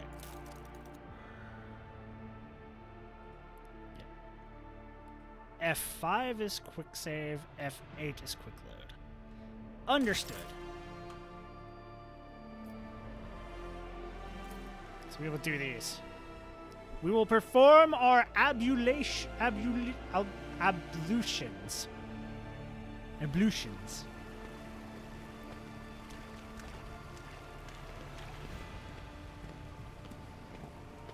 Oh yeah, only the rich like this. It's more me meditating in a giant fucking pool than actually washing. The soothing water caresses your senses, and your grateful muscles welcome the chance to rest. A pleasant languor spreads through your body as you allow yourself a moment of quiet relaxation. Can I save here? No, I cannot. Good. Understood. I wish to see someone from my retinue. Which one of them would you like me to summon, your lordship? I like that. Everyone I have seen has made fun of this one. Abelard, I simply cannot bathe without my loyal seneschal. Cassia, I want her to paint my portrait. At once.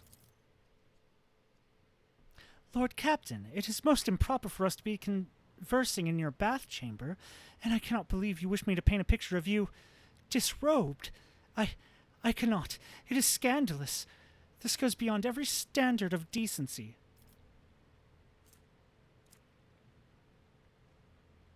It is a proud aristocratic tradition. Was it not customary on your station?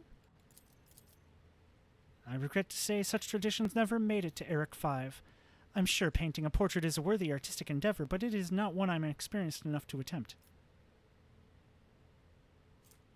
Do you mean to tell me my body is more hideous than all the horrors of the warp? After all, you do not shy away from painting them. No, of course not. I did not mean to insult you, Lord Captain. I've never painted people before, but I'm willing to try if you insist. Nude portrait of the rogue trader. Lady Cassia's artistic interpretation of your naked form. You could spend hours trying to figure out which specific part of the painting is supposed to be your face or your leg or if they're even depicted in it at all. Cassia picks up her brush. The two of you spend the next half hour entangled in small talk, and her awkwardness soon gives way to an intense focus as she becomes immersed in her art. This painting, it may not be what you had in mind. Still, this is how I see you and your colors. The canvas is a whirlwind of brightly colored paints. The outline of a human figure is suggested through the broad, colorful strokes and fluid shapes. You would be hard-pressed to call it a portrait, but the series of abstract images and impressions do vaguely resemble your form. Your style is so unique. I like it. Cassia's cheeks turn pink, and you feel a flush of embarrassment. You are most gracious. It would be a pleasure to paint like this again sometime. Though perhaps in a more traditional environment. Finish adulations. Quick save. I don't know what that painting does. I actually have to check to see what that painting does. I just thought of that as I clicked to go back into the fucking water.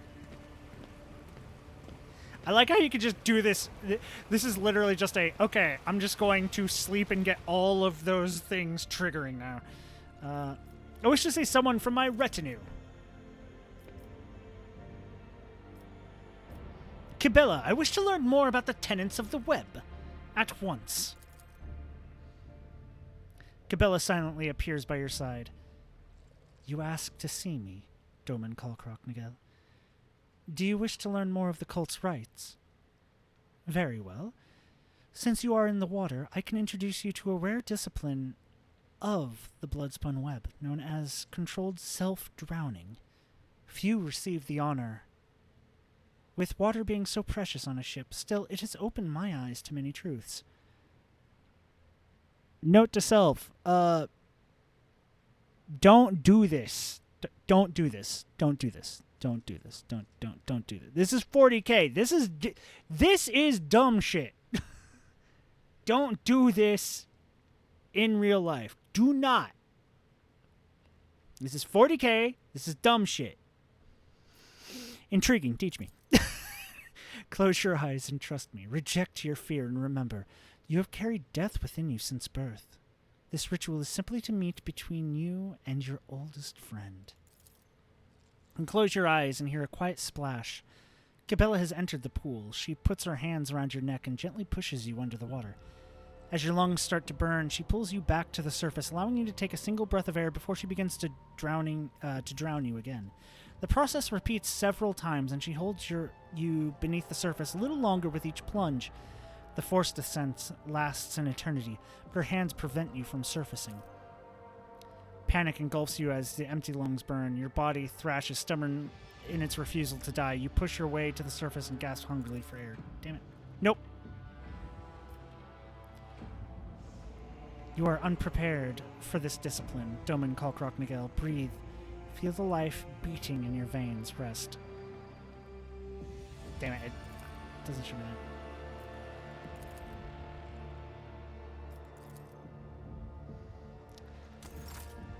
that. F.A.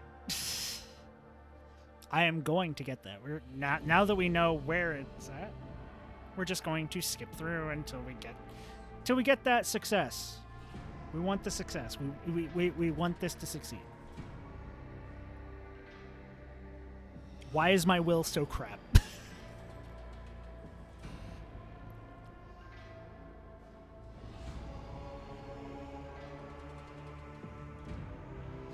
Imagine if this actually helped you improve your stats. That would be awesome. If, like, these things kind of actually did that. That would be, another fun reason to actually do this shit. Skip. Hello, Cabela. Thank you. Teach me. Yes. Yes. Succeeded. Okay. As your empty lungs burn, you start to panic. You fight against the fear as the darkness swallows you, and soon it gives way to peace. As you listen to the soft whisper of the water around you, you realize that death is the end and the beginning. There are no worries here, and no mistakes. There is only you, and the infinite nothingness. Just as nothing is about to claim you, you are gently lifted from the emptiness of oblivion. Doman Kalkrok Nigel, you have been touched by death. What was it like? Death, it is nothing. And yet, it is everything. Now you understand the tenets of the web more fully. I will leave you to reflect on this experience.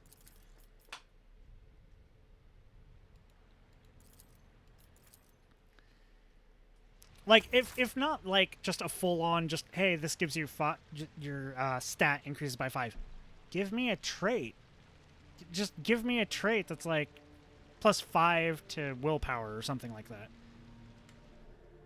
You know? Like, it doesn't need to be big stuff. Just, like, give a trait that's like, hey, I did this thing. I succeeded in this thing.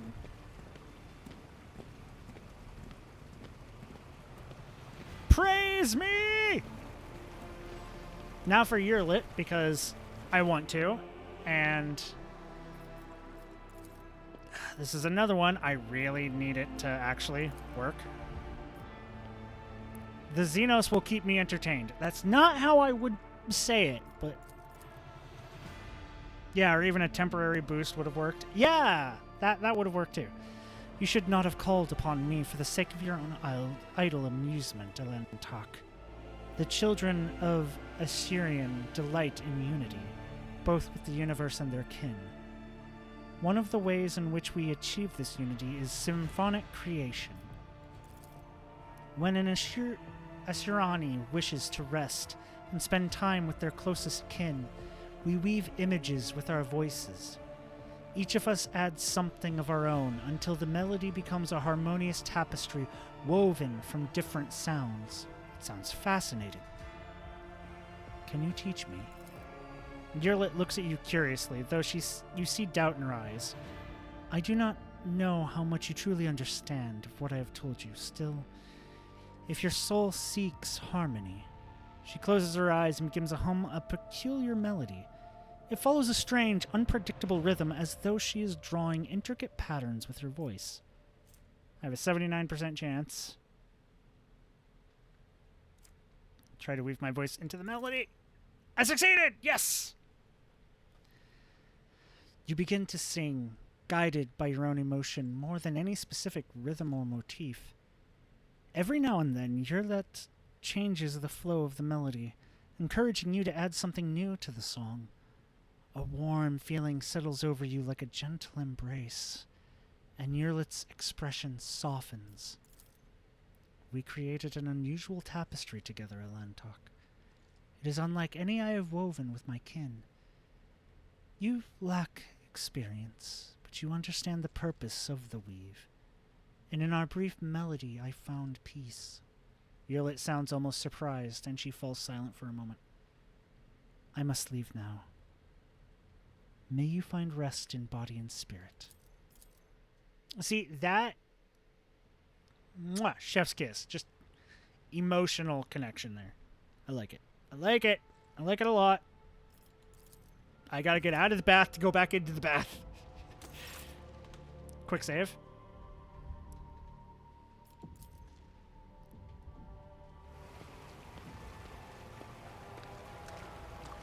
I am going to be the cleanest rogue trader.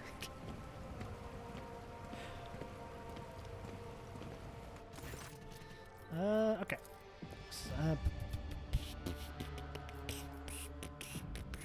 Argenta, I wish to know what the Sister of Battles do in their spare time. At once. Kalkrok Nagel, are you conditioning your body with water treatments? How commendable. Allow me to share some of the water exercises I learned at the Scola Progenium.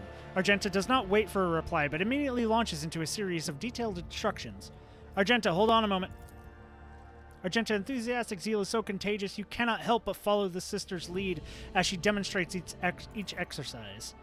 She briefly explains how to stretch your muscles correctly. She makes you repeat each exercise multiple times as she teaches you the best way to do bends and squats. Her eyes are alight with righteous fire, and her voice rings out with conviction. She shows the same dedication to completing each exercise as she does to destroying heretics.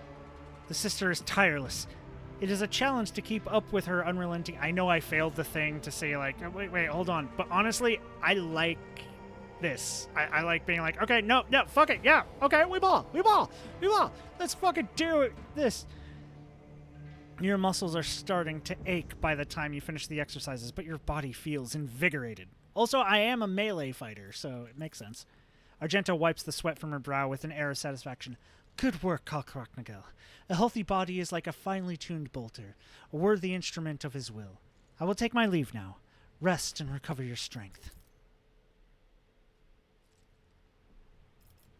Okay, I'm getting out of the bath so I can turn around, get back in the bath so you can let, me call another person to my bath. They should have just let you just call people one after another. They shouldn't have had this be a thing. It should have been just, it stayed there, and then you could just keep doing it until you ran out of people. See, I know what Pasquale does. I wouldn't call him in. Jay, possibly. Adira, possibly. Hendrix, possibly. Abelard will be the last one. I'm not calling Pasquale in to bathe. Tech Boy needs to do Tech Boy things. Jay! At once. Shireen, I hear you are in need of entertainment. Well, do not worry, I have the perfect solution. I will show you how to combine the joys of drinking and the rigors of intellectual recreation into one incredible pastime. We will play a game of regicide, but instead of pieces, we will use shots of amnesak. The rules are simple. When you capture an opponent's piece, you have to take a shot. Ready? Let's play. Let's see. Play fair. Allow Jay to take the lead so you can keep a clear head. Stop Jay from cheating. Stop her from cheating. Jay tries to distract you with a conversation, but you notice her sneaking several new pieces onto the board. You give her a charming smile and continue to make small talk as you switch some of them around, catching the cold trader in her own trap. Hold on, wait a minute. It is your turn or mine? Jay reaches for a piece and knocks it over, spilling the amasak all over the board. Tell you what, you can have this one, Shireen. If I have another drink, I might fall right into this bathtub.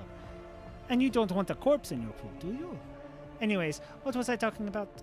Alright, I think I need to get some air. That was adorable.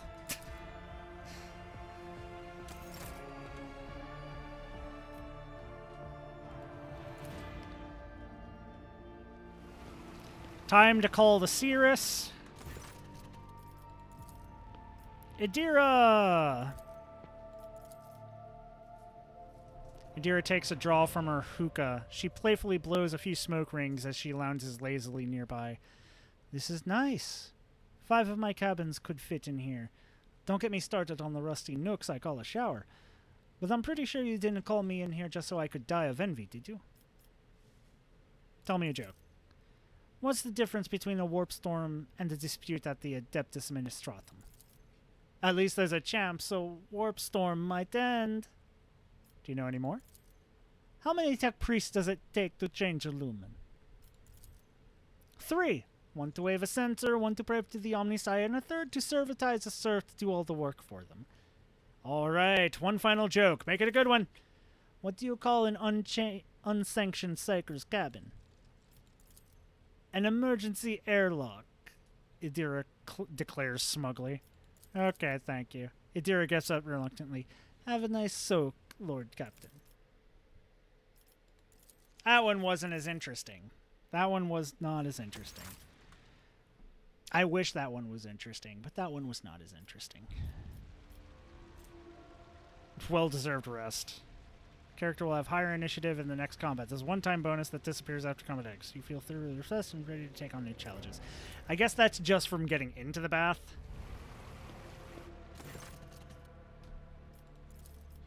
Henrix.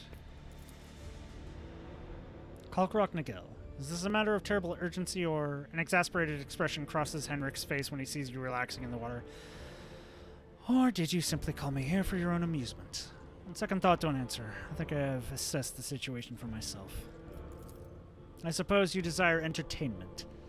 Very well, I'll give you something to occupy your time. A simple game of intellect that is often played in our conclave. I'll give you a fact about my life, and you will have to discern whether it is a truth or a lie. Shall we begin?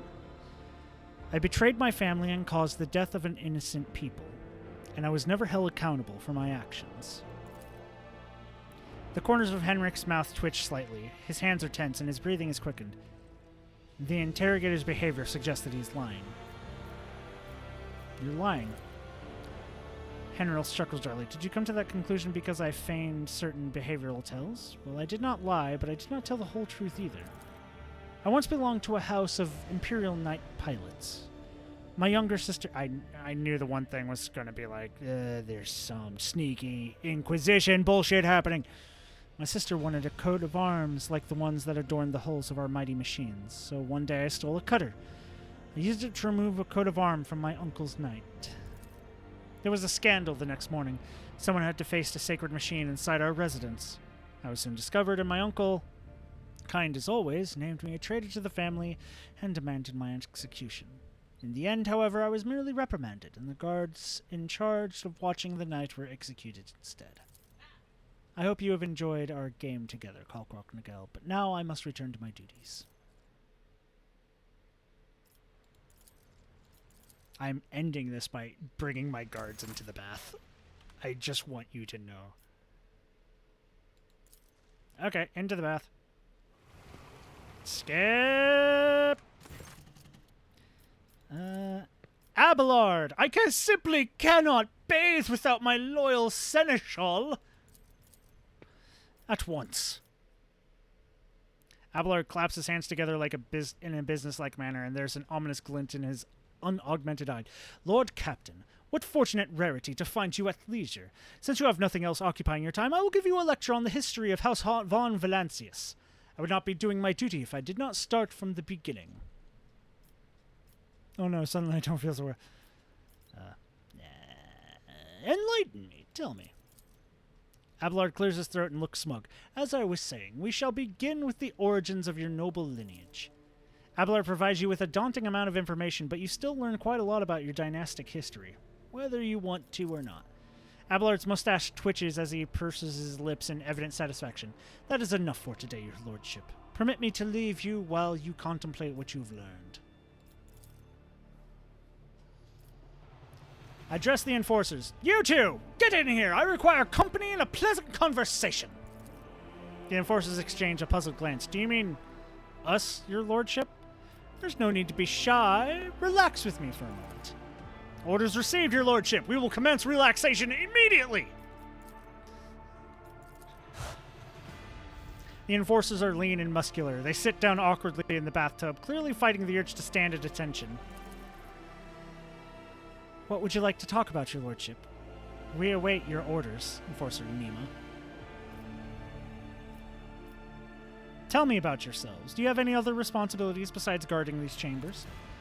For hundreds of years, our clan has been responsible for ensuring the rogue trader's safety during times of leisure and relaxation. The enforcer's voice is filled with pride. I guard the bath chamber just as my grandmother did before me. She trained me herself and instructed me in my duties. This bath chamber can be more dangerous than a battlefield sometimes. You can slip on a wet tile. You can choke and drown. If the water is too hot, you can burn yourself. And if it's too cold, you can freeze.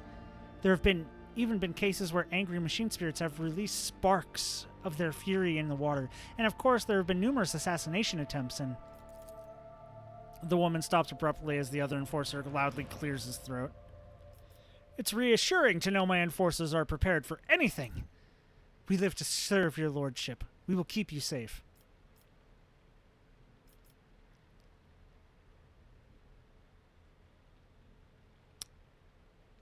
You may relax with me here until I am finished bathing. We would consider it a great honor, your lordship. But please do not tell the Master of Arms we joined in your ablutions. Mistress Sarbeck will beat us bloody if she finds out. Your secret is safe with me. Do not worry. Relax and close your eyes. As tension slowly retreats as you bring yourself to complete stillness. Joint by joint, muscle by muscle, pore by pore. Before long you have surrendered the bastion of your body to the bliss of oblivion. Troubles, worries, loss. Such things do not belong in this newly established dominion of tranquility. They are only the infinite waters of weightlessness, in which, stripped of all things superficial, the mind of Kalkarok Nagel von Valancius drifts in silent bliss. It is a conscious mind. What fills this consciousness?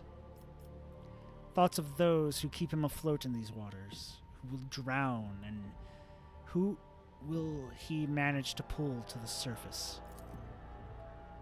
The strands of fate are fragile, yet woven together they are strong.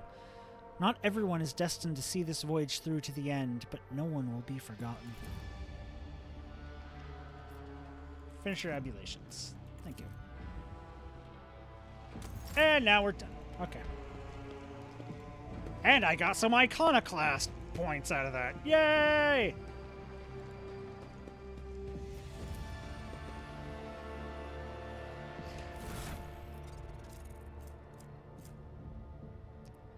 Also, I got a nude portrait of myself. An abstract nude portrait of myself. I will keep it on me always. Let's go ahead and fully save.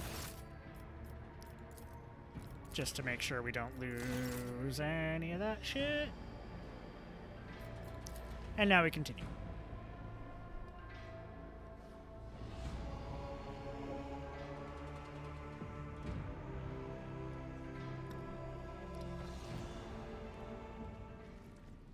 Okay.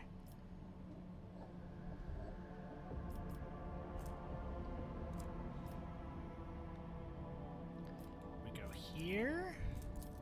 Or travel. We go here. Travel. Lord Captain, an urgent report from the vessel's shrine. A group of unknown assailants has invaded his temple and plundered the incorruptible relics of your ancestors, slaughtering devout worshippers as they went. The High Factorum is among the casualties. Headmaster Montag and Mistress Sauerbrack had not arrived in time. Had they not arrived in time. Fortunately, Master Danrock survived and remains conscious, albeit in great pain. He implores your lordship to come to the temple and hear his confession. And so it comes to pass. Cabela's somber voice fills the broadcast. I performed a reading of his tarot after the morning watch siren, but the visions sent by the Undying One were too indistinct. I saw rivers of blood flowing towards the bones of the dead, and a blurred figure, laughing, treading upon the ashes of the fallen. It is now clear. The Undying One desires me to follow the figure's tracks. Thus my hunt begins.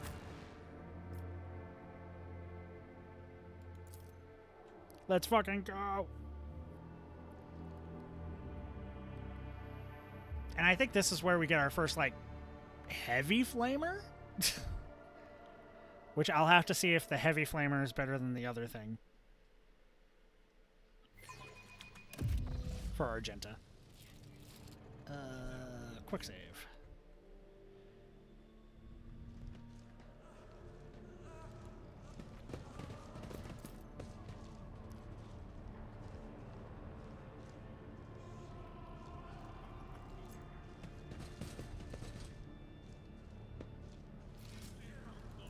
High Factorum. The Master-at-Arms is barking orders. Confessor Abelard is murmuring a prayer, and the Infernus Master is circling the chapel with a keen eye as if watching for a threat. Cabela quickly sweeps her gaze over the destruction before focusing on the bloody footprints that stretch from the ruins of the reliquary. The High Factorum's velvet coat is streaked with blood, and Janus himself is deathly pale. A Medicaid officer is working on the black gunshot wound in his chest. Janus grunts faintly with every touch. He focuses his eyes on you with tremendous effort. Forgive me for not greeting your lordship with the bow. I must tell you, Nemesite has stolen the great relic. Janus, what happened here? Serfs in red headscarves burst into the chapel and started shooting. Their leader made for the relic, the remains of the honorable rogue traders brought here from the mutant-sullied crypt, and when I realized that the sacred ashes of your ancestors were also to fall in the hands of filthy heretics, I intend on desecrating the glorious dynasty. No, that could not be allowed to happen. I blocked his path. Janus briefly closes his eyes, gathering his strength. The bastard allowed himself a few vile insults against me, which I am obliged to omit, but I did not give in to the provocation. I was hoping to buy myself some time. Then this so-called Nemesite started reveling the customs of your ship, berating its officers and enforcers, before insulting the very name of your lordship yourself. I threw my glove in his face and demanded a duel. By the honorless villain just shot me. He laughed at me. The depraved creature. He winces, either from a new burst of pain or from the memory of the humiliation he recently endured. Remember this. He threw a glove in the face and demanded a duel with someone we're about to fight in a bit. And I'll repoint this out when we see it, because the fact that he did that to the thing we're about to fight, this guy has some balls. And then he committed sacrilege by stealing the record and shattering the sarcophagus. Forgive me, your lordship. I have failed to preserve the sacred ashes of your ancestors. Hold on, Janus. I will not let you die here. Proud to serve the dynasty. Janus' thoughts are becoming muddled. The papers, your lordship. Have the clerk double-check the freight bills. I do not have time to get the seals. My will is in the left-hand drawer. How bad is he ruined? Is he injured? He's losing a lot of blood. The Medicaid officer casts a worried look at you. I advise you to hurry. Master Denrock should be at the Churgeon's table as soon as possible. I am holding on, your lordship. Worry not. What matters now is that you recover the relic. The Factorum groans. The Medicaid officer pulls the blood-soaked bandages aside and shakes his head dolefully. Some miracle preserved Master Danrock's life long enough that he might address you. His fate now rests in the hands of the Emperor. May he show mercy to this selfless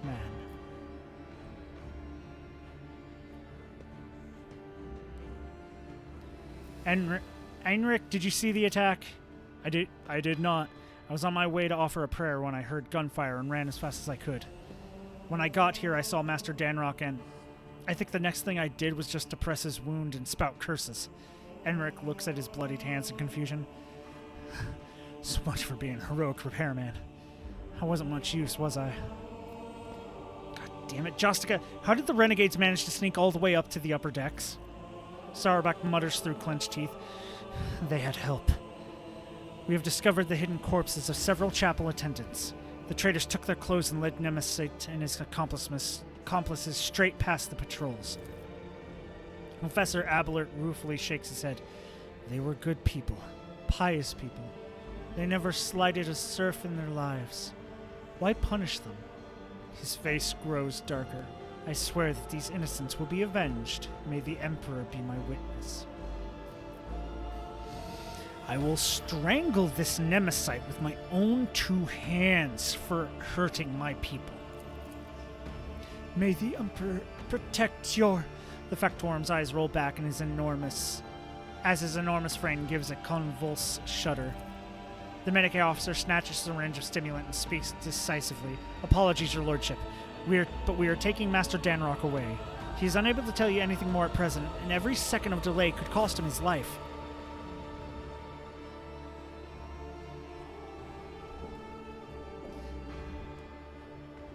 Damn that man. I will have vengeance.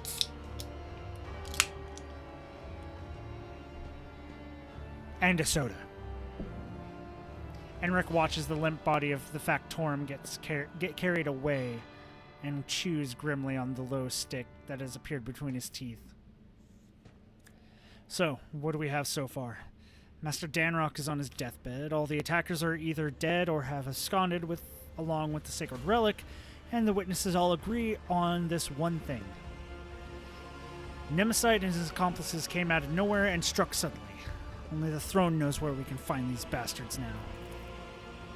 We will find them. Sauerback's voice is full of terrible fury. We will turn this vessel inside out if we must. There is nowhere even a void rat can... There is no need. The Blood Whisperer will lead us to Nemesite. Cabela's words make the two exchange puzzled glances.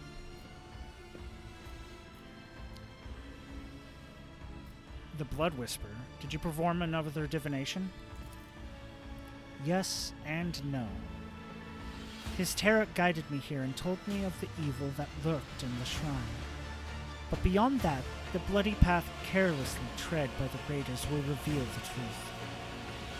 With all due respect, Spinner, the enforcers have already questioned all the witnesses and compiled an extensive list of evidence, none of which tells us anything new about how or where the troublemaker calling himself Nemesite might have escaped to. Cabela, tell us everything you know. Cabela sharply turns to face the crimson splashes on the floor and walls of the shrine. Her pupils dilate, threatening to draw her irises in darkness. Her expression turns distant. Her voice becomes low and strange. The blood is drawn in a pattern of retribution. The one who spilt it appeared later.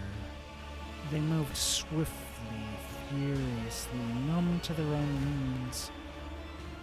An enforcer who was drawn to the gunfire and witnessed the sacrilege, probably. As for this pattern, Cabela points to a barely visible chain of scarlet droplets. It was made in fury and desperation. The one who left it was wounded, but they did not flee. They fought back while they could, and then they retreated into the darkness. Cabela's eyes close and she falls silent. Then she exhales sharply, and points a steel claw into the darkness of the maintenance tunnels hidden within the walls of the shrine. If the attackers have escaped through the maintenance tunnels, we can send in the enforcers after them. The technical corridors extend hundreds of meters in different directions. Nemesis and his men must be familiar with the tunnels and possess either a map or a guide. Without a clear trail, the enforcers risk getting lost and wasting valuable time, not to mention the fact that those narrow tunnels are perfect for an ambush. So we have no idea where to find Nemesis? The tunnels only answer the question of how he left. Now death will tell us where he was heading. As if in a trance, Cabela leans over a body and peers into its eyes. He stinks of smoke. The smoke of singed coveralls, vile low sticks, burnt sacred unguents, and charred meat. She slides a pale hand along the dead man's skin and snakes it under a sleeve of his coveralls, which she pushes back to reveal a fresh burn bandaged with a torn scrap of shirt. Her steel claws dig into the dead man's arm. Your wound holds the answer. You dress it carefully, not inside the shrine. Before that, something struck you, ripped the tissue apart, burned you, turned your hand into a worthless lump. It was not fire, no. Drawing a ragged breath, Cabela opens her eyes. The fury of the conductive charge. It has marked you, heretic. I recognize your wound, for I myself have encountered it upon those I take to the other side within the plasma drive chambers.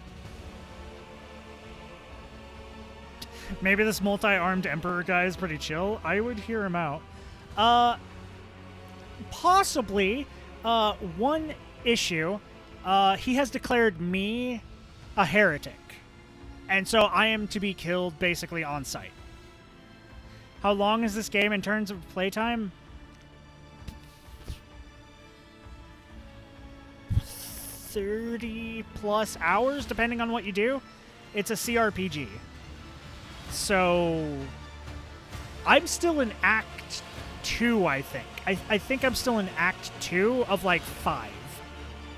And I'm doing DLC content, not the main story content.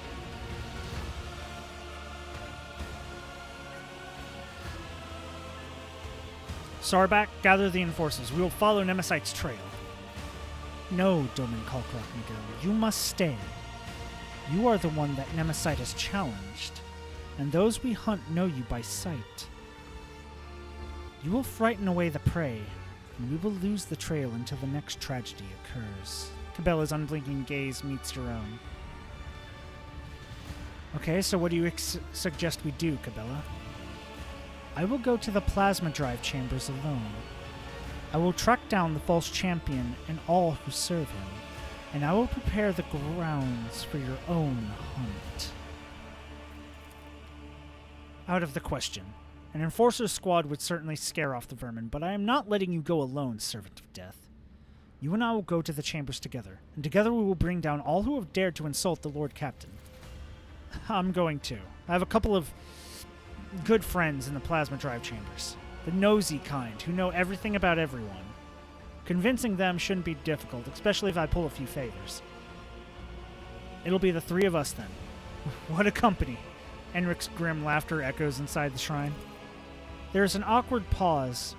Cabela takes a look at the officers' faces before finally nodding her assent. So be it. But not like this. Much like your faces, your guises are too conspicuous. Would I recommend it as a first for someone getting into CRPG? So for getting into CRPG, there's a bunch of different ones, and they all have different systems and everything like that. Really, for getting into just a CRPG, it's as good as any other, I would say. The question is, do you like Warhammer 40k or the lore? or are you interested in Warhammer 40k or the lore? Because that's what this game would be if you like 40k. Because if you don't like 40k, if you don't like the lore, the worlds, you know, interacting with that stuff, you're not going to enjoy this game. Because it's 40k. In that case, I would suggest like one of the other works by Owlcat, like Kingmaker or Wrath of the Righteous, the Pathfinder CRPGs. If not them, you can go back to earlier CRPGs like Icewind Dale and stuff like that, which are basically different D&D-esque things. I think it's a CRPG, but Baldur's Gate 3 and the other Baldur's Gates, if you like Dungeons and Dragons and the Sword Coast type stuff. Well, maybe the path of a Chaos Cultist is better. I'll be a Nurgle follower myself, but I wouldn't mind Slaanesh. I would mind Slaanesh because I know what you're getting out here. Sexy, kinky, wink, wink. Yeah, but also torture the likes of which you cannot even fucking comprehend. No.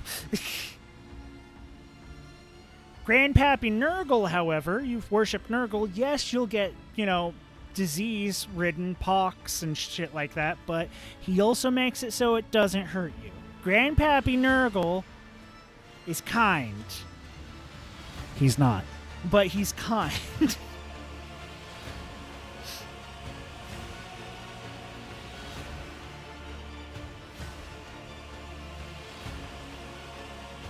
Hey, thank you for the hydrate. I actually have a water near me.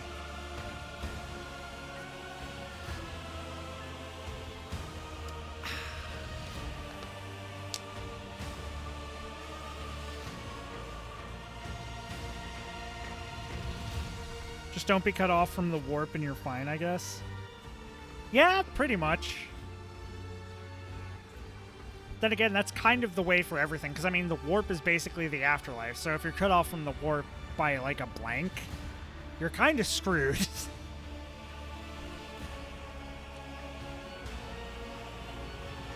Cabela's is right. It would be prudent to use a disguise.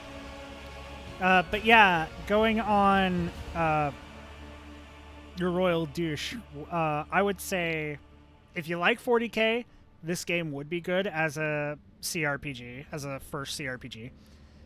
If you like Pathfinder better than one of the other games from Owlcat, like Kingmaker or Wrath of the Righteous. Kingmaker is a little older, so it has a bit more flaws. Wrath of the Righteous is pretty good. Baldur's Gate 3, if you like D&D and stuff like that. Icewind Dale, if you want to get into the more older systems. Like the kind where it was like you wanted a negative AC because that's how the system worked. The Enforcers will procure regular work clothes for us. We will carry only inconspicuous weapons that we can hide easily in our tool bags. It will help us blend in with the crowd. As a rogue trader, I would never interact with the poor. I'll leave that to my loyal seneschal. But I'm a good guy-ish. I'm iconoclast. That's what it is. Before I depart to hunt for Nemesis, I ask the Domin to bless me. I pledged never to leave your side, yet the hunt demands that I do just that. Grant me this permission by performing the ceremony of twinning. Kibela nods towards the altar. When your people have taken their leave, under the gaze of the Undying One, we will begin the rite. What is this ceremony? The rite of blessing for the sacred hunt. With it, the Domin casts their shadow over the path of carnage. Under your benediction, I will strike harder and tread more softly. Very well. Let the ceremony commence. With your permission, Lord Captain, the Infernus Master and I will take our leave now and set out to prepare for the descent into the chambers. I dare not intrude, your lordship. Or we dare not intrude, your lordship. Sit down now, Doman Kalkroknagel, and listen. Let the ceremony of twinning begin. Using a finely honed blade, Cabela carves an intricate symbol into the floor. She then produces a small bundle wrapped in incense-laden parchment and sets it alight. You are my Doman. I am your blade, and I am honed by your blessing. My arms are strong while your will is strong. And as long as the Undying One hears your prayers, my feet will go unheard. Her blade kisses her palm, and dark blood begins to trickle and spread over the bottom of the ritual cup that has just now appeared in her hand. With our blood, with our will, we shall spin a scarlet web, the symbol of the hunt. May it herald our prey's demise. Cabela puts the dagger into your hand, and you suddenly feel how heavy your eyelids have become. Your heartbeat slows inside your chest. Her words linger, then rush through your mind in a deluge. The heavy scent of incense envelops you and makes your head spin. Let's fucking go. Make a small cut on my palm.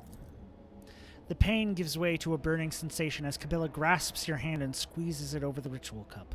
But this new discomfort is quickly replaced again, this time by a dull numbness and the faint warmth of blood flowing from your open wound. The twinning is the blood oath I have made to my lord. Cabela dips her fingers into the spilt blood and traces a symbol, first on her own forehead, then on yours. It appears to resemble a blade that is cutting through an intricate knot. Anoint me with your blessing, Doman Kalkroknagel, and may the ceremony of twinning commence. Cabela's face blurs before your eyes. No matter how hard you try to focus and dispel the vision, in place of her face you see a death mask, a broken skull with hollow eye sockets. Be merciful. Those whom you hunt may be victims themselves. There is no turning back for those who have defied the Lord of the Ark, who have traded the arduous path of service for the sweetness of false promise. At least, not commonly. But I will remember your words, Doman. Actually, you can. That's the interesting thing. Cabela, she has that I can fix her vibes, but I don't think you can. She actually has an interesting thing where you can affect her alignment on the chart, depending on how you interact with her throughout all these interactions. She starts out as 3 dogmatic, but you can get her to go iconoclast or heretical, depending on how you interact and how you guide her during all of these. I know there's a thing in Toy Box where you can see what happens with each of your choices. I don't have that on, but yeah, you can make her go heretical. I can't go heretical. I can't. I physically can't. I can't bring myself to do it. As someone basically explained it on a fucking Reddit post or something, I feel bad when I do bad things in a game. Or maybe it was Tumblr. Whatever. It was because it was like one of those, you're in a sandbox, RPG type thing. Like, you could do anything. Why are you just being a good boy? And it's like, because doing bad things makes me feel bad. So I can't embrace chaos because doing bad things makes me feel bad. And going the heretic chaos route is literally, kill, murder, burn everyone who is nice to me. And I can't do that. I can't bring myself to do that because it would hurt me emotionally. Like, I was playing, either the first or the second Knights of the Old Republic, and I was like, I'll go a dark side route. And I got to the first time I actually could do a like dark side choice with a companion. And I immediately went, no, can't do it. Nope. I can't be mean to my friends. I can't be mean. They're my people. They're my friends. I can't be mean to them. I can be mean to other people. Like, asshole, like, holding me up in the office. Yeah, force lightning the fuck out of them. But my friend, no. Do you remember Overlord? Overlord? Yeah. Yeah, like where they had two different paths that you could do. Yeah. And it's like, I can't do. It's like I know I. Even in the game Overlord, where you're supposed to be like a villainous bad guy, Yeah, it's like I am going to be the nicest, good villainous bad guy possible. And it's like I know I should do a route for each of the ladies, but like I can't. I can only do what ones allow me to be nice. I mean, okay, I know like you can choose whichever lady, but like Well, see, that's different. Yeah, I know. Having the It's choice of which lady to go after, that's different. That's like, by choice. It's That's like, it feels like, you know, with the super hot one, I should go evil, but no, can't do it. Come on. Come on. They're really nice. It, like, the natural order of things, Papa Nurgle will be really impressed. You're saving them from their mortal shell. Think of that. Yeah, but I can't. I can't do it. I can't do it. I can make jokes about it. I could do it in, like, the tabletop war game. I could... My partner, Pandora, we have still unbuilt because she never actually built them. Almost an entire mini Nurgle army. So like I can make the memes, I can talk about it, I can do stuff like that, but in an actual roleplay setting, no, can't do it. Can't bring myself to do it. It would get to the point of just harming one of my friends, and I immediately would be, or harming one of my companions, and I would immediately be like, no, I made Abelard sad. Like, not just in a, I am upholding the tradition, and you're kind of trying to be nice to these people that I'm being asshole to because that is the tradition of doing stuff like that and keeping order and stuff like that. There's a difference between, okay, Abelard, I get you, but we can do this with a softer hand, and it will work. Trust me, we can do that. And then if they fuck us over, we kill them. Like, we give them the one chance rule. The difference between that and, yeah, but the loot is really cool though. I know that if you have at least 2 ranks in Heretical, when you get to the Forge world, you can get a Forge Fiend pet. I know. I want it so bad, but I can't make myself mean. I can't do the bad things. I can't do it. can I just have the aesthetic without the mean? It's like me and Wrath of the Righteous. I want the aesthetic of the Necromancer. I want to raise dead because I don't see it as evil. But then they're like, oh no, you're a Necromancer. You're going Lich path. You have to betray people. You have to be mean. You have to kill innocent people. You have to do all these bad things. And I'm just sitting there like, but I don't. You're just forcing me to when I don't. So fuck you. Simple solutions are good solutions. Abelard probably. Most of the 40k universe, honestly. Especially the Imperium. It's like, we have a world basically starting to be overrun by chaos. Well, Exterminatus! Just blow up the entire planet.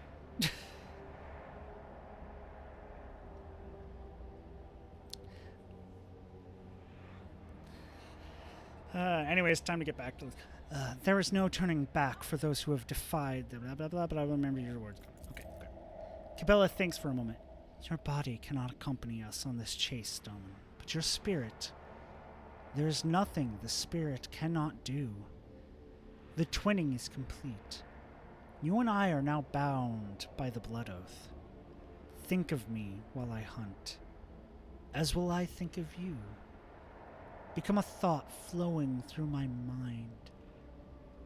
If the Undying One is gracious to us, he will send you dreams, and in those dreams you will see me. If he is more gracious still, those dreams will be truthful. So I will become a part of you. What does that mean? Your spirit will come with me to the plasma drive chambers, while your body remains motionless. If the Undying One graces you, you will hear what I hear, see what I see. You will think my thoughts as if they were your own, but if you shout out to me, if you give me an order, I will not hear it. Only the ripples of your mind can reach me through the winding thread. Is this some kind of psych or sorcery? She snaps in irritation. Do not sully your lips with such suspicions. We are neither witches nor accursed sorcerers. We are his votaries. And for our true service, we are thus rewarded. This is no profane psychic art, but the blessing of the Undying One. I use psychic. Excuse me. Bestowed upon the spinners of the blood-spun web. A thin thread of spiritual kinship that connects the fates of the Doman with those of their shadows. Cabela can call it what she wants, but your senses tell a different story. A fine thread of psychic connection has stretched between your minds. It is too weak to let you see or feel through another's consciousness, and yet it is too strong to be dismissed as insignificant. I am a psyker, so I can feel this. Okay. I trust you, Cabela. There's a lot of things hinting that she at least is, like, partially, like, very minorly psionic. Very minorly psionic. I mean, if your life is so shitty, like, on a hive world, chaos does seem kind of cool rather than status quo.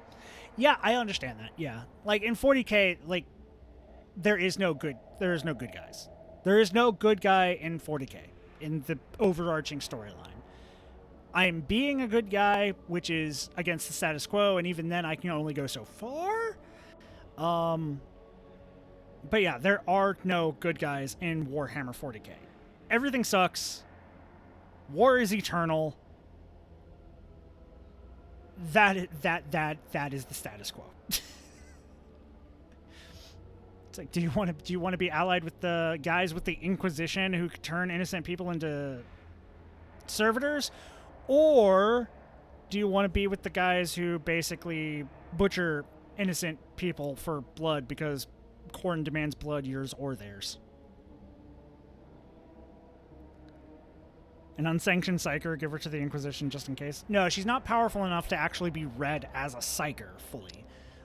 Besides, we have Idrilla? I forget how her name is pronounced, but we have an unsanctioned psyker in the party.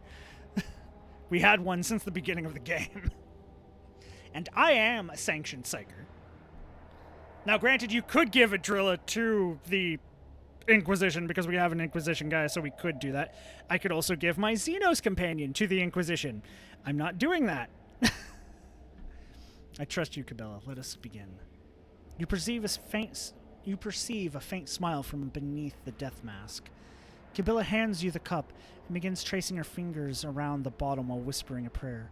Watch now, Doman Kalkrok Nagel. What does thy seeing eye behold in the converging patterns of blood? She draws your attention to the symbols she has inscribed. You see shifting images in the blood.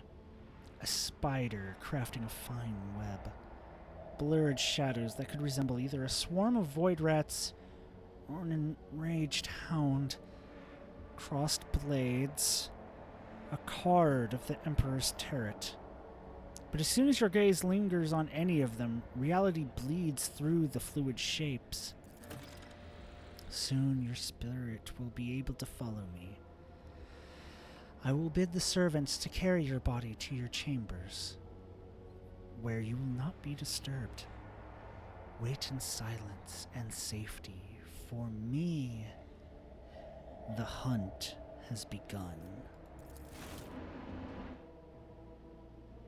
Cabela's footsteps fade away, melting into the same impenetrable darkness in which your consciousness is extinguished.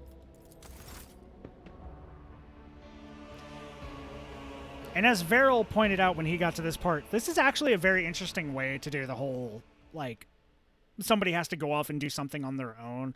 How are we able to follow them when this is a game in which we are the rogue trader? So instead of just being like, oh, we're just showing you something that technically you don't see, they have this ritual, and your spirit follows. And because this is 40k, magic is fucking real, and souls are real and shit. So, yeah, it's all real. It happens. You see it. Now, the last time I played this section on my own personal playthrough, there was a glitch. I literally basically got hard-locked if I did not have Toy Box. We'll see if it happens again. If it does, I know how to get past it with the Toy Box.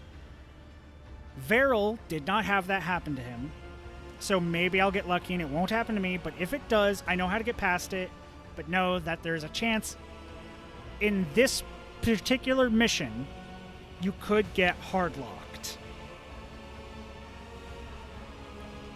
Stale air, oppressive noise, the hum and whir of machinery drown out all thoughts. This place rings with tension. Is it the powerful energy coursing through the cables, or have the wails of the workers merged into a cacophony of indignant whispers and desperate prayers? Lost, mired in petty troubles, unmindful of duty, their voices creak as if covered in rust, and their eyes are dimmed by the endless drudgery and lack of light here on the working deck of the Doman's great ark. I have seen it before. In these murky depths, people become creatures all too ready to devour each other for worldly gains. Fleeting pleasures or imaginary freedom from obligation born from the abyss of spiritual emptiness. The Undying One punishes them through me. Disgusting mutations, abominations, reflections of vice are born in these shadows, and I will be their doom. The thread shakes. The web is taut. I step silently. May the great hunt begin. The thread shakes. The quarry always leaves a trail. We may not see it, but we can feel it. I taste the air. The scent of fresh dye with a subtle note of sparks. This is new. Pleasant. The upper decks reek of luxury, but I feel comfortable. There's something else. This is it. I recognize the smell. Ungent, low and burnt meat, just like inside the shrine. The time has come to spin the scarlet web. Nope. We will not kill them all. Yet. The web is taut. Know the hunting ground. To find the enemy, I must listen. Inhale, exhale, inhale. The rhythmic beat of engines and pumps. That is the ship's breathing. That is the ship's heartbeat. Is it strange that I feel at home among the workers of the lower decks who pass their time like the living dead? Warmth spreads through my chest.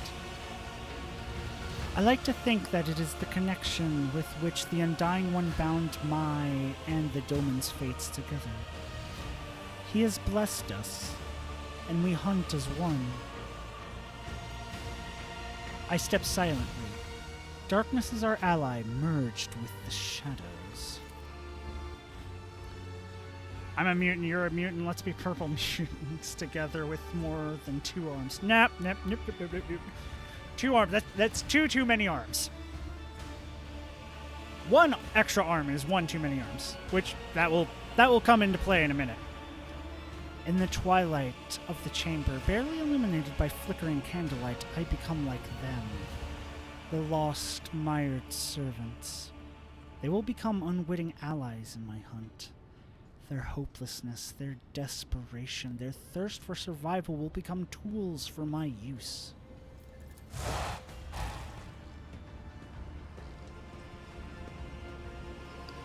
Where's the second spinner?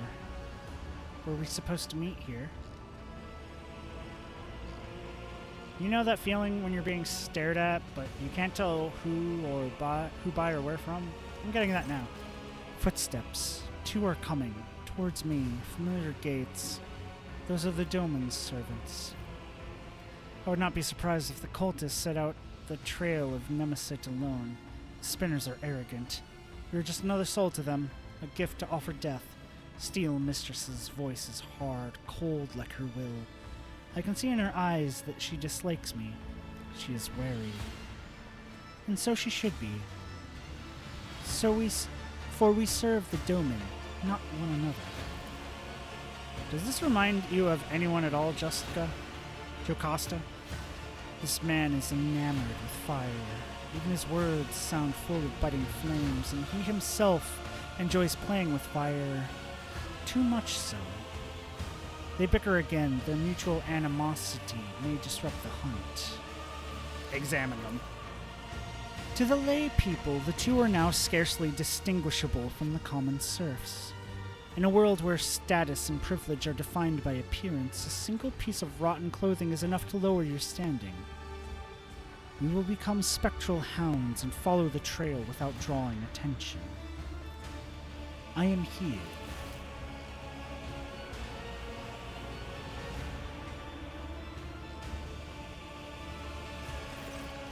There she is. Welcome to the plasma drive chambers, esteemed holy assassin. You can exchange pleasantries later. Lieutenant Godira is on duty in this compartment. I have ordered her to gather information on all the workers who wear red scarves and who have recently left the bay. This is pointless. The red scarf is not proof of guilt. It is merely a symbol. It could be a trap. I need to find her. I will watch the Enforcer and those who are watching her in turn. Your Enforcer knows nothing about life in this compartment. I guarantee it. I have a better source of information. A good friend of mine who knows a lot about delicate matters. It would be easy to get him to talk. He's terrified of pain. And death. Only the faithless fear death. I will not trust him. Let him trust me so that his trust may become a snare for my hunt. I cut them off with a gesture. Their methods of hunting are not mine, but I take the grain of truth from their words and weave it into my plan. We need to provoke them in making a move.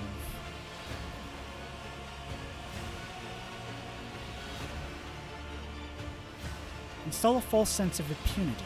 Convince them that they can and must act now. This Enforcer who answers to Steel Mistress is the symbol of order and obedience in these chambers. She is standing in the way. When she disappears, my enemies will believe it is safe to strike, and that will be a costly mistake. Intimidate them with an impending threat. Flaming Voice relies on a talker, one who keeps no secrets and fears pain. An unreliable vessel is bad for holding secrets, but good for spilling them. Through him, I will whisper lies to the enemy. Strike out the spark that will ignite the flames. I feel them lurking in the crowd. My enemies.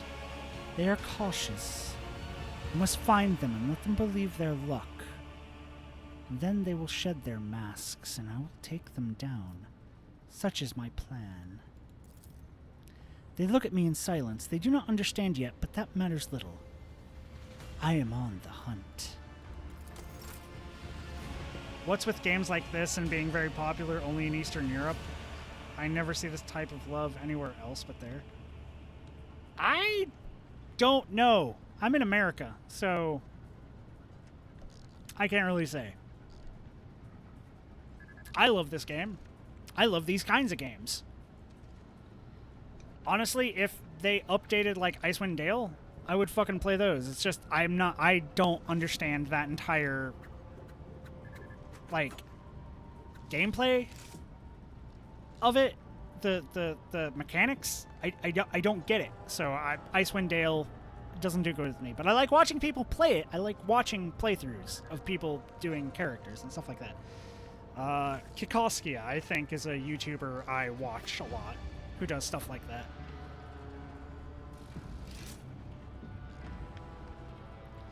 Okay, whip. Stay first. An old burn spreads across her body in a scarlet blotch. A look of contempt, a heavy baton covered in blood, and symbolizing boundless power. Like a fierce leather whip, she lashes with both her hand and her gaze. What are you looking at, you beggars? You finish your shift, you go to the barracks. You start your shift, you check in with the foreman and get to work before Matilda comes to pat you on the back. And Matilda, I presume, is that wonderful, not at all intimidating baton on your belt. I guess our disguise is working. But I would rather not spend the next 3 watches in the medbay because of a misunderstanding. His breathing is quickened. Flaming voice always makes jests when he is nervous or irritated. Do enforcers irritate him? Infernus, Master. Master at Arms. Apologies for not recognizing you, ma'am. Godirda, we are conducting an inquest. Answer the spinner's questions. I hope your report will be useful. Awareness. Failed. Day after day, she watches the serfs labor away, exhausting their last vestiges of strength, and there is no compassion in her eyes. They are simply a resource she is commanded to use and then discard. She hates them because she blames them for her pain, her wounds. Nothing is unimportant during the hunt. Tell me what you know and I will listen. A group of workers wearing red scarves were seen in the compartment just after the attack on the shrine. The foreman stated that they were at work on the freight line. No gunpowder on their clothes, no fresh wounds. Too many of them have started wearing red masks, and it muddles the trail. But we also found some red scarves and bloody rags in one of the shredders only shortly afterward. We sealed off the exits and reduced the air supply in the maintenance tunnel to the absolute minimum. Now you can't stay in there longer than a few minutes without passing out. There's no way the bastards could have left the plasma chambers. They're definitely in here somewhere. Like snakes, the servants of Nemesis have shed their skin. The red scarf is just a distraction. Let the enforcers converse. I will keep an eye on those around us. The workers hide their eyes, but I can hear the murmurs echoing through the bay. There is an impotent rage in their hearts directed at Whip, for she is the embodiment of the very order they despise. But why do they not realize that the enforcer is a shield as much as a lash? Some of the people I escorted to the other side looked at me the same way. In the past, I did not understand, but now, do the lay people see spinners performing their duty to the Undying One, or enforcers performing theirs to the Doman as monsters? Do I sense the touch of his will? The Undying Emperor wishes to bestow a revelation upon me in this trying hour. Let his tarot show me the way. Maybe it's time for a break. Maybe enjoy some corpse starch. Yum. 40k RimWorld mods. You can do that, and I love him. I breathe in essence made from the ashes of blood of the faithful. It enlightens the mind, granting it the grace of reading his signs. A wave of epiphany sweeps through my thoughts away, pulling me into a blessed trance. My fingers move of their own accord over the sacred deck and draw a card. It is the martyr. I see a tear of blood wash over the pale features in the image, and they shift, becoming Whip's face. A portent from him. The Undying One blesses me to take Whip. The minions of Nemesis fear her. When her soul is delivered to the Undying One, the traitors will feel invulnerable. They will crawl out of their holes and fall into my web. I know how Whip's thread will end. I cannot sever Whip's thread with a blade, for the serfs would recognize me as one of the spinners and lose all courage. But the spark of the machine spirits in the plasma drive chamber has already claimed the lives of many. I will use this, and thus the web will be spun.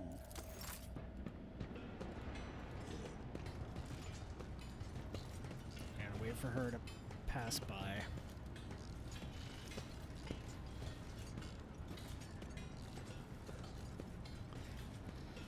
Ba, ba, ba, ba, ba, ba. Okay.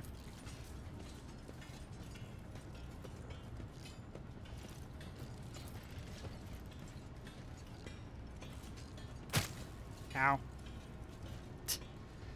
Follow my It did steps. 0 damage to me.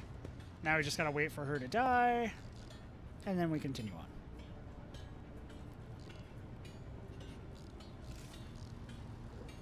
Now, granted, we could go on and she'll still die, like, off screen. I want to make sure it happens and just make sure I basically do it in order.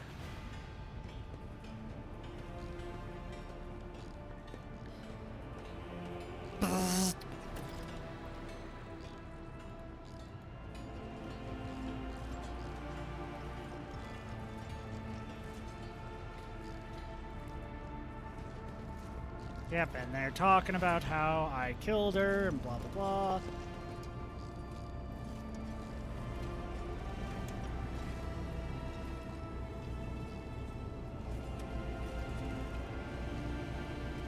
People are acting. Become a shadow of the voice in the crowd. The lay people have huddled together like a herd being chased by predators. Faded gazes, bent backs, and crimson kisses of batons on their bodies. And yet shadows of smile touch their dirty, burnt lips as a strange pair, like a hammer and anvil, send sparks into the air with their words. What are those two talking about, hammer and anvil? And then the lever smacked you right in the kisser. Give or take a tooth, that is nothing. This is nothing. Bruises, burns, cuts, that's just life. Just remind yourselves how you come home after your shift, having exchanged your ration card for a bowl of soup. How your little ones gulp that bowl down. How they fall asleep, feeling a little better. I say that's worth a hard day's work. And a punch in the face. He smiles broad-shouldered, with a rusty beard. He is not afraid to share laughter with others, and so the crimson shades from the beatings never leave his face. His voice is bright and sonorous and listened to. Not everyone here is as chipper and thick-skinned as you. A bowl of soup is great, he says. What about having to choose which one of your 3 kids gets it? Is that great too? Beatings are nothing, he says. Remember when the enforcers broke your arm? Since you couldn't work, your wife had to pull 3 shifts. She collapsed at the lathe, and the conductive charge burnt out her eyes. None of us deserve that. Tough and unyielding, every word hurts, but she is forgiven for her sincerity. They listen to her pull themselves together, to share their common pain. See if anyone has fallen into my web. You heard the news? The lieutenant got fried on the wires. A brutal end for a brutal woman. That's called justice. For every broken bone, for every gob of spit in our faces. Good bloody riddance. Yes. Just as long as they don't pin her death on any of us. The frightened herd sways, humming with whispers. In their eyes, the fires of anxiety flicker. Careless, suggestible people. We'll come back later. I know where to go for my next one. It's this guy right here, Stain. Long time no see, Spindle. Tell me, what does silence taste like? Are they using a secret code? Without Flaming Voice, he would never even speak to me. Everybody knows silence doesn't taste like anything. If you want to earn rations, you better start dealing in words. He speaks casually, but his voice is slimy and slippery. His eyes are as dirty as an oil-stained garment. The impudence in his gaze and words when he turns them to us. He is unclean, and he knows it. He is unrepentant. That's a funny look, Enric. And you have a funny-looking company. Are you here to sell or to buy? And before you answer, remember the first rule. Every word has a price. Are we bargaining for information with this lowlife now? It is the duty of every serf to aid the rogue trader and his associates, freely and willingly. Oh boy, here it comes. Who's that with you? An enforcer? And a spinner? Do you want me dead? If anyone sees me talking to you, they'll snap my neck, so off you go. The peddler of words is trembling in fear for his life. I must extract answers from him, but by what means?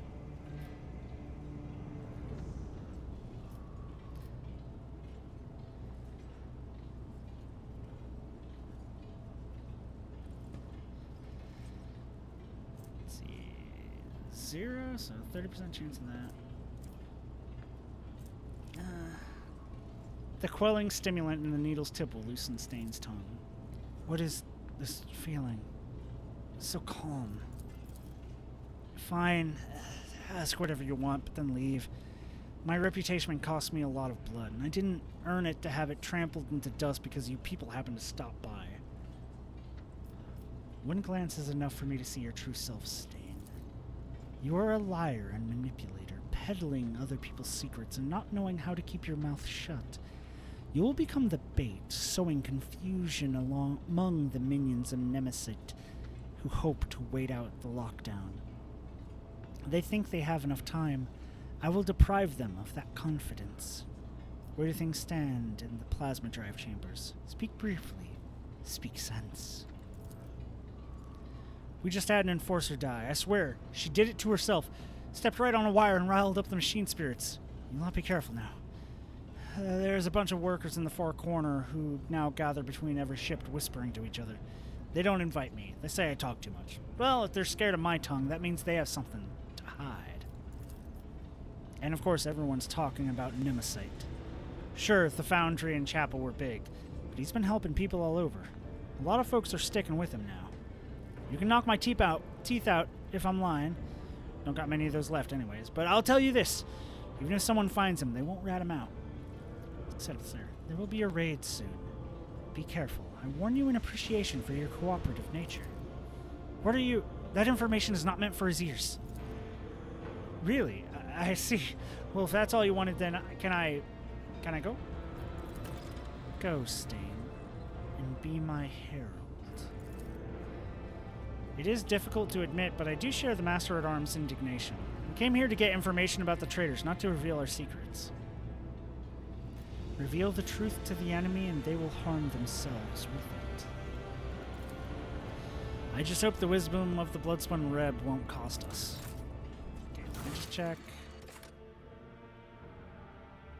Okay, I think it actually worked. I think it worked. So now I come over here, I become a shadow, and hear the voice of the crowd. Yep, okay, it worked. I didn't get hard locked. Yay! The lay people are huddled together in a pile of sweltering bodies, filthy and battered by the enforcers' batons, reeking of sweat and disease. Their hearts pump blood faster and faster through bulging veins as two of them send red, hot sparks into the air with their words like a hammer and anvil. Your plan appears to have worked, Spinner. The air itself is charged with something, and it is not the conductive charge. The serfs, they are stirring. The web is spun, but I am not ready. Listen to the rapid beating of hearts. The lay people are frightened, angry.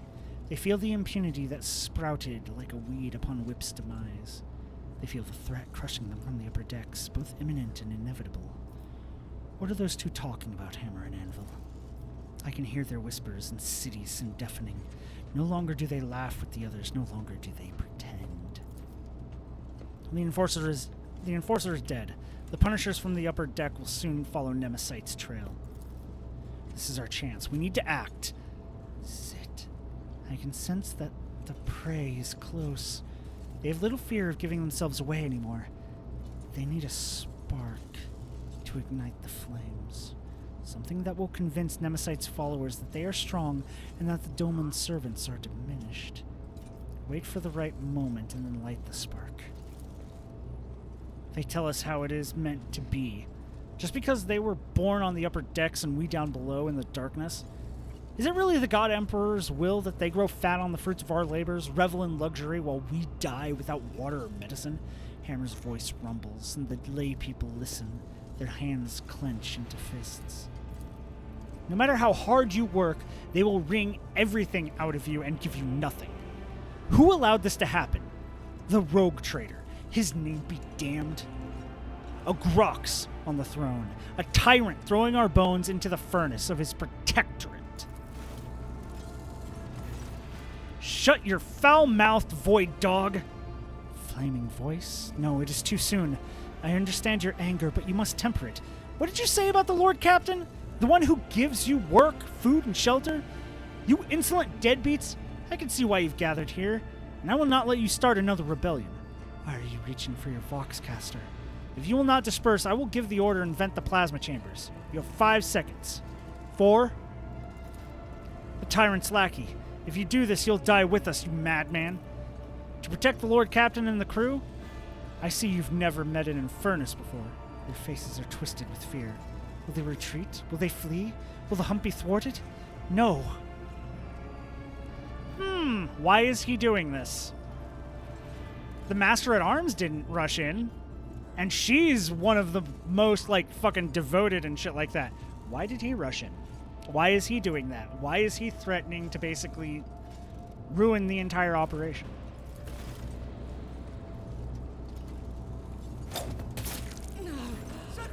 A small throwing blade flies out of my palm and draws a scarlet line across Anvil's neck. If I had wished it, she would be dead, but she continues to breathe and bleed, and to scream furiously as she looks for me. The rogue traitors' assassins are here! Look, they wanted to kill me! Find the assassins! The spark is lit.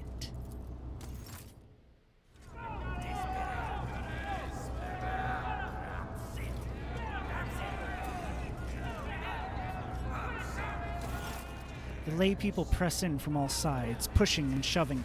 Their faces are ablaze with terror and rage, and a violent energy boils through the masses of bodies. This power will be difficult to contain. Frightened people are dangerous people. The hunt was meant to go differently, but such is the Undying One's will. One voice rises above the others. The voice of a burly, bearded technomat. Low as the roar of a furnace. Furnace smells of sweat and sacred unguents. He is not afraid. He merely pretends to be. Beneath the shudder of terror, I hear excitement. Do we deserve to be executed, my brothers and sisters? Have we not labored with the sweat of our brow? Have we not perished from the outbursts of raging machine spirits? Why do they call us rebels? Why are we being punished? Furnace's words make the crowd seethe even more. I think about Doman Kalkarak. I turn my thoughts to him, for it is his people that are standing before me.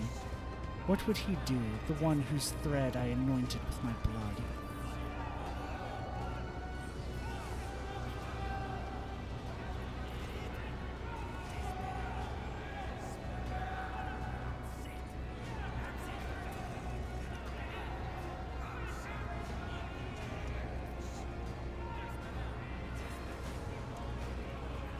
Already you are rioters in everything but name, and then you ask why you have been shown no trust?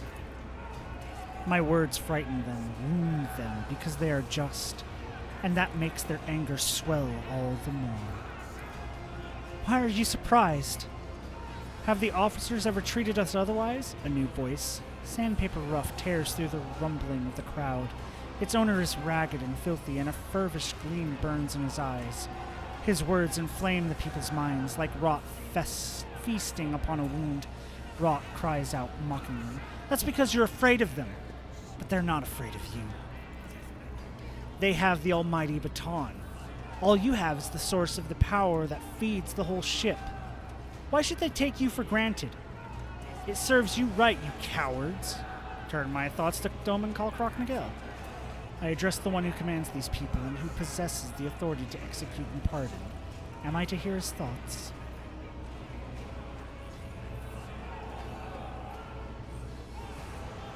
The Doman takes care of all, for such is his burden, but he cannot save everyone.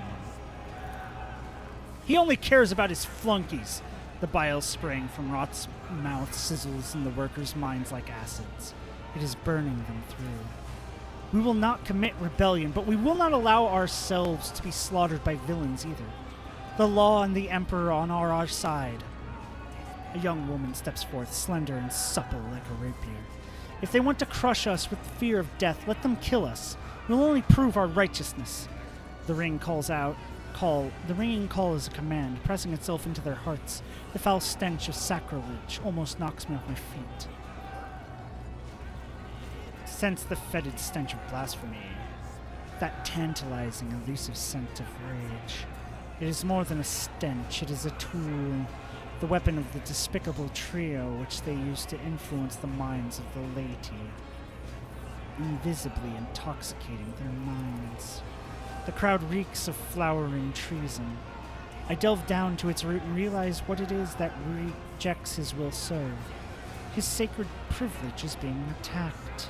He alone chooses who may journey to him, but these three instigators, they are determined to make this decision for themselves, dragging the souls all around into the fires of violence with them. They are impudent upstarts who have put themselves above him and above me, the second spinner of the blood-spun web, his chosen servant. The realization of such audacity burns my very soul.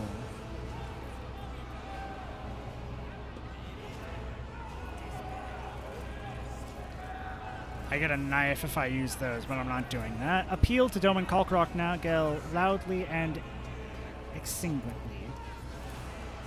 But the noise around me drowns out my own thoughts and stops me from focusing on his image.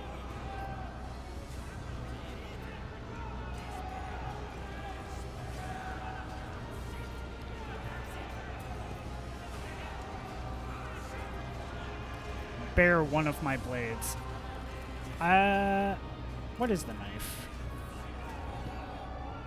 Oh, it is literally just a knife. Okay, not doing that. Death will claim you all, but not today, unless you're truly keen to meet its embrace.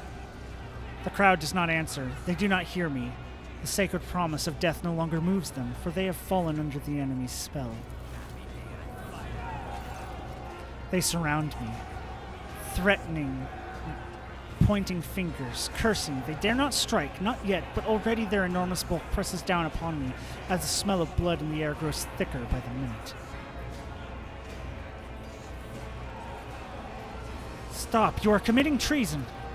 They hear me no more. They cannot, for the poison of disobedience has utterly filled their minds. Stand firm and do not resist. The crowd presses forward, harder and harder. My breathing is growing short. My bones are crunching.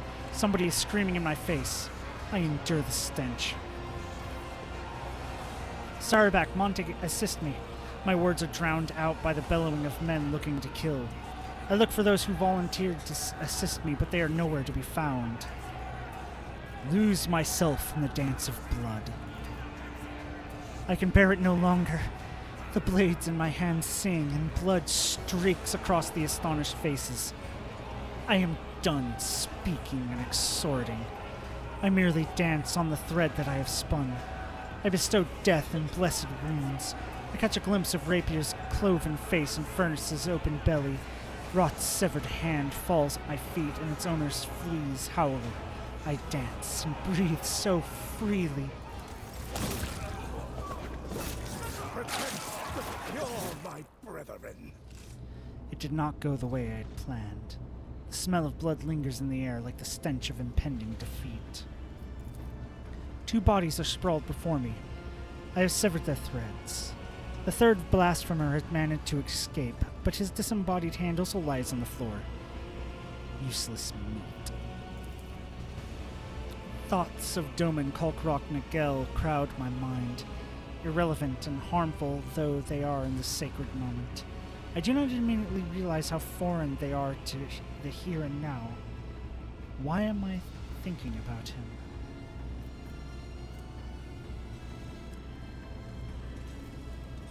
What can the corpses tell me? Very little.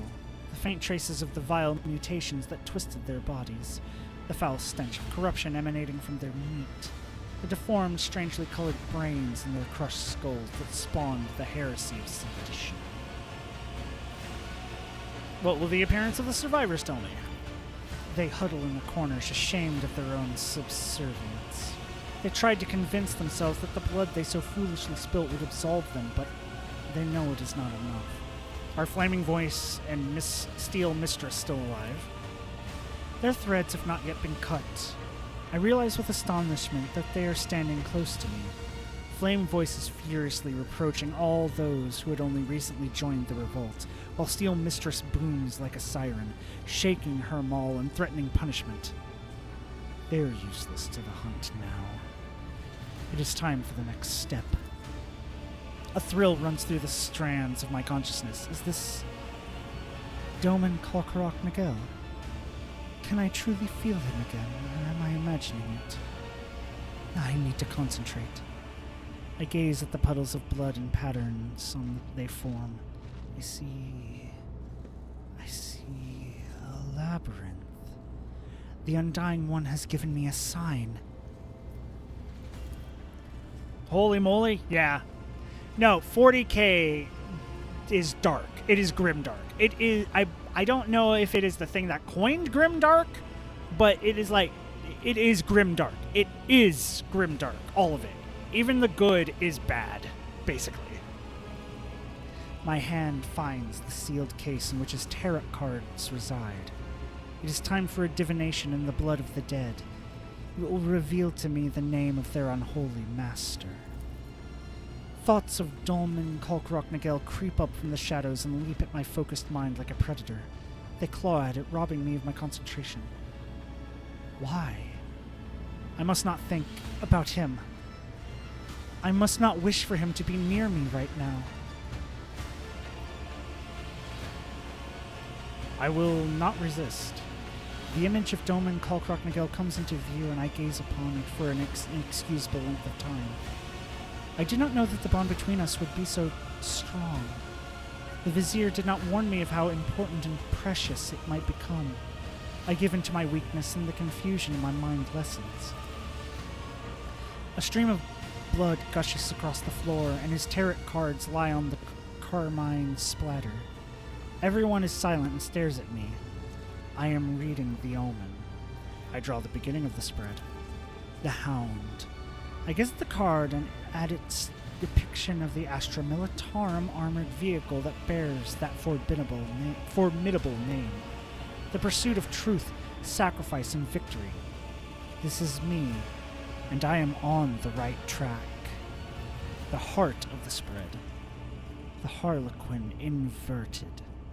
Lies, manipulation, shadow play blocking my path. But it is a lie exposed, a deception that must be revealed.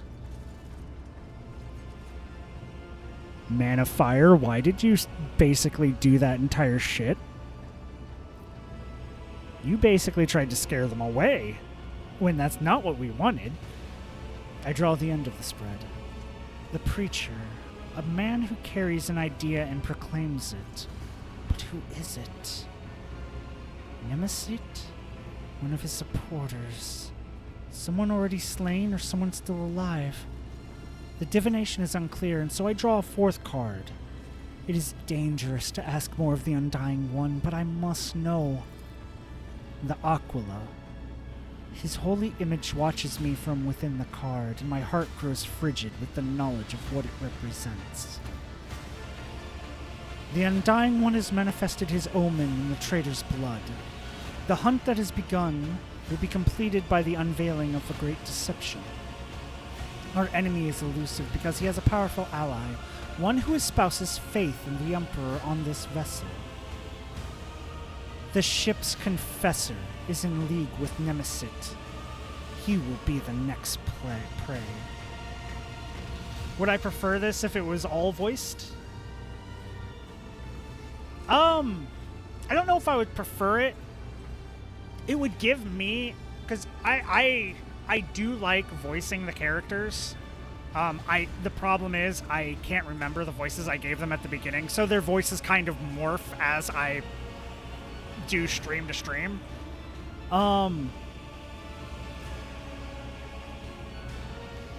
Having it all voiced would be nice, other than the main character. I like being able to voice me. Fallout 4? You fucked up in that regard.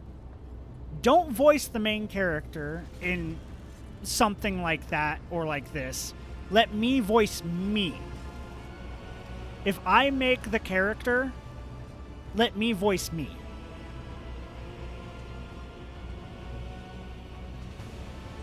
Mass Effect, yes. Have Shepard be voiced. Shit like that. Or the main character of Andromeda, which is a much better game. I know that's controversial to say. Mass Effect 3 made me hate the entire series.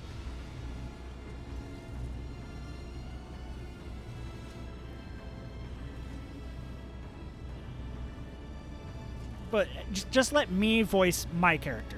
Super controversial. Yeah, I know. Ever since Mass Effect 3, I cannot play the original trilogy. When it came out, I wasn't interested in buying the remaster or whatever it's called. All the hints at Mass Effect 4, I don't care. They're going back and they're continuing Shepard's story or whatever, the main story. I don't care about it. You fucked it up. 3 fucked it up. 3 fucked it up royally. I don't care. Andromeda was good. Andromeda had its issues, but it was good. I liked the story. I liked the characters. I liked the enemy. They could have used more shit, yes. But I liked the start. A sequel to Andromeda could have expanded on more shit. And that would have been awesome. Instead, the game got shit on so hard that they immediately canceled any updates on it or anything and basically killed it dead. And I will always be upset about that because I really liked Andromeda. I liked it a lot. I finished Andromeda and I felt like, great, this was a good story. It wasn't the best story. It wasn't groundbreaking. It wasn't anything like that. But it was a good story. It was a good game with a good story. It had its technical issues, but honestly, it's really hard to get a game nowadays that doesn't have that, sadly. But it was good. It was a good, fun game. Mass Effect 3. When I ended Mass Effect 3, when I finished it, I felt hollow. I felt this is what it all came out to. This was the ending. This is what all my choices led up to. This was everything. Really? This was it? This was everything. I wasted so much time for this. A lot of people say the journey is more important than the destination. Well, when the destination is a giant pile of shit, it doesn't matter if the journey is gold.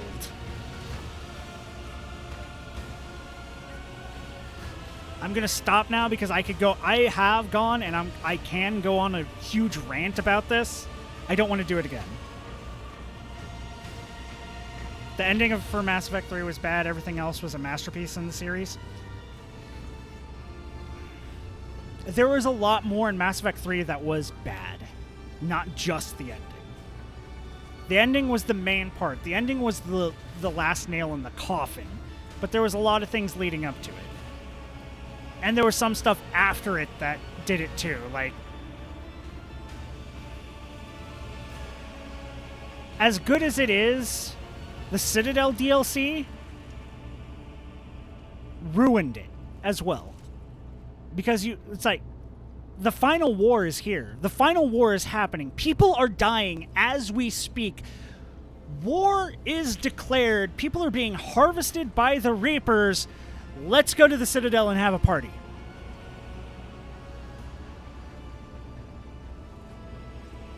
Having to do the political intrigue and doing stuff for, the people to get them to help with the mission and stuff like that, that's understandable a little bit. That I can at least be like, okay, I can get around that. I can get by that a little bit. Citadel DLC? Going to the Citadel, having a party, having a fun time, fighting a clone of Shepard? No. No.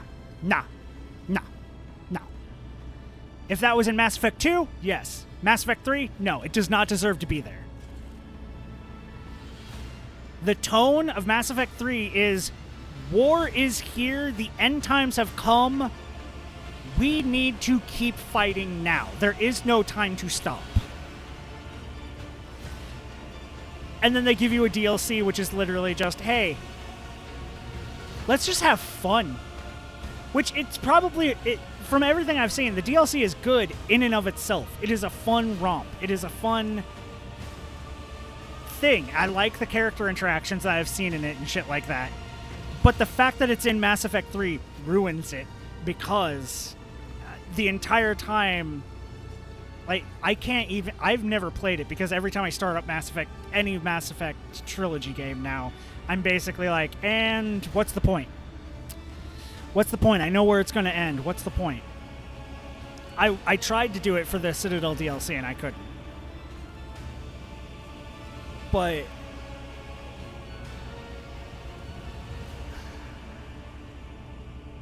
I don't know. I'm gonna stop there. That's my take on it. I hate Mass Effect 3. It ruined the trilogy. The fact that they're gonna continue it, I do not care. I'm not buying Mass Effect 4 when it comes out. If it comes out, I refuse. Mass Effect 3 sucked. The endings sucked. They all fucking did not work. And I mean narratively, they were all fucking horrible and depressing. There was no good ending. And then when they had the extended cut, they made even more issues. And they made an extra ending for the people who didn't like the endings to just be a fuck you. You don't like our 3 endings? Fuck you. Everyone dies.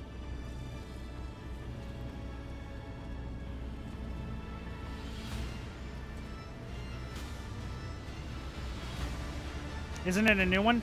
You mean Mass Effect 4? No. Everything that they've shown about the next Mass Effect game, which they haven't shown a lot. They've basically shown an image. They've shown an image of Liara walking through a frozen planet. It's Mass Effect 4. It is the Milky Way system. It is following the ending of Mass Effect 3. Which means it has to be either a custom ending that they do, which isn't one of the 3 endings that they force on you in Mass Effect 3, or it's the destroy ending, in which case all synthetics are destroyed. You killed the Geth. Fuck you. You're evil.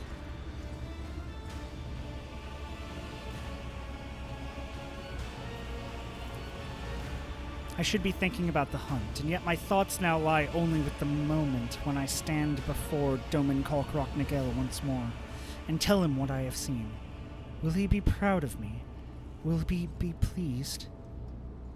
This is wrong. Nah, no, it's not wrong. Trust me. Trust me. Put your trust in me. Trust me. But yeah, no, I don't want... I can go... Trust me, I have gone on many a rant over the Mass Effect series. I'm technically still in the middle of a playthrough of Mass Effect Andromeda. It's just, you know, other games came out and I was like, I want to play them. But I really like Mass Effect Andromeda. Mass Effect Andromeda is good. It got screwed over. They should have continued with it instead of going back to the Milky Way galaxy and trying to continue Shepard's story. That's it. That's all I'm going to say. End there. No more. No more Mass Effect for me. I'm done. And by that, I mean talking. I will go back to finish Andromeda at some point. What would a sequel in Andromeda be for you? Continuing from where it left off. We had the... They made a book of it, sadly.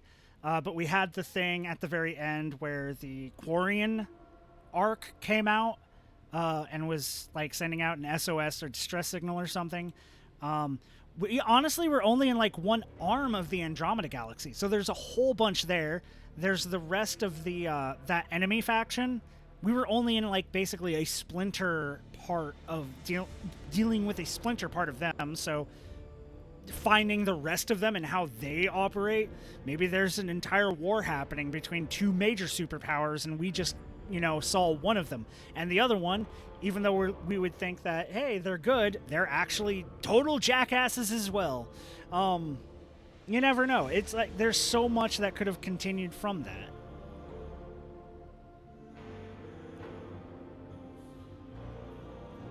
New aliens. They would have had to have added in new aliens and shit like that. But since Andromeda is bigger than the Milky Way, I didn't know that. But yeah, that. Like,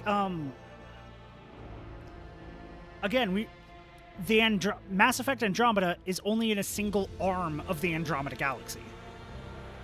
They hint that there's other shit happening the entire time. There is more happening that we do not know about because we are literally just first landed in Andromeda and only barely explored what we have. You basically have an open canvas of what to do with it. And they killed it because they released it with a lot of graphical glitches, and the fans, air quote fans, tore it to shreds.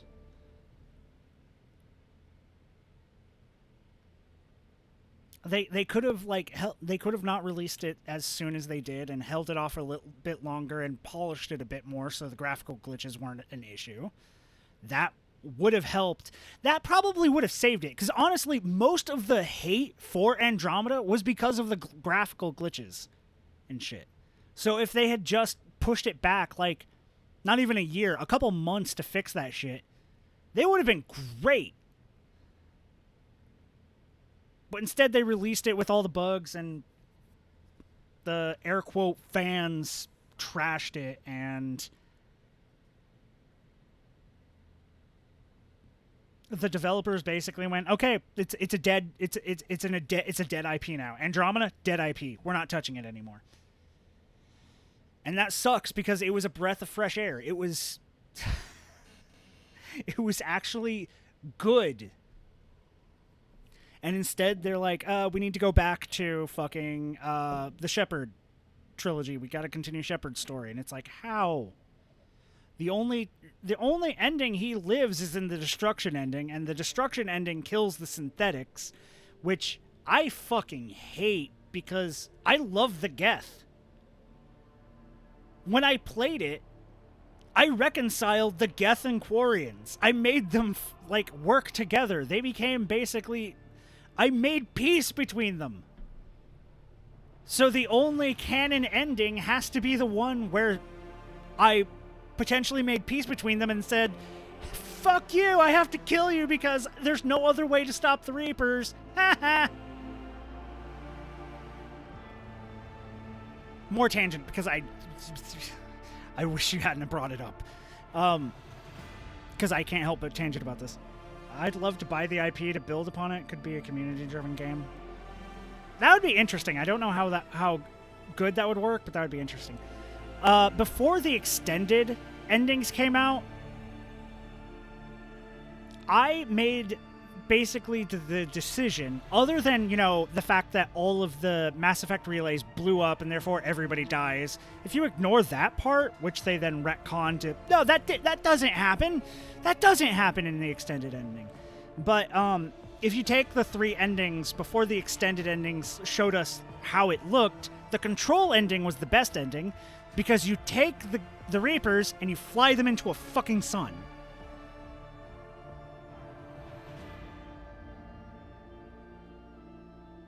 That was the best ending, because the Synthesis ending is genetically R-wording the entire galaxy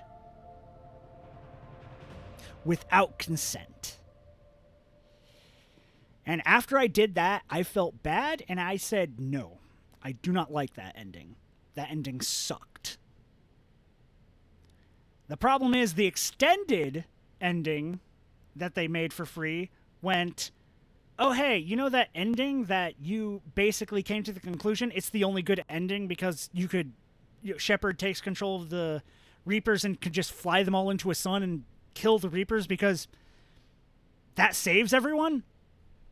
Yeah, instead he police states the entire galaxy with Reapers, which also means that he is constantly indoctrinating people around him.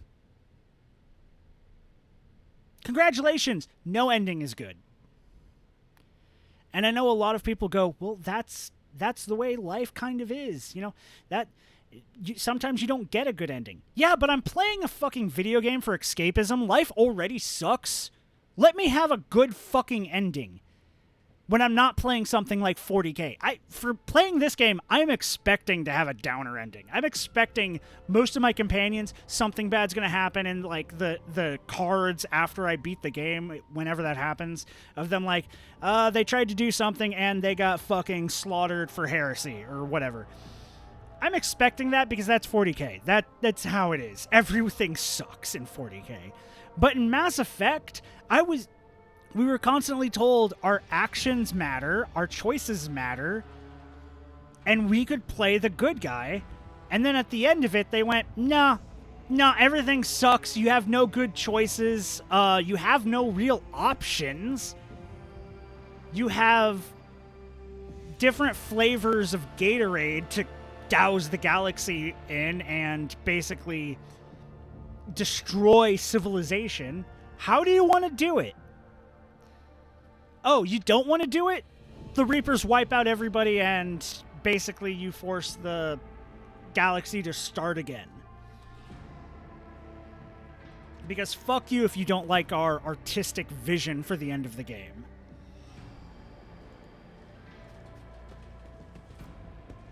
Why am I in my office?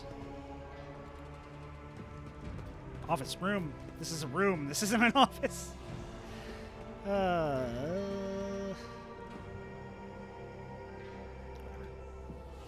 Anyways, I really need to stop. I need to not continue on in an endless rant of just talking in circles about how I fucking hate this trilogy.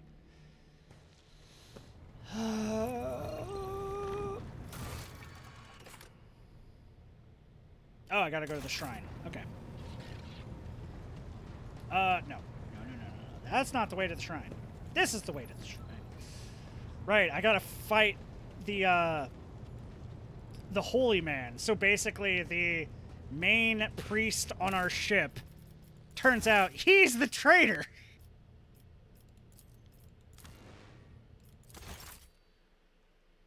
Damn assholes.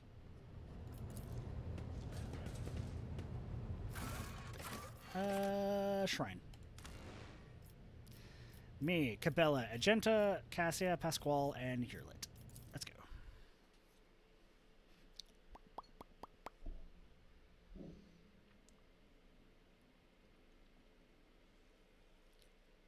And since this is the first full combat, we get to see if the fucking knife thing actually works like Varel suggested it did.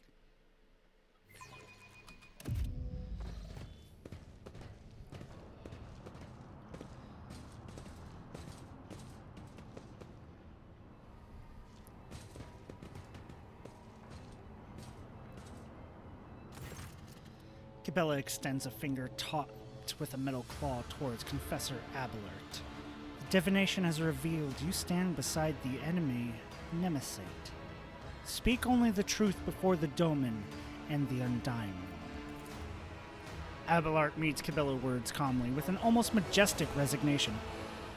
A defender of the people and a tyrant's minion are two faithful servants of opposing ideas. Two souls that have rejected everything else for the sake of duty. I now truly see that your collision with him was inevitable. Abelard shifts his gaze to you and lets out a mournful sigh.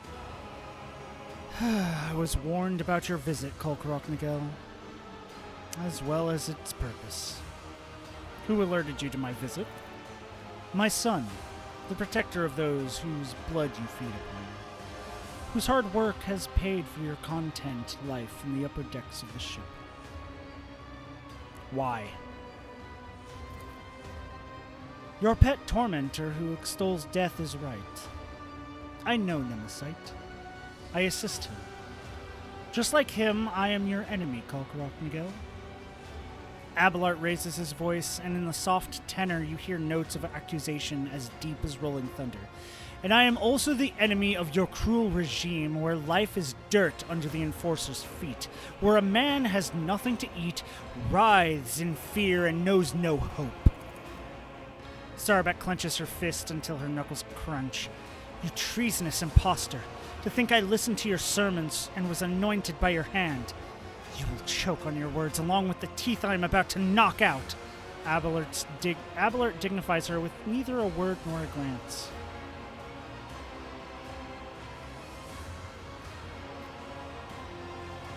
And you were so good about moaning about the servants he killed.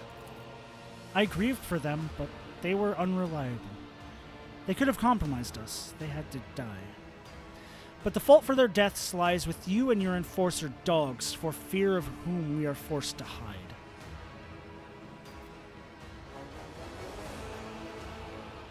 I too desire a better life for my subjects. The path of that need not be violence. Let us make peace and change life on this ship together. Tortured doubt lingers on the confessor's face for a moment before being superseded by his former conviction. Even if your intentions are pure, you are too tainted, poisoned. No, the matter is clear. You or us. Peace and coexistence are impossible.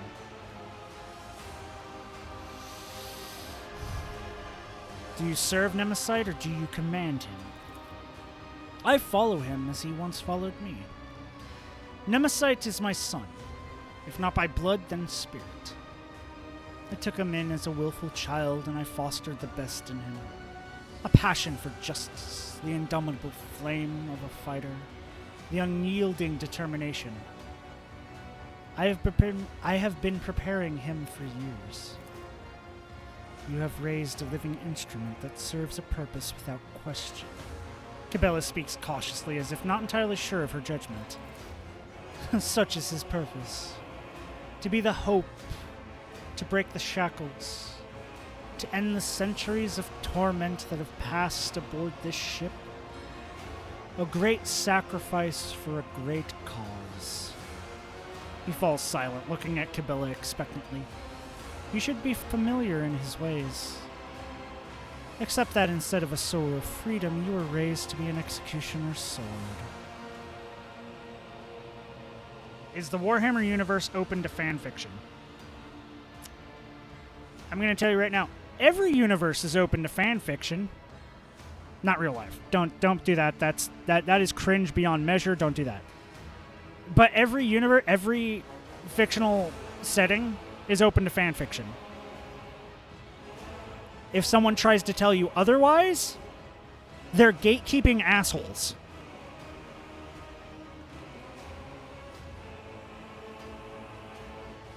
Okay, I have thought in my head, basically isekai fanfiction of character dies, becomes a Necron, but good because I like the Necrons.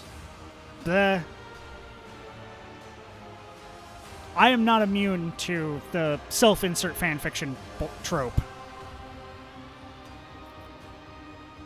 So the Warhammer universe is not open to fanfiction. You could go onto AO3 and find Warhammer 40k fanfiction. You can do that easily. There's a lot of it. Maybe not a super lot of it, but a lot of it.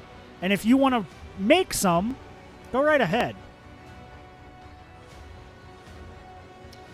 In the sense that if someone tries to make an indie game based on it, will the community accept it? That I do not know. That's not fan fiction. That is an indie game based on a established title. I don't know. That is an entirely different subsect of stuff that I do not know enough about to weigh it on. I can't give you a full read on that.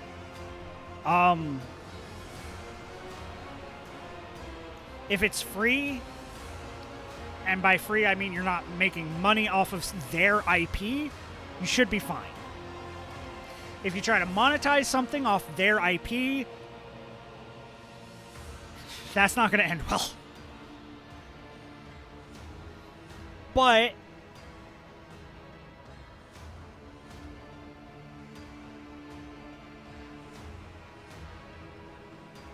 yeah. That's about as far as my knowledge goes. What else were you lying about? One last confession? Why not? He frowns and pulls back his collar as if he were short of breath. I am not Adalbert. That was the name of an initiate from a clan of confessors who passed away from disease many years ago. I was born in squalor on the lower decks, and at the behest of them, he falters as if he wanted to add something else. And it was by the Emperor's command that I took Adalbert's place through deception, pretending to be him. The dead man had inherited much influence and many thrones from his clan. which hastened my successful rise through the ranks. But it was not for wealth and power that I did this. I accepted the burden of hard work to empower the common people, to pave the way for liberation from oppression and injustice, and my part is almost done. Cabela whispers to you. I sense no lie in his voice or bearing, Doman Kalkrok Miguel. He feels and welcomes death with open arms. The moment favors us. We must learn more. He who betrays his oath will not deliver Nemesis to us, but from his words we may divine knowledge of our enemy.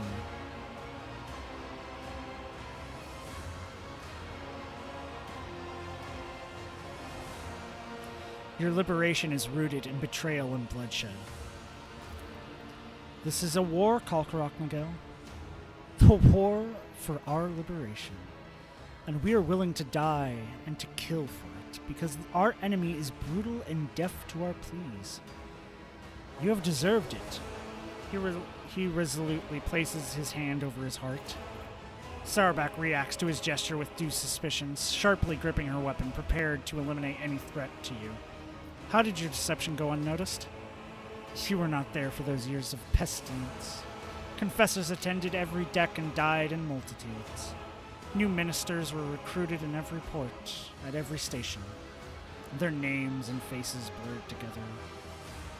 And we recognized our kin only by their robes. No one who knew Adalbert's true face survived that time. The Emperor saved me from being exposed. So Nemesis is just a man? Excellent. It is harder to kill a legend.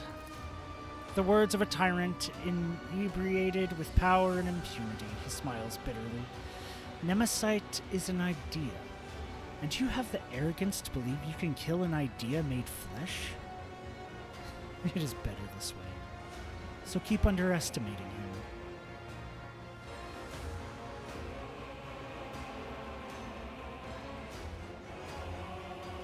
If Palworld gets hit, in my opinion, Koromon, Nexomon, Temtem, etc. should also be hit. If they're monetized, I would say yes. I don't know any of those that well, so I can't. Oh yeah, I didn't miss the other one. What's my take on the Palworld versus Pokemon thing? Yeah, the designs, a lot of them are very, very, very close to Pokemon. I haven't played it. I don't plan to buy it and play it.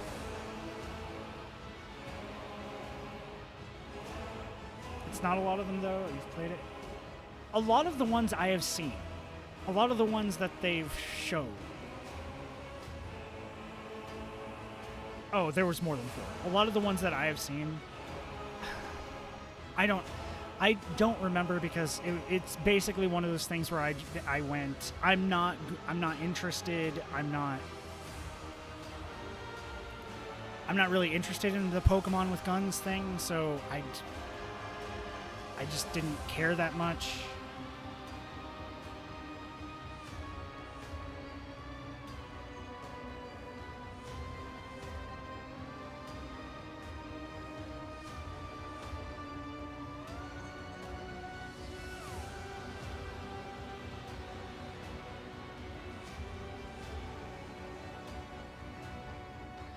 No, I'm not saying that you're wrong, that it's not like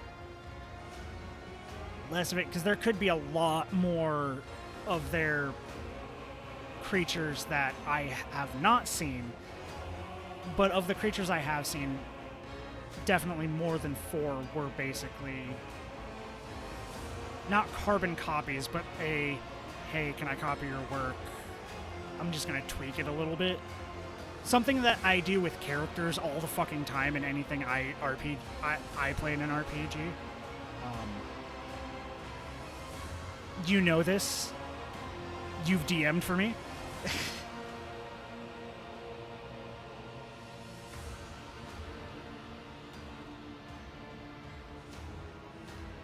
Yeah, I know they're not going after them for copyright. I know that. I saw that. They're going after them for something else. I don't know. I don't have a stake in it. I don't know if that's actually the case, that they know they won't win for copyright, so that's not why they're going for copyright. I don't know. I have no information. I have no knowledge. It's not my area of expertise. I wasn't super interested in the game from the get-go. When I first saw it, like the trailers on like Twitter, I thought it was fake. I thought it was people making a joke of like, hey, what if Pokemon but guns? And then when it was almost coming out, it was like, oh wait, this is an actual game? Huh. And then I moved on. So I have no stake in that.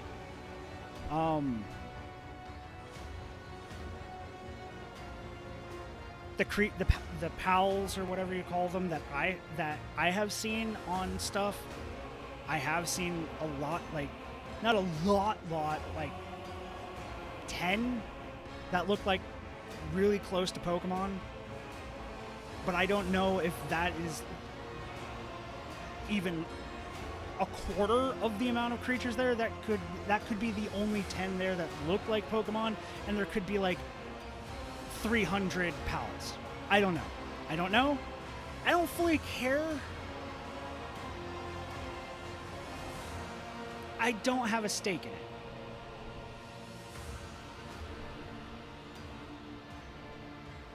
Does that make sense? I never bought the game. I never planned to buy the game. I don't have a stake in it. I'm pretty sure that you're exaggerating because it's not like 10, unless you're one of those people who go, it shares this one feature, so it's the same. It's more than one feature. A lot of them have basically almost like overlap, yet slightly skewed a little bit from it. But even then, like I said, I don't know how many pals are in the fucking game. I haven't looked it up. I do not know. And again, I said 10.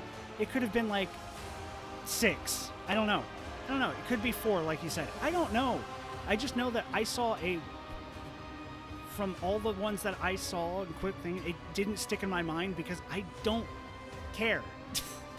I'm not interested in the game.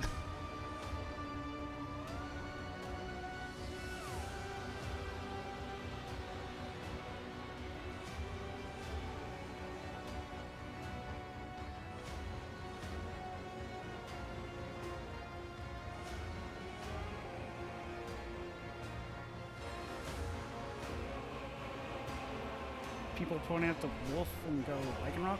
The only wolf-like animal I saw was basically overlaid with the lightning cat. I haven't seen a wolf, but like the lightning cat thing. Your main Pokemon that you really like. I'm bad with names. God damn it. I hate it. The blue one.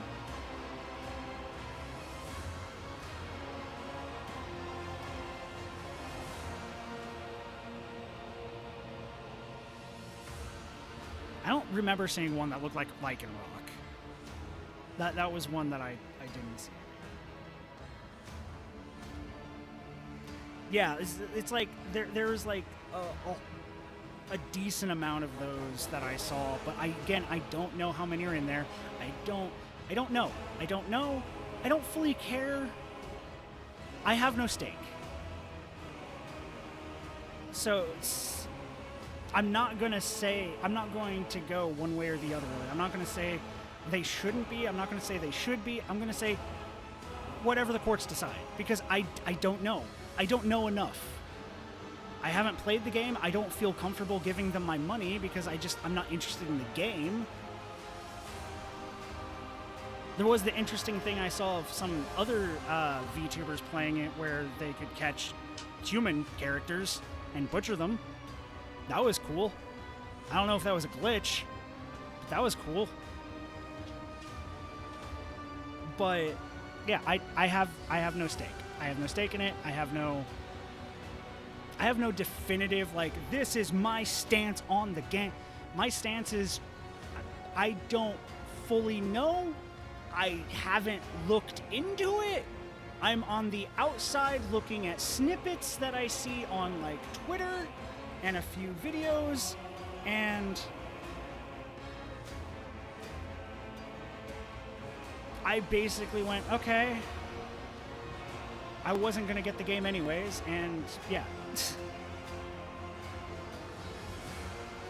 At this point, though, there's like 1,000 Pokemon. It's going to be hard not to have similarities. Yeah, but it wasn't just the similarities. It was the ones that again, I didn't know. I don't have an exact number. Again, I'm working with not exact numbers. I'm working with, I kind of saw it. And I was like somewhere between 5 and 10 that were almost like overlap. Looks like this Pokemon.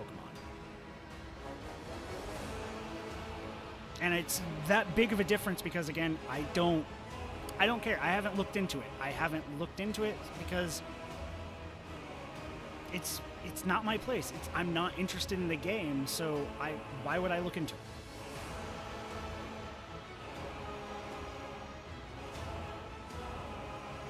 You understand? You're just saying you get irritated with people saying the ones that are similar are the same.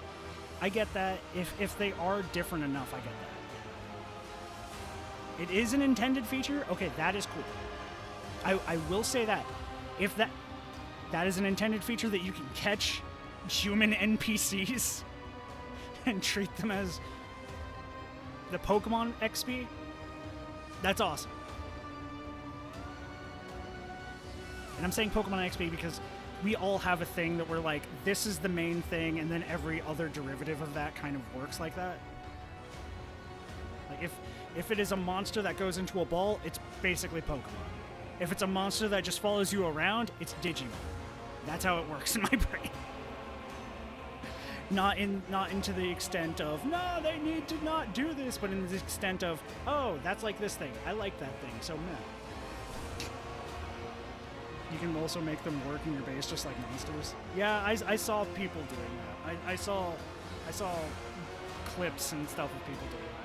That is cool. If that is an intended feature, as you say it is, that is cool. 100% support that. Yeah.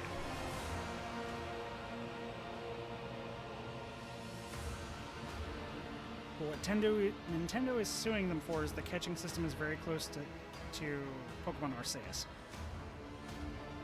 Okay. I didn't know what they were. I just knew it was for not copyright. The other thing that you said. Yeah. I just knew it wasn't for copyright. That was as far as I went, and I didn't look into it again. I don't care. I'm gonna go continue the game now. Is it okay if I continue the game? Because this is a topic again. I don't have. This is just me constantly saying I don't have a stake. No, look at Discord. Okay, look at Discord. Woo! Oh, that looks good. That Heavy Arms custom looks good.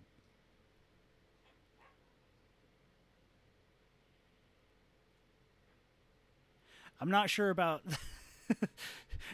the handle. I know that's part of it, but that does look silly.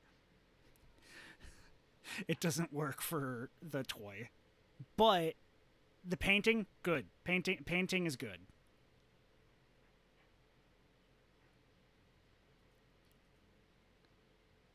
That looks real good. Yeah. Yeah, great.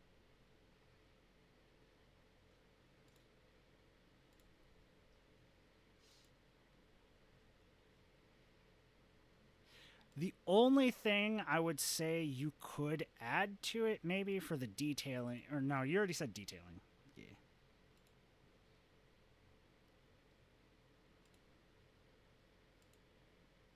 The only detailing I particularly think would be the panels on the shoulders and those little V things on the chest plate. Make those yellow and it looks exactly like it, yeah. Yeah, panel lining. Yeah, yeah. I know for a fact you were gonna do that. It's just like that's the only thing I can see, which means it's fucking great, man. Anyways, I'm gonna go back to the game now. Yeah, because you keep underestimating him. Are you hoping he will save you now? No, we decided otherwise.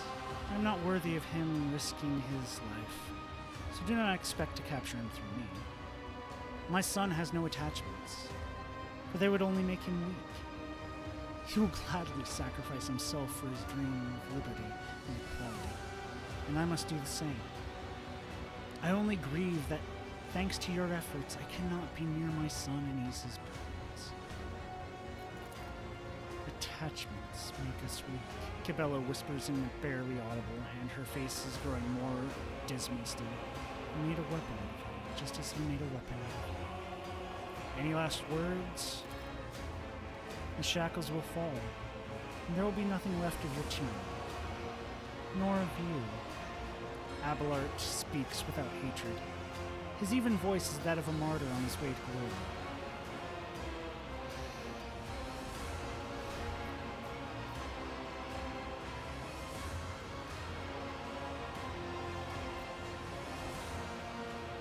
You were responsible for the deaths of countless people. The time has come for a reckoning. You seem to have mistaken my humility in the face of death for submission. Abelard smiles weakly. It is not for you to decide my fate. I will make the choice myself. I will surrender my life in the fight for our future. I will die, but I will take you with me. He clicks his finger and initiates who have been standing humbly around turn in your direction, their white robes opening to reveal a variety of weapons. For Nemesate, brothers and sisters, for freedom! Lord Captain, this is an ambush! They've been waiting for us, Sarbek shouts at your ears, drowning out hurried footsteps and the clanking of gun tossed steel.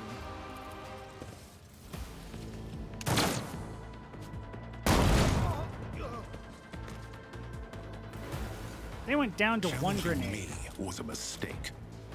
The masters demand your death!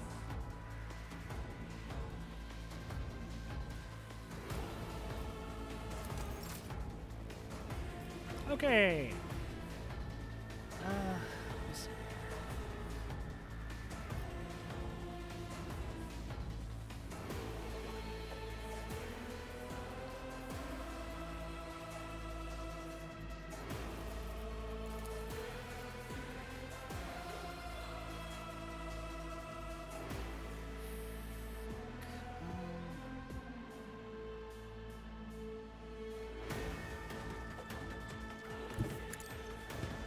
Cassia, come down here.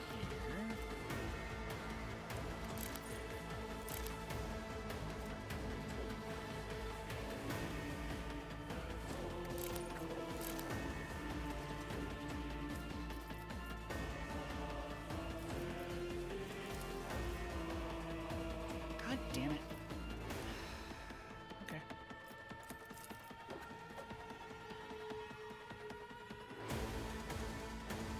If I can only hit you for. Me.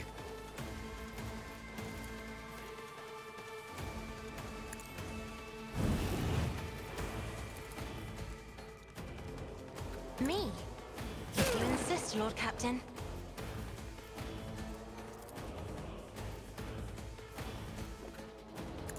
Me. Wait. That stuff. Buff me.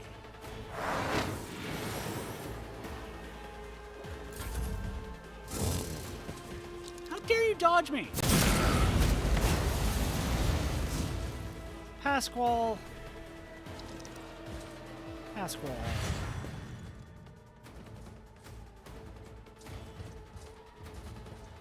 Yes, come closer so True Cassia can believers will inherit get you into, like... Okay, me. I get to go. They won't expect this. Iron Arm. Set me on fire. Make the fire permanent.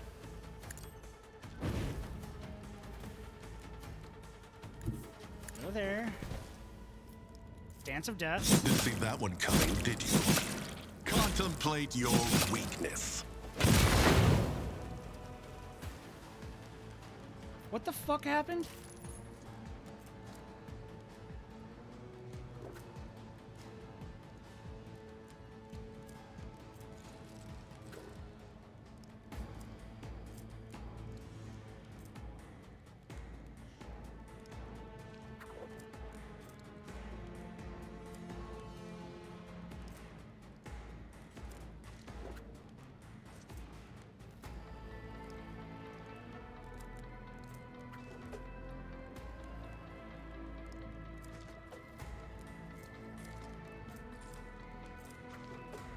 Okay, so I...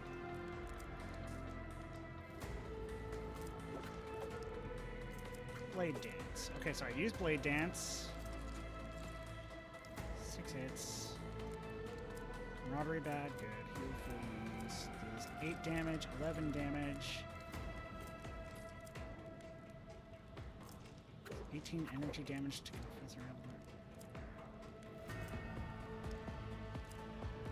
I feel like I did 6 attacks. Do I have tips for a starting class? Do you have the DLC or not?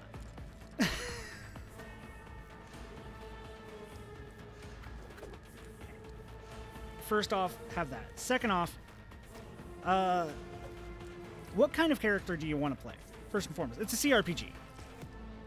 Put it to normal to easy, and what kind of character do you want to play?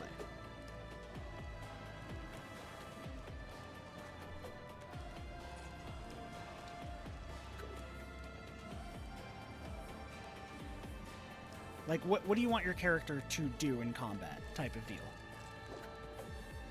I want to buy the game, the base game, and the season pass. Okay, so you'll have the DLC. So,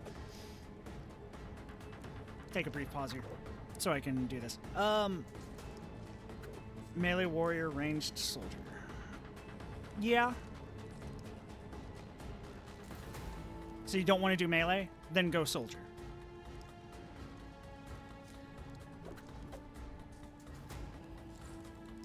Which, is that what Argenta is? Barrel? Because if so, then yes, do that. Yes? Okay, yeah. Do soldier. Do soldier. Maybe commissar? I don't know. Varel probably has a lot more that he can help with that. What the fuck was I doing? Oh yeah, somehow I killed him in one dance that I feel like that dance did like 8 attacks. We bring deliverance. Commissar, if you want to not think too much. Psyker is always fun no matter the class. Yeah. And I recommend also Operative. Such is the will of I chaos. would, if not for the if you didn't already get like doom. a bunch of operatives in your unit, but I mean, if you want to sit there and basically have everyone analyzing enemies and sniping, go right ahead. I mean, I have 2 right now that do that. If I wanted to add a 3rd, I do it. It'll be awesome. Insurgent. Can I see what they're fucking? Oh wait, no, it's right there. 1, 2, 3, 2, 2. Okay, so the sharpshooter is a 3. So that's where you see their ranks. Do I already have a sniper in the group? Not until Yurlit, which is in Act 2 on the first planet. So it's a bit into the game that you get an actual sniper. This lady right here, Yurlit. Xenos, it's an Eldar. Honestly, you don't you can miss her, you can skip her, but like she's great.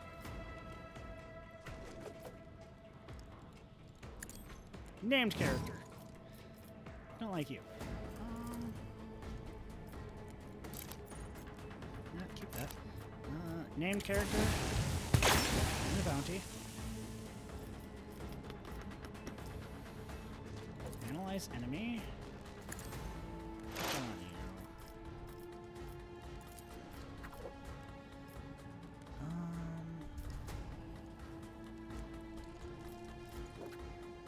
She gets half of it. So using her to damage people is good.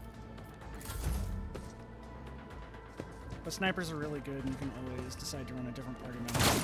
Yeah, yeah. I mean, technically, I'm doubling up on melee dancers. Pasquale, you got net gunned. Faithful will ascend.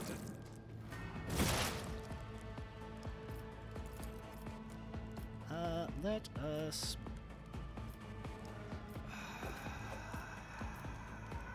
I can't hit me and her. Okay, so that's fine. That's fine. We'll get that. Machine Spirit Communion. Just choose 3 more targets.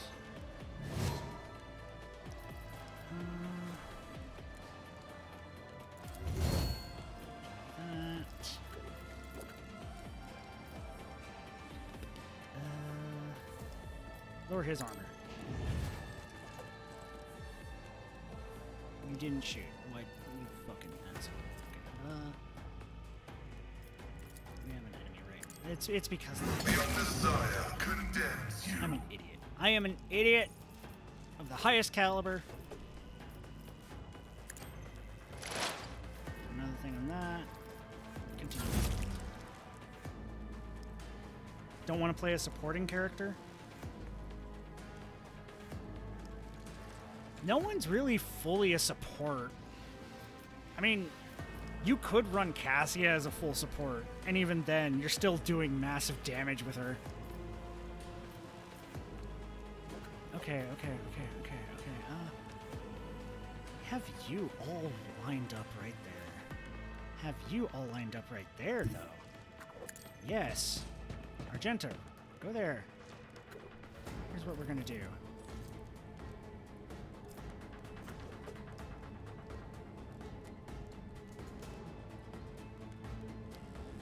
Wildfire.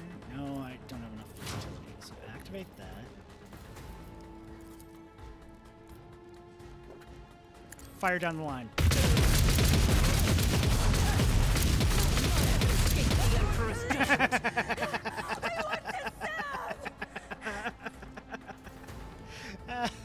She just killed 3 people and almost killed that last one.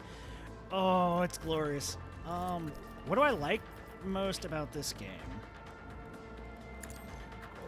Well, I've always been a fan of the, like...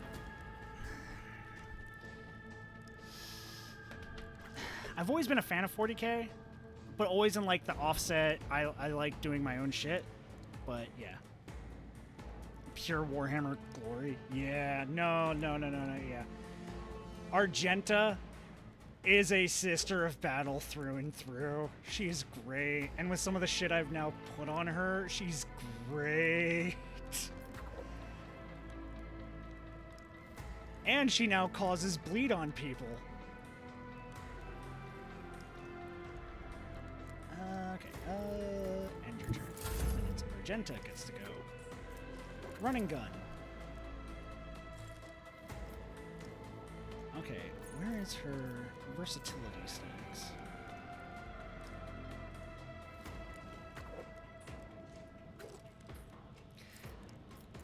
And then do a single shot to kill that one. Your single shots always hit. Because you have a thing that does that. Good job, Argenta. Is the Psyker the mage in the party? Basically, Psyker is basically a mage.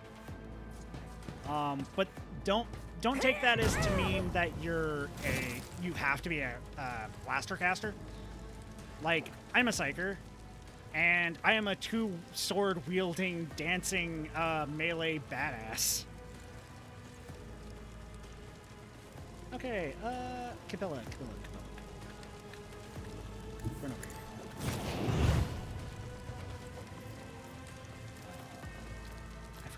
exsanguinate yourself, please. Do that. Sacrifice some HP. Okay, we're going to test this.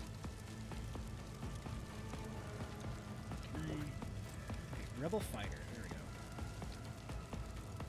Damage over time effect. So he's currently burning. So we're going to do a dance.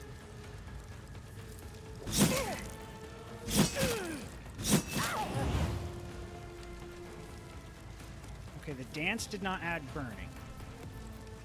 Or did not add the poison. We'll do jump. Death is a blessing.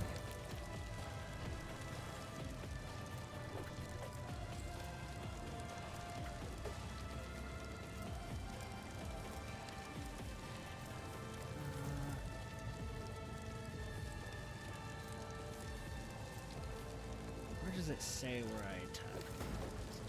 Death from above.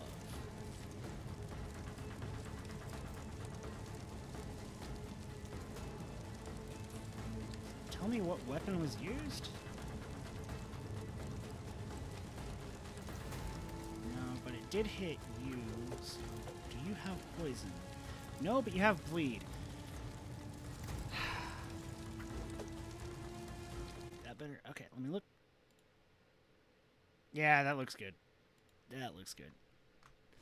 So it seems, Veril, that it does not work.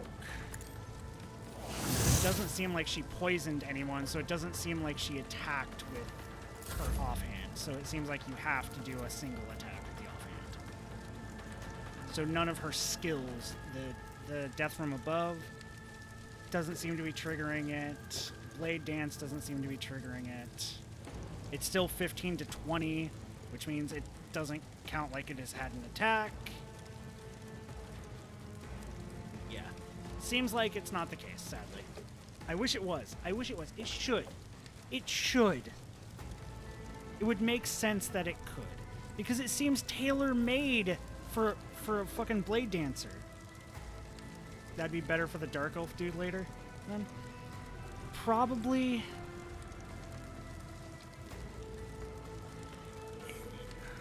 The only thing I can think of is doing basically what Argenta does, except with melee. That's the only way I can think of it.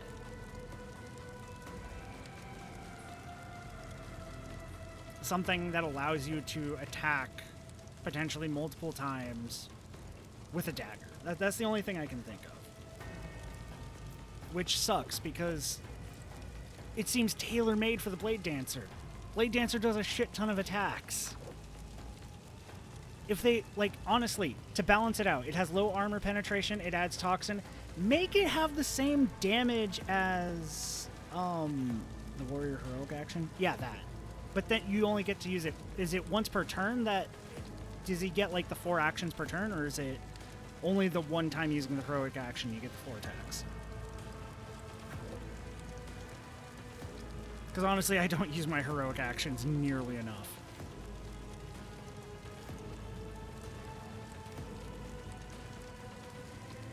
But, like, if they just lowered the damage to what, the one time, so basically use it on a boss. If you use if they lowered the damage of the Biodagger to basically what her starting blades were, where it's like 8 to 10 damage, but it gained 1 damage every time you attacked with it, and so the blade and stuff like that, and blah, blah, blah. It's however many AP you have.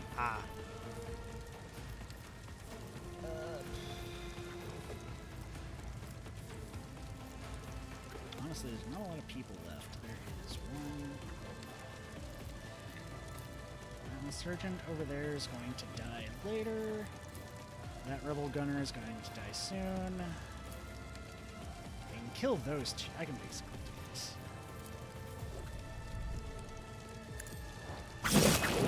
Do that. Jump again to kill that one. Well, to get close to it.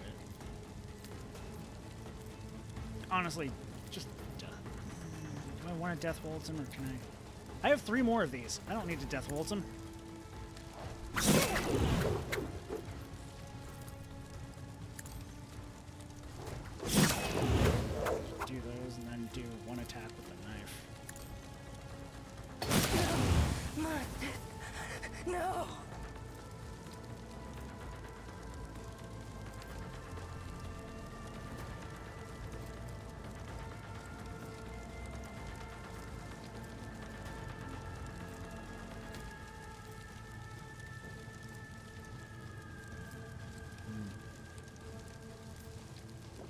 Okay.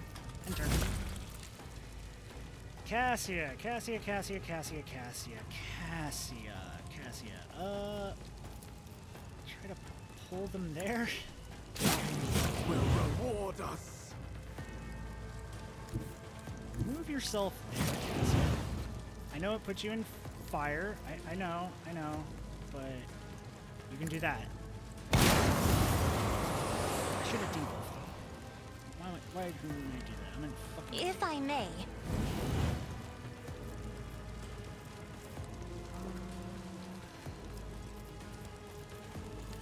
You know what?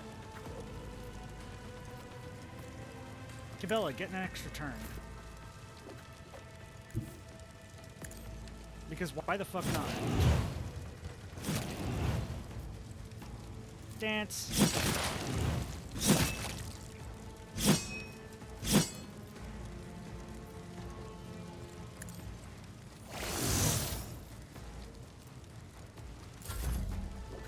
I wish that stacked. That would be so good if it stacked.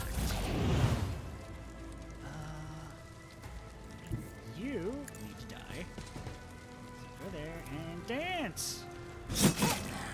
That is how it's done. Now Squall can't even do any of that shit.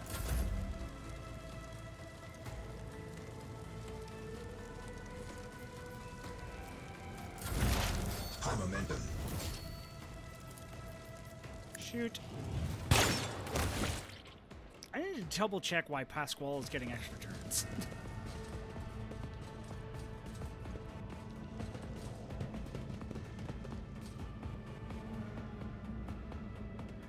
But yeah, no, all those people lining up, it's just like Argenta, just malicious intent, eyes glow. The battle is over. The silence descends once again upon the chapel. Flakes of ash whirl quietly in the air before coming to rest on the blood trickling slowly across the floor. You ought to see this, Stoneman Kalkrok, Miguel. Cabela leans over the confessor's body and slices off the edge of his collar with her blade, revealing a tiny scar on the back of his neck. It looks just like the one on the captured worker in the plasma drive chamber had, except this one clearly healed a long time ago. Croc shit. We now know much more about the enemy. Cabela ponderously runs her finger along the flat of the blade, about just how deep the poison of conspiracy runs within the veins of your ship. But the blood-spun web has wrapped itself around its base too tightly, and Nemesis can no longer hope to escape. Her ruminations are interrupted by the furious hiss. Sourback snarls a curse through her teeth and spits at Abelard's smoking remains. Her left arm hangs limp and her face is mangled by shrapnel. Lord Captain, we have a prisoner. She points her weapon at the man standing hunched over in pain. Permission to finish off the cur. Down with the tyrant. The broad-shouldered initiate who calls himself Zeke clutches a deep wound, glaring at you with hatred. I have questions for you, traitor. I doubt you'll like the answers. Were you serving Nemesis for a cause or simply for money? Zeke flashes you a bloody grin. He promised us freedom. Where is Nemesis' hideout? Even the confessor didn't know where it is.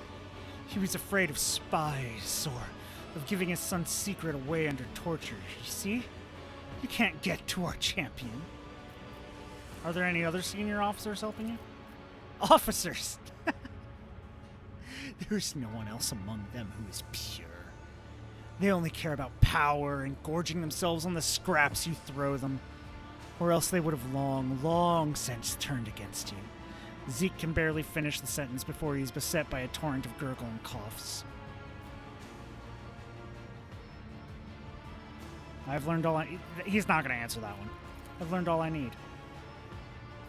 They're waiting for us. It was a trap. Yes, Lord Captain. Abelard had been warned, yet he chose not to flee. Instead, he stayed behind to set a trap for us. Did he really believe this madness would succeed, or he would somehow survive? He did not want to survive. His only hope was to kill. Nemesis managed to turn his adopted father into a blade pointed squarely at the Doman's throat, just as Abelard himself had once turned Nemesis into a weapon. Neither of them feared death. That devious, mind-twisting beast.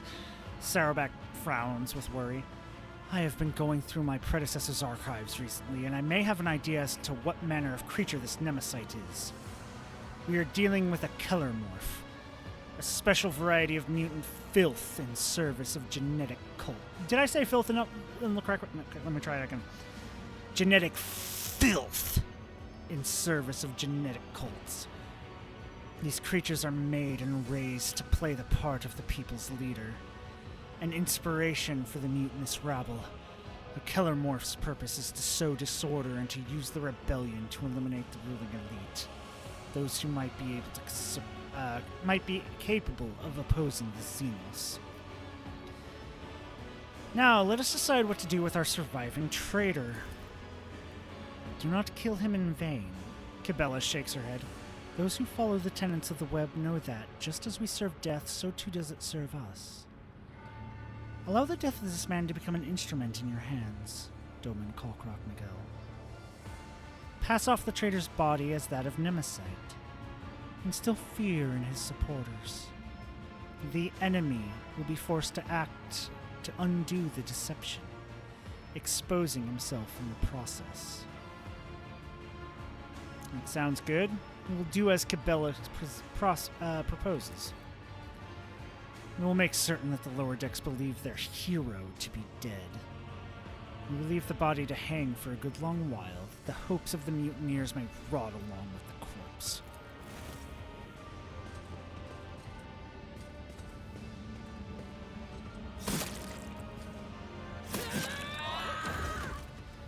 That is one traitor dealt with, Lord Captain. But how many more have been poisoned by the false confessor's heresy? A new spiritual shepherd must be appointed quickly to banish any mutinous thoughts sown by the traitor from the minds of the crew and to strengthen their faith and obedience.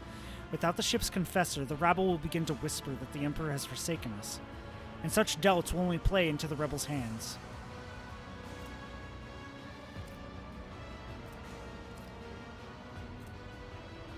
Okay, so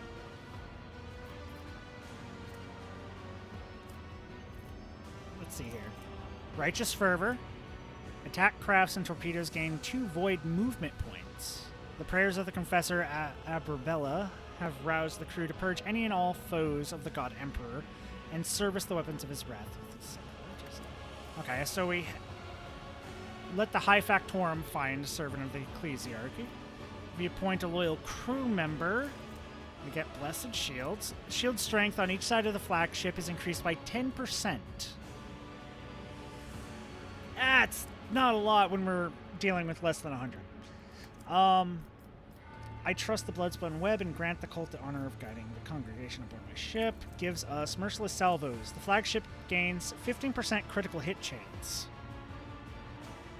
Yes, give me the critical hit chance. I want that. Bloodspun Web. You honor us with this boon, Doman.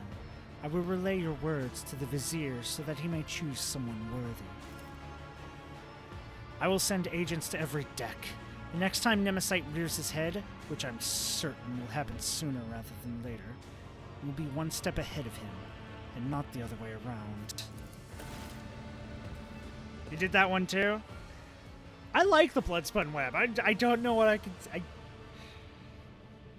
They're the grim dark, but they're not as bad as some of the other shit we deal with. Sarback staggers away, and your gaze turns to the motionless Cabela, staring at her own reflection in a pool of blood. Is something wrong? I am thinking about Nemesite, my adversary. The more I learn about him, the more I see a vague reflection of myself. A twisted reflection, perhaps, but all too familiar. Like me, he was forced to tread the path of servitude from an early age, stripped of anything that might stand in the way of duty. A champion and a zealot left with nothing but an idea, forged and tempered by his mentor.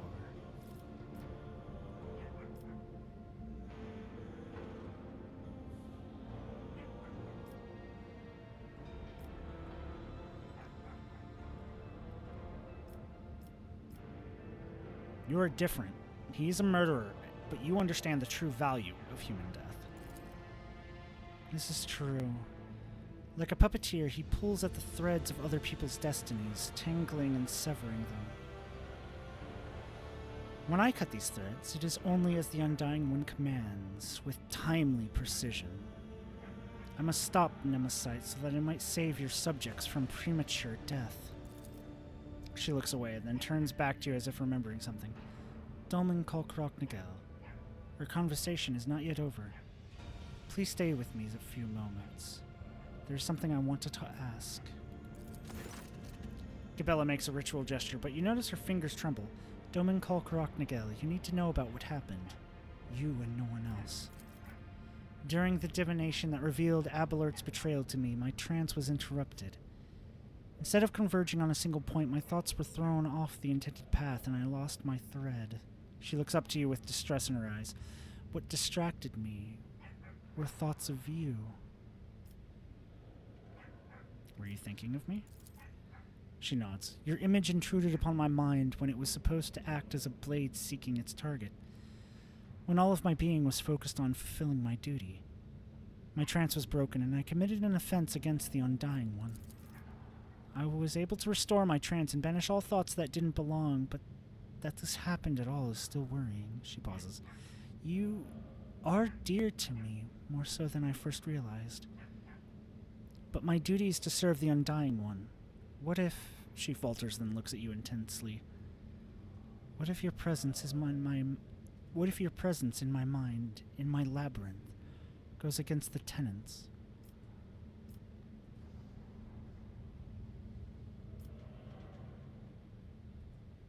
Thinking about someone you hold dear is perfectly normal. You don't understand. It may be normal for lay people, but not within the Bloodspun web. Not for me. If I lose control of what makes me a faultless weapon, then what will be left of me? Dolmen Kolkarok Nagel, our fates are connected. We walk the same labyrinth. Tell me, what would you do if your mind's worries were to dull your resolve and mar your spirit?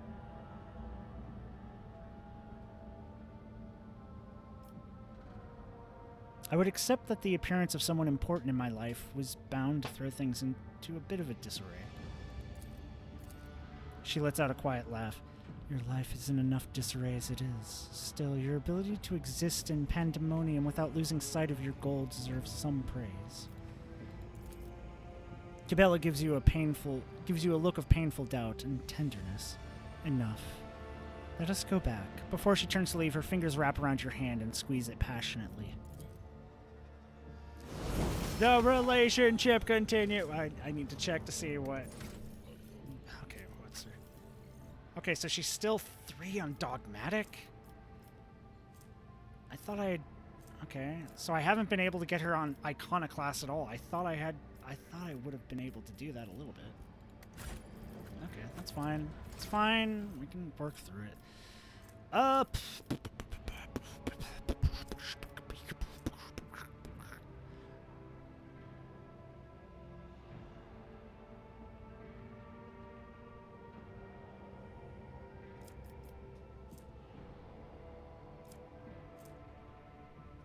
Willpower.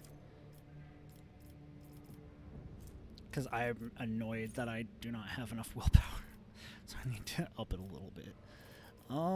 For this... I don't have the Medicaid thing.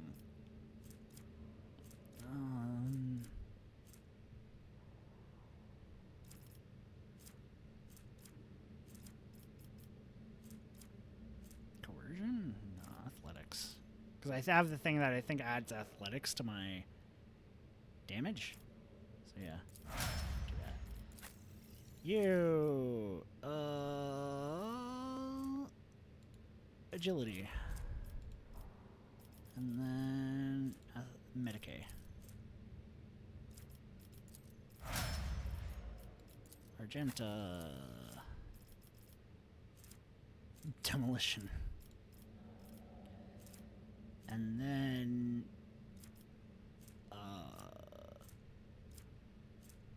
strength, toughness. I don't want weapon skill because she's all ballistic skill. I can't take ballistic skill again, so Agility?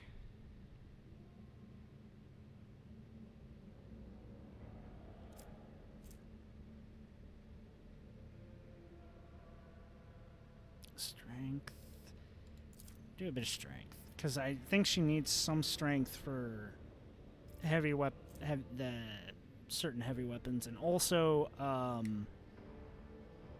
power armor? I think power armor requires some strength. I might be wrong on that. I might go agility. Let's go agility. We know agility. If I need to respec her, I'll respec her. Intelligence. Willpower. Intelligence, willpower. And then for this, persuasion. Why not? I know the one awareness would have been good, but for you, awareness, and then perception.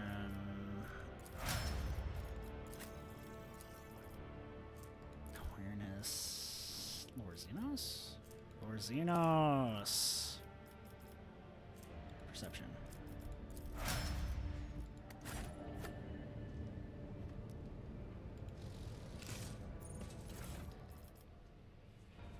Okay, so we get 2 Thunder Hammers. We have 2 Webbers. Enemy Finder. If the target of the wearer's range attack fails a toughness resistance test with a -10 penalty, that attack inflicts exhaustion on the target.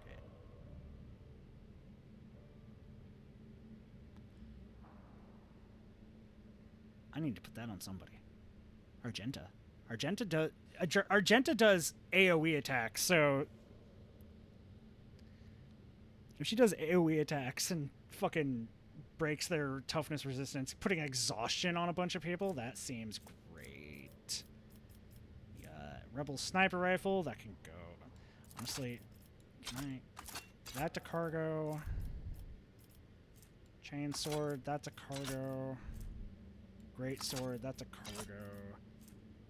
Hand Flamer, that to cargo. Cargo. Manufactured swords. Cargo. A power pick. Keep the power pick because I want to. Thunderhammer, those go to cargo. Webbers, those go to cargo. Auto pistol, that goes to cargo. All this armor goes to cargo. Chasing chestplate. What am I doing? I can just do that and then take the 2 things that I actually care about. And then everything else goes to cargo.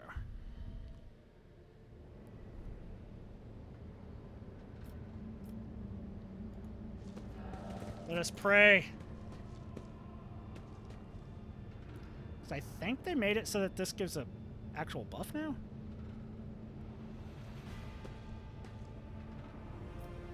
No, it doesn't seem like it. Okay.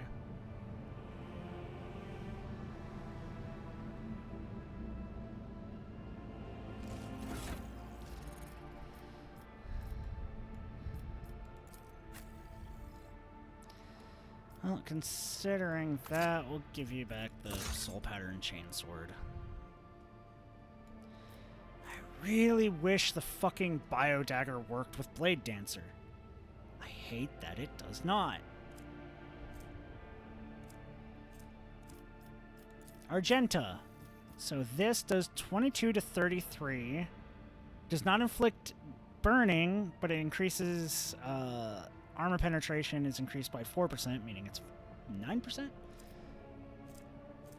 Fiery Retribution. 16 to 24. So less damage, but it gets Scorching Retribution, which I think sets the terrain on fire. AoE Flame Shot, and then the Straight Line Flame Shot. I want that. Also because it has the fucking... it has the Gene Stealer Cultist emblem on it. Which I think is just insane that I can make her wield the Gene Stealer Cultist Flamer. While also This fucking headpiece?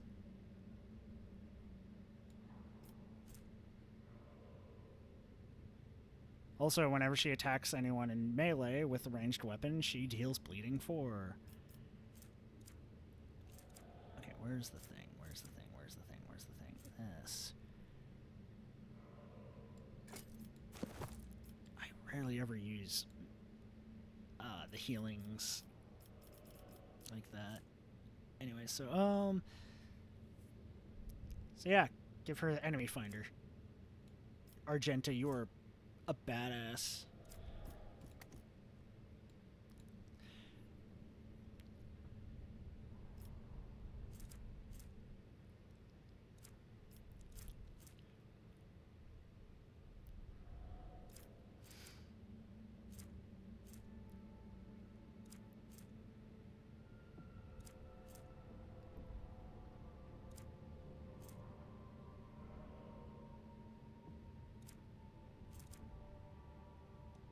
Okay.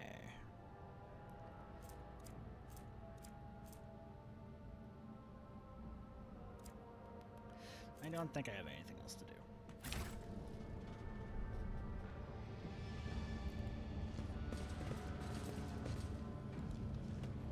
Venture forth. Save game.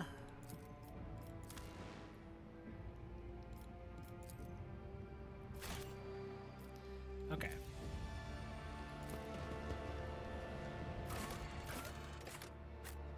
Now I believe we just wait until the thing happens? Where the Keller morph attacks?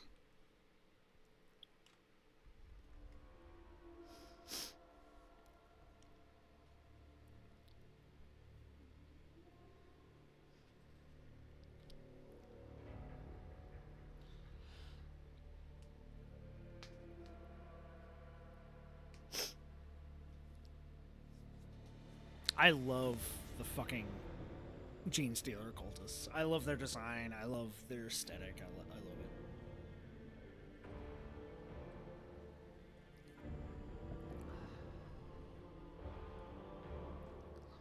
If Games Workshop minis did not cost so fucking much, I would probably have them. Have an army of them.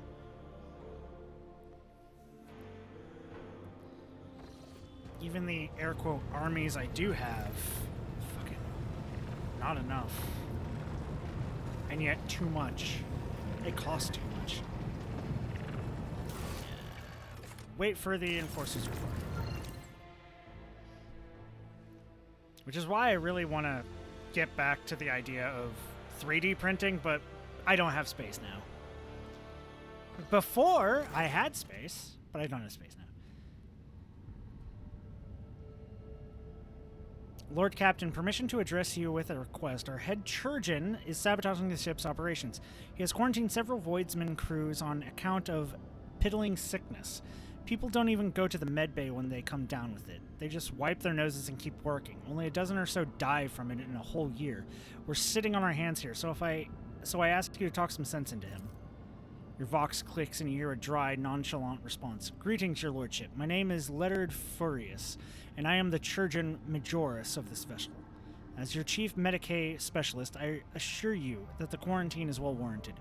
This piddling sickness has claimed the lives of a number of meritorious officers in the past.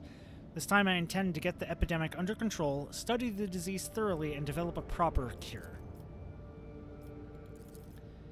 I hope you will agree that a single period of downtime is a small price to pay for the number of lives that will be saved and the increase in the crew's performance during other such outbreaks in the future. Not to mention the fact that we don't have to waste stimulants due to the affected using them as a crutch to offset their limited work capacity.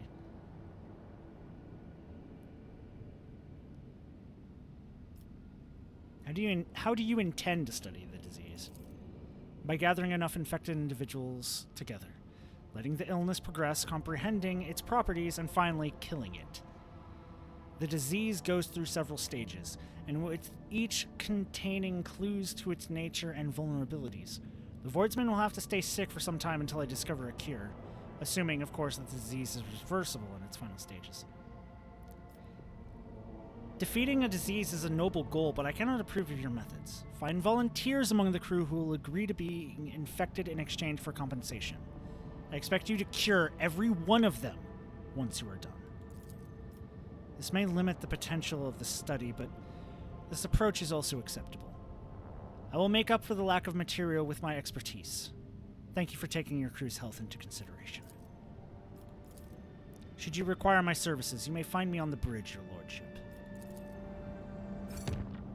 They cost so much, and by the time you get into building up the army, they change things, and you gotta buy new figures, because what you had ain't good enough anymore. Also, they change the rules all the time, so you gotta rebuy books, and not just the core rule book, but your faction rule book.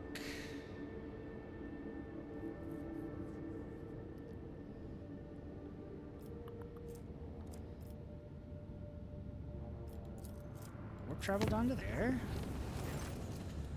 Acolytes of the Cult Mechanicus have reported a disturbing incident. All Vox systems in the middle decks are started broadcasting otherworldly sound. Oh, it's just leads us. That blood burner you got is better with another pistol you get later. That every time you hit an enemy, they get 10 stacks of bleeding, burning, and poisoned.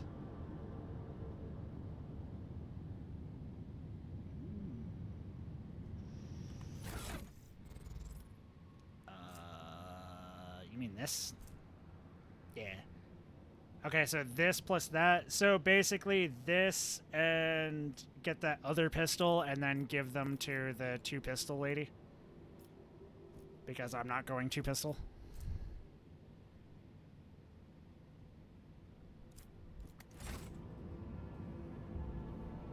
Yeah.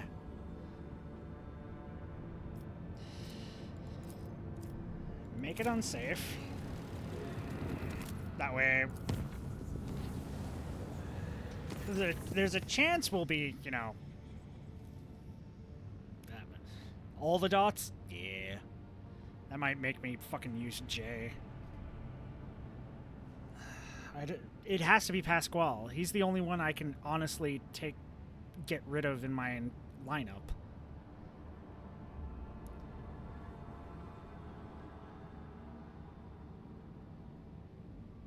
She's a good officer, too. Yeah. Lord Captain, your plan was a success. Our provocation against Nemesis and the killing of the traitor Abelard has brought out all the rest of them.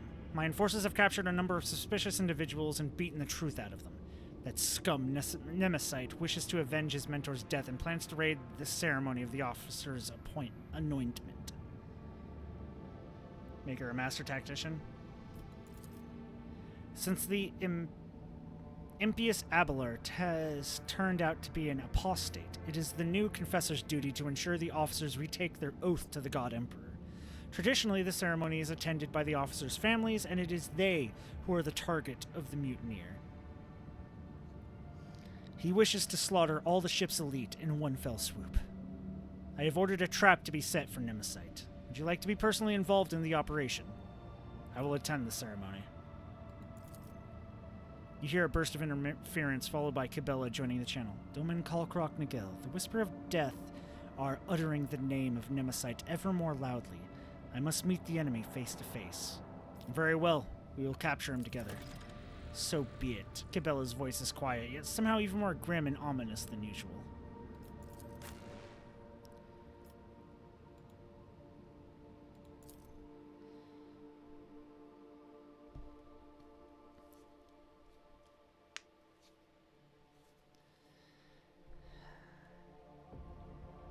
The issue is, after this boss fight, if I don't hit the skill checks for some of the stuff that happens, I am going to be restarting the fight. Because I want those skill checks to work.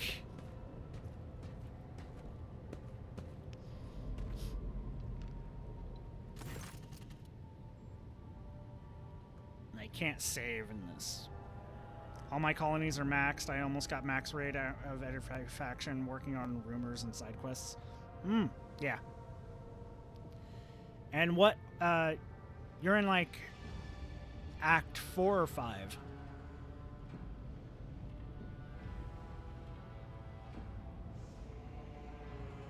Four? That's good. Usually, I'm glad they kind of fixed that, because I know getting the factions even almost maxed was really hard in the base game before adding the DLC and getting the loot from the shit. The rows of disguised enforcers are listening to the Confessor's words in silence. All around you are Sarbak's chosen people, each dressed as a member of the officers' families. Close by, a kindly-looking old woman is fumbling with a starched handkerchief. Catching your eye, she smiles with a mouth that is missing half of its teeth, and then whispers, "Everything is going as planned, your lordship." Look at the participants of the ceremony. The facade is holding. With everyone playing their roles perfectly, the Master-at-Arms must have instructed them thoroughly and shown them how best to conceal their weapons. All of them are wearing their best, and even you cannot tell where they are hiding their armaments. In their ass. And who might you be, Madam Matriarch? Belinda Trofgold, Lord Captain. Transferred from the enforcers with the rank of senior lieutenant to the staff of your lordship's quarters on account of my age and declining health. But as you can see, there's no such thing as a former enforcer. A friendly smile stretches across her bloodless lips. So why would Sarbak entrust my safety to someone so advanced in years? I guess the Master of Arms remembers how Belinda used to be the best shot among the enforcers back in the day, and knows that my eye and hand have not diminished over the years. I spent 40 years on duty, and to this day I can tell if a man is carrying contraband in his pocket just by the way he's walking. I am grateful to Mr. Sarbak for the honor. I don't want to die in my bed. Let me fall in battle defending the Lord Captain and crushing traitors. Belinda gives an imperious yet absent-minded nod and dabs her eyes with the handkerchief. Do you believe Nemesis will fall for a ruse? Judging by the way that serf in the back row keeps glancing around, our Nemesis has swallowed the bait just like the void rat he is. The porridge will hit the fan any moment now. A most benign smile crosses her face. The ceremony comes to an end. The vows are given, and the forehead of every officer is graced with the touch of the confessor. Now comes the moment for the closing prayer. And may the God Emperor protect us. A loud and menacing voice booms through the hall, cutting short the sacred words. But not today.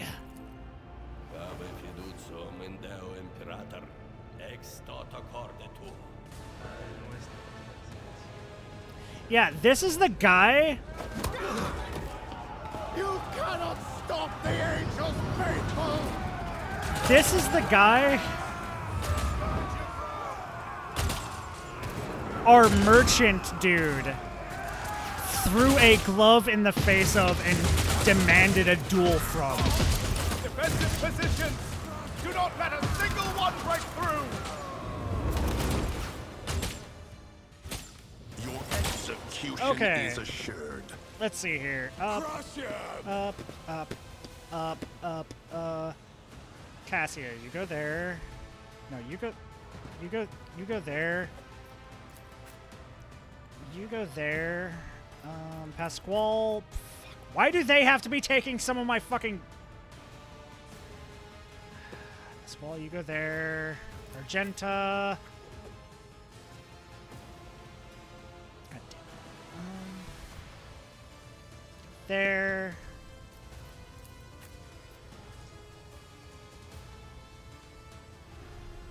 You go there because you run out there, and then also when these open up, you can run there. Me, I'm going right here because I'm going for him first. I'm going up to him. Okay, Cassia, you get to go first. Yay! What can you see? Cassia, what can you see? Ooh, lovely. Let's move you up here because then you can actually get your cone vision.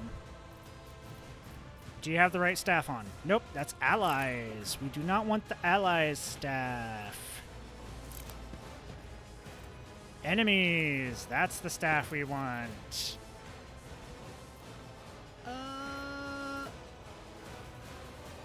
Everyone, move there. Deliverance. Debuff.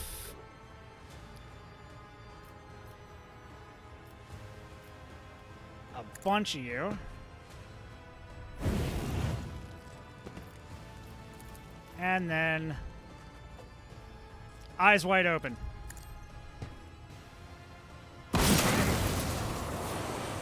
Didn't kill.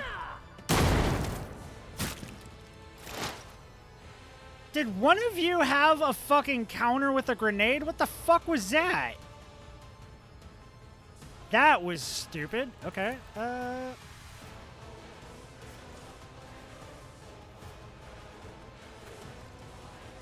Okay, listen. I'm just gonna mark 3 of you.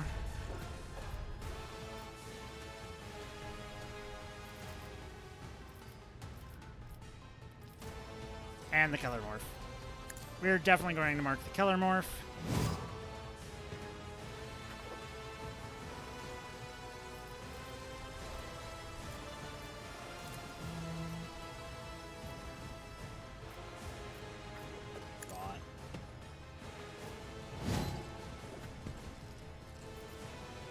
Okay, you're lit.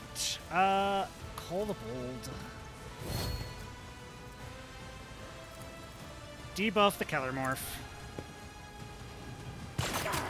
Thank you.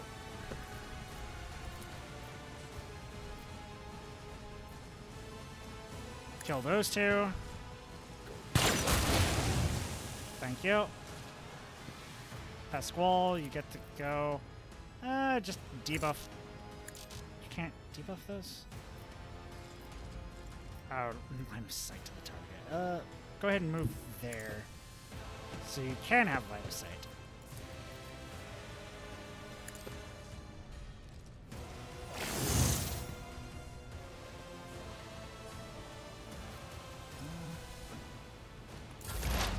I know what's coming up from behind, so I'm not going to do that. So you hunker down, increase your... I should have done that first.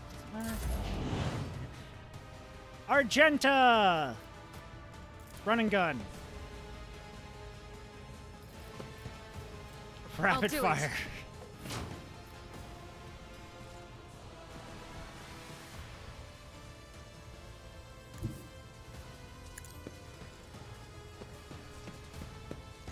So let's first run you up here.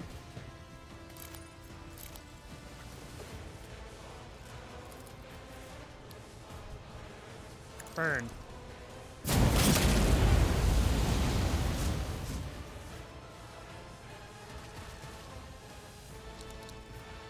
Yep. Switch back to this.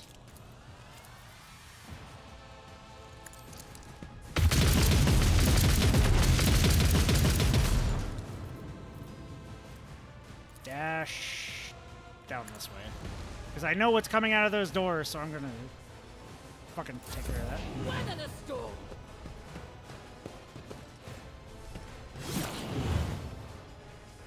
I must not falter.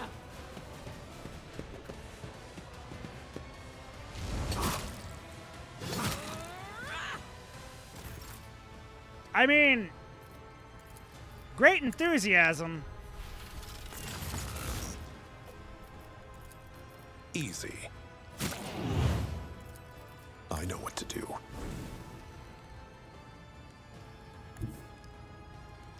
Go run around the entire monument and end up there. Yes! Dance.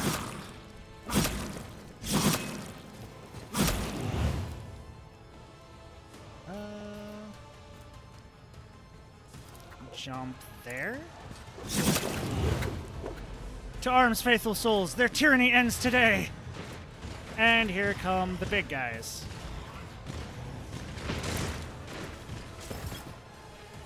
Okay. Okay. So, die. You clearly are outmatched. Killer Morph didn't even get the fucking... Oh. A squall. Hit them. Target the aberrant. And target the aberrant.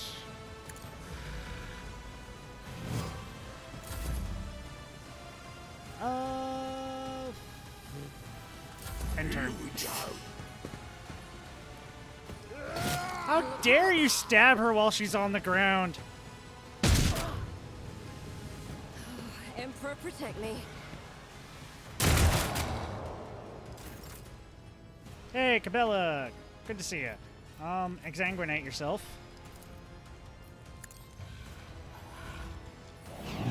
Thank you.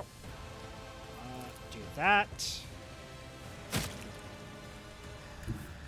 I am your blade and shield. Raining blood. Actually, move yourself there.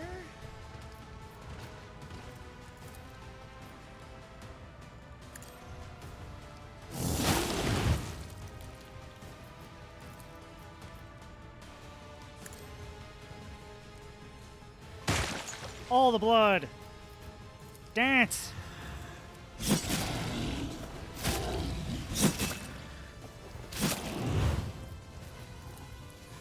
Jump.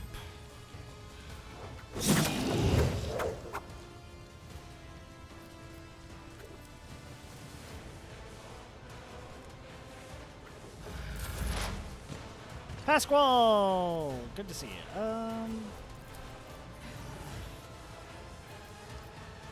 Go ahead and hit that insurgent. Thank you. That one. Put some more on him. Do that. Expose weakness.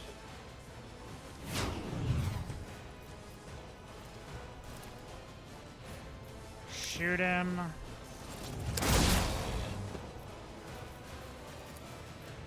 Running binary classified. You missed, you son of a bitch. Weapon at the ready. Time to slaughter someone.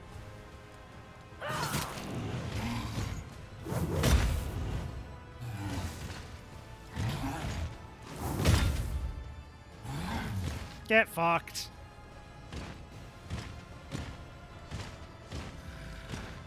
Oh, you're dead.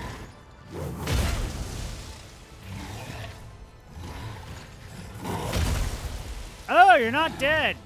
Holy shit. You survived? How the fuck did that happen? Okay, call the bold. Shoot. Shoot the last.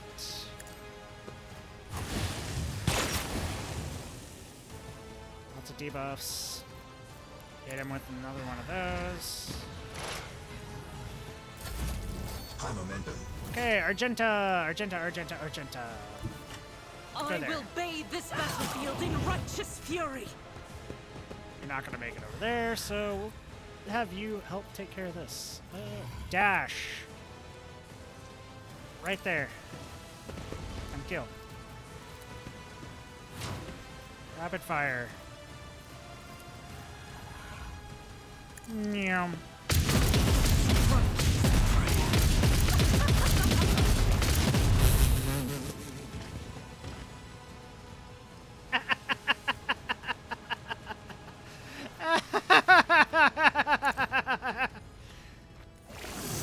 Oh god, I love Argenta.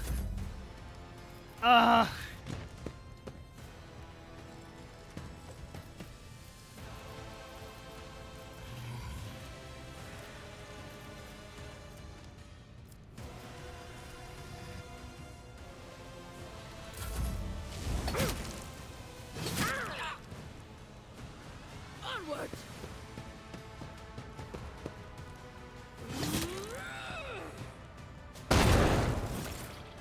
Just point blank a grenade.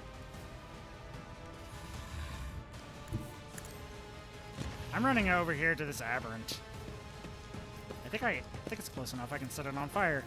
Yes, it is! Be permanently on fire, fucker!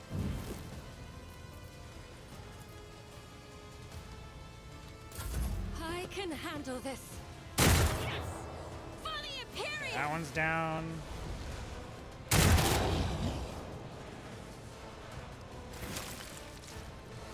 Cabela! Cabela, Cabela, Cabela, Cabela, Cabela. Where it hurts.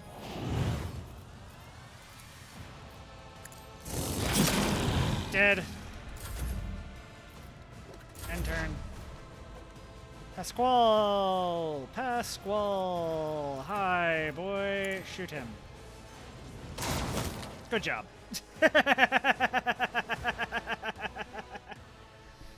Nemesis is crouching on the ground, clutching at the bleeding wound under his ribs. His tortured body is still strong, and everything in his posture expresses a will to fight on. The red scarf no longer covers his face, and the vigilante grins at you with bloodied teeth. Weak. I have yet to be impressed. The bright, familiar eyes of the flute player from the lower decks glint with boldness. The humble swindler who used to play tricks on fools with the help of his trained rat now nods at you mockingly. I've been waiting for this meeting, Lord Captain. No longer covered by the broken goggles, the hairless skull is bulging with massive growths. However, the mutant nature of your enemy is just as quickly betrayed by an even more unsettling feature. The third arm growing out of his torso. You watch as its fingers deftly empty the drum of a stub revolver and load it with fresh rounds.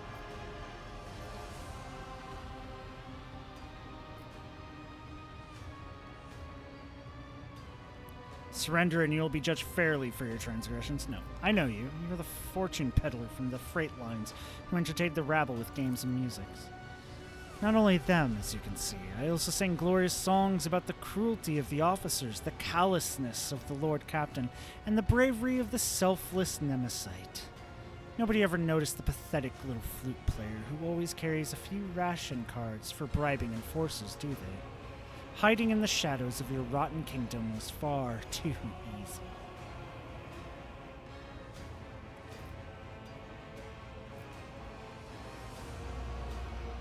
You lost.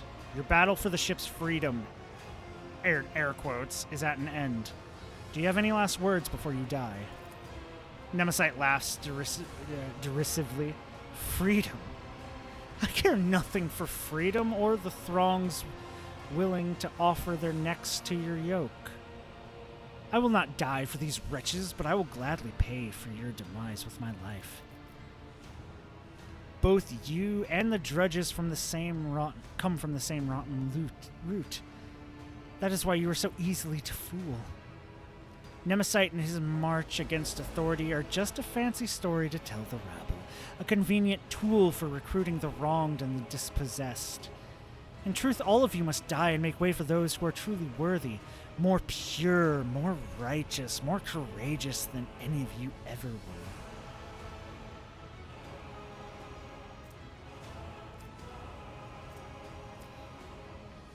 You lie to people, condemn them to death, and for that you will be punished. I will speak on behalf of those you have brought to ruin. Nemesis laughs, his voice full of scorn, then put a bullet through your forehead. That was the ultimate goal, after all. Prepare to fight. Aren't you a little overconfident? Nemesis casts a glance at the stub revolver in his hand, then back to you. You're right in front of me. My gun is loaded. I believe this tune is not quite finished yet. It feels like time has become viscous and it slows you down. You see the bloody hand of Nemesis raise the weapon and your body reacts of its own accord. Here we go. Will I have to do the entire fight over again, or will we get our stuff here? There's no time to deliberate. You summon your gift, concentrating your psychic power at your fingertips, and raise a hand in Nemesis' direction. The air grows frigid, but the rebel is already aiming his gun at you. A malevolent grin spreads over his face. The black muzzle of the stub revolver stares at you, a coating of frost forming along the barrel, and the world around you narrows to a thin line.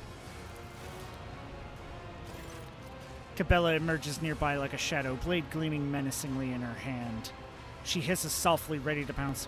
It is your thread that will break today and no other. Save your message for your false god when you meet him, servant of death. I am glad I will get to take you both down at once. The second gun is now pointing at Cabela. I vow that your murderous sect will fall along with the Lord Captain. Fellowship. I only have a 44% chance. It failed. No, damn it.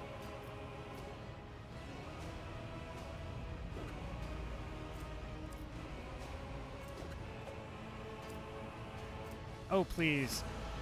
You resent that you were born a freak, and now you want to prove that you're just as good as us normal people. Oh yes, I regret that I was born of foul blood, the same wretched blood that flows in your veins, in the veins of your thralls. But such was the divine plan for me, for I am willing to play my part. A tense silence falls, for all the words have been spoken. At last, Nemesite says quietly, "It's time. Farewell, Lord Captain."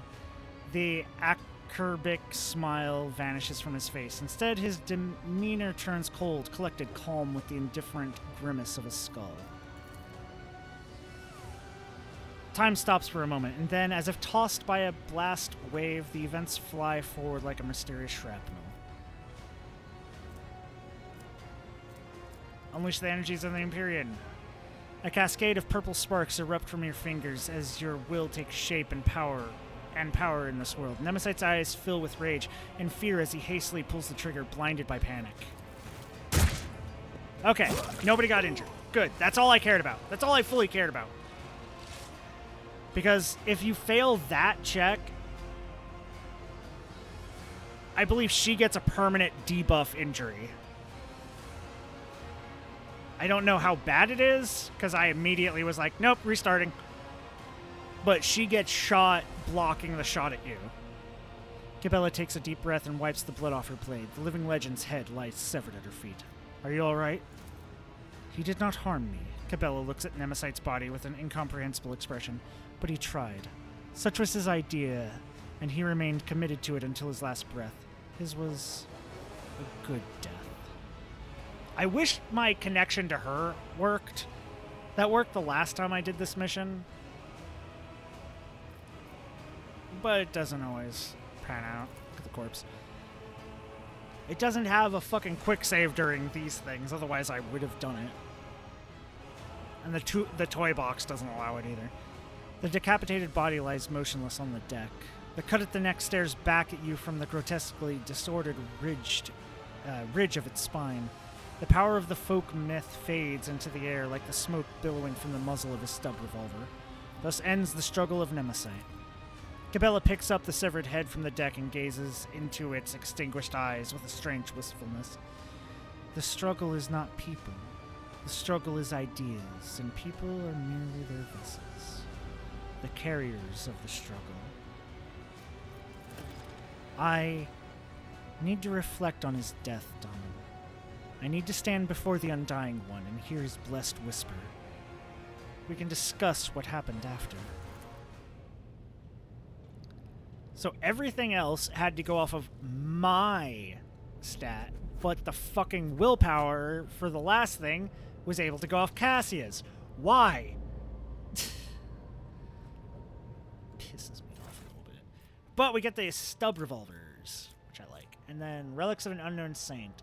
When the wearer has less than 50 wounds, every second attack against them is automatically dodged. The effect lasts up for 2 rounds. That... worthless. Only 2 rounds? No.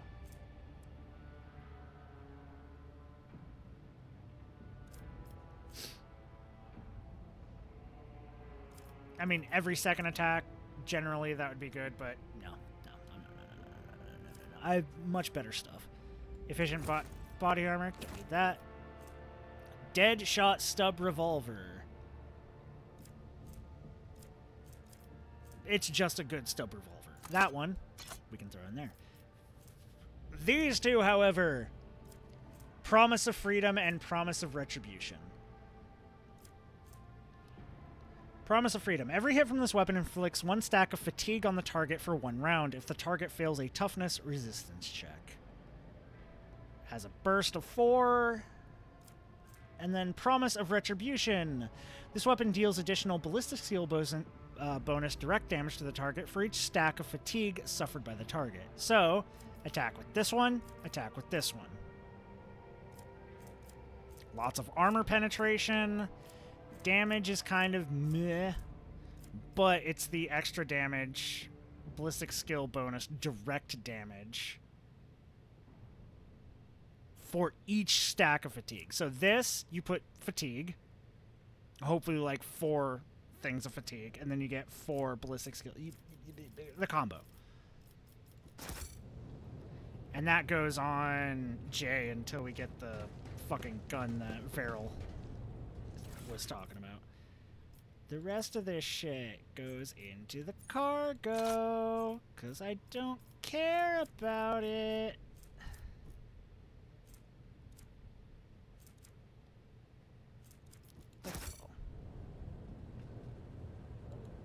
That laborer's right there.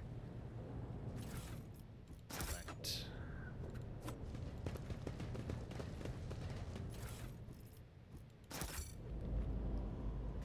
I forgot that they automatically did it.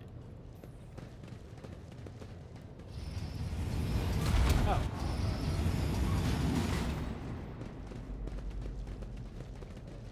Is there anything in here? No? No, no, no, no, no, no!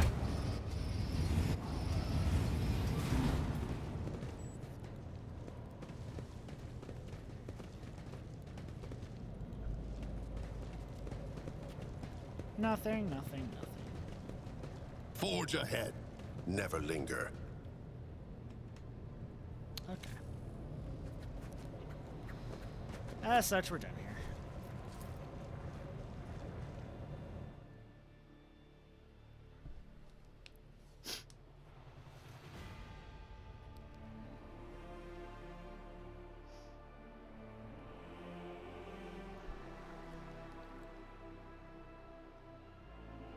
So we're going to give those to Jay.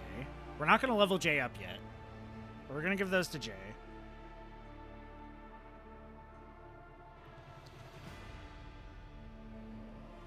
Honestly, she might just be 2 things of 2 different pistols.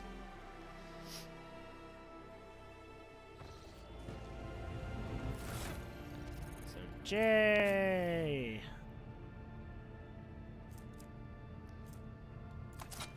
Promise retribution. Promise of freedom. True gunslinger. And you got that. Where is it? We'll just put the blood burner on there.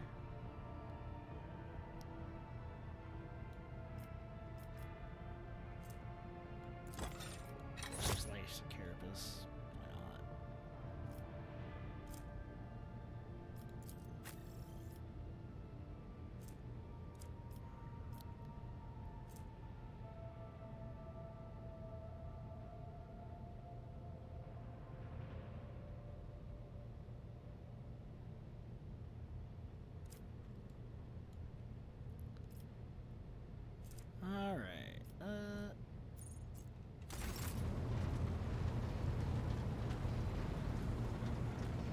Before anything else, let's go see about what we can turn in.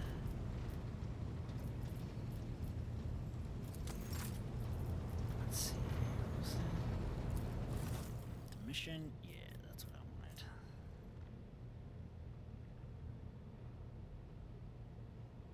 Heretical, we can get rid of that. We don't need that.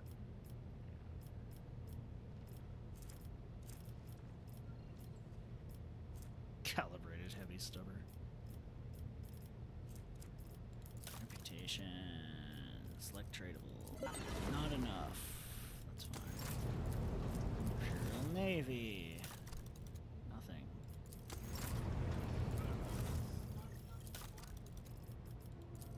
Hmm? Oh. Give me 1 second.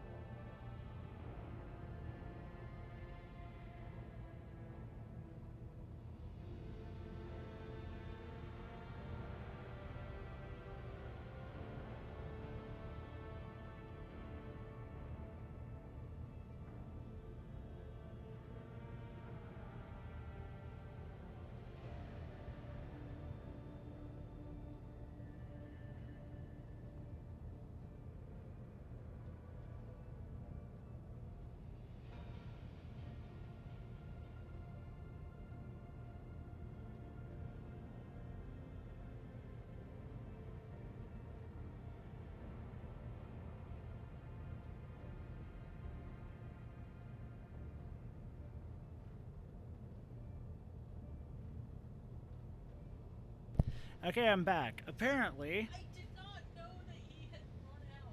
I hadn't noticed either. Apparently, our cat ran out of the room as Pandora had gone to the bathroom. So when she came back from it. So, he had been closed out of the room. I think it was actually when I like microwaved food. I didn't know. Dumb kitty. Dumb kitty.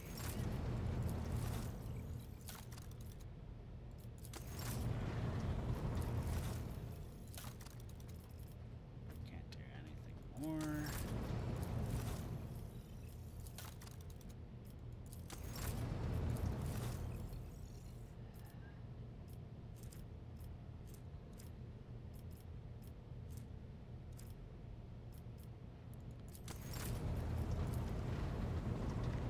I mean, I do need to go through here and just be like, hey, things that I really don't need. Like the Biomancer staff, I can just shove that in. Do that. Don't need. No, not equip. Son of a bitch. Ancient Force Sword. And Verge Chainsword. There we go. Add to cargo. We're not going to be using this, so add to cargo. Cargo. Add to cargo.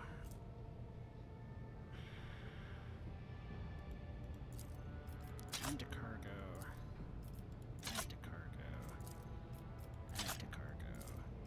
Add to cargo. Not using the simple multigun. Add to cargo. Not using that. Add to cargo. Add to cargo. Do I have anyone who can use the Ceramite Stormtrooper armor? I don't think so. So, that go to cargo. That go to cargo. That go to cargo.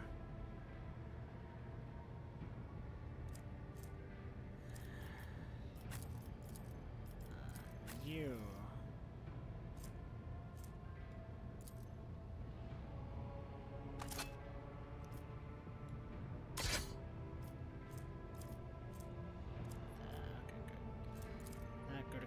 Cargo, keep the bio dagger, venom blade, no, cargo, Jukari, don't need that, don't need this, don't need power claymore, cargo, psychic stuff, don't need it, add to cargo.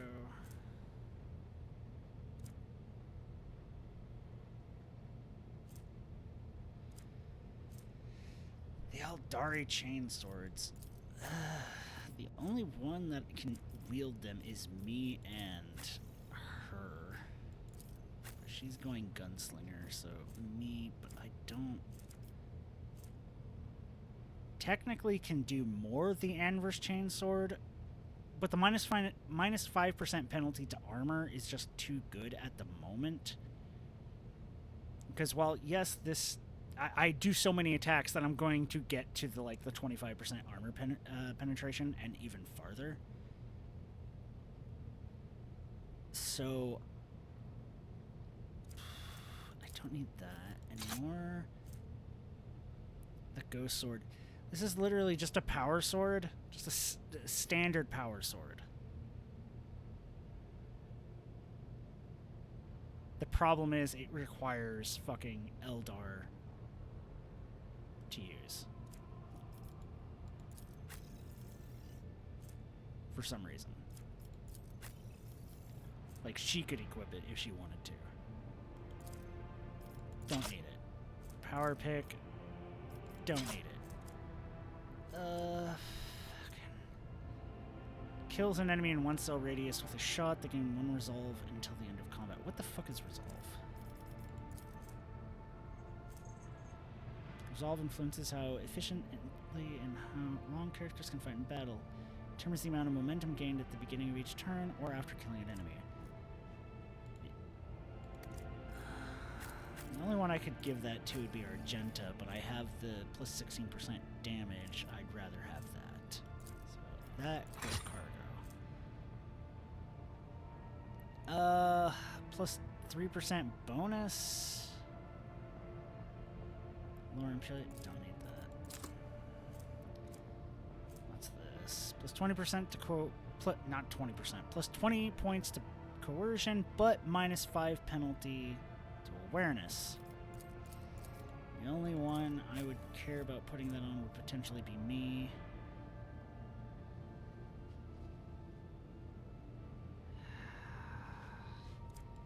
I would have...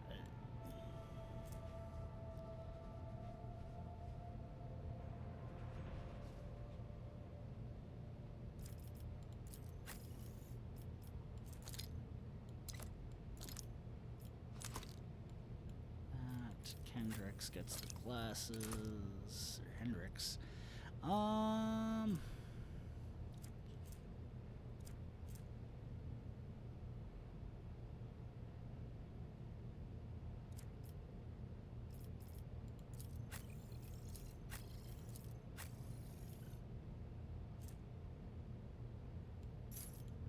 think Abelard is dogmatic.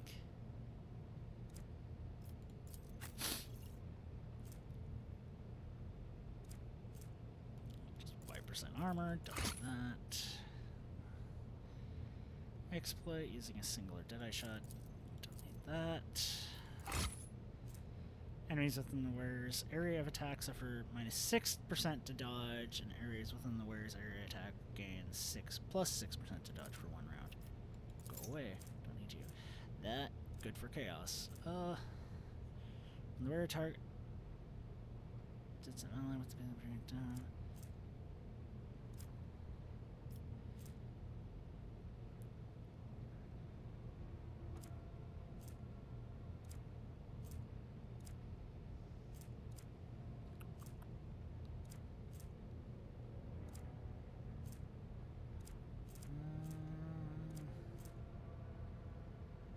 Equip medkits, so that's not worth it.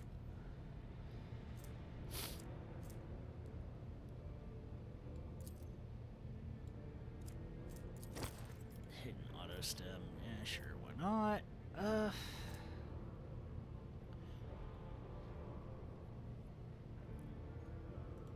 Sniper, don't need that because I got better gloves on her for hunting.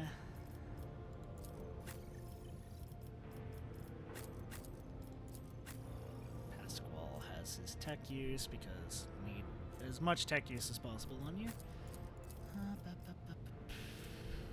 Arsonist bracers, no thank you. Run and gun, they gain 1 damage on their range, plus 1 damage on the ranged attacks. Problem is she has 50% recoil reduction, which is just better than 2 damage.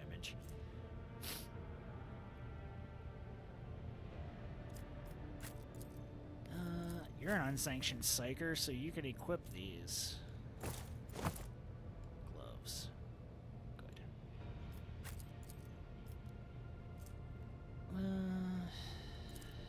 2-side radius, no. Keep that for in case I want to respec her. Keep that just because I might put that on somebody. How long is the target of their ability? The wearer immediately gains 1 movement point.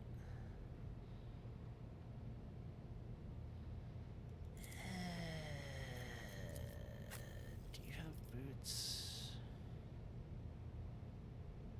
Gives her just an extra 20% dodge. Which is good to keep her out of fucking danger.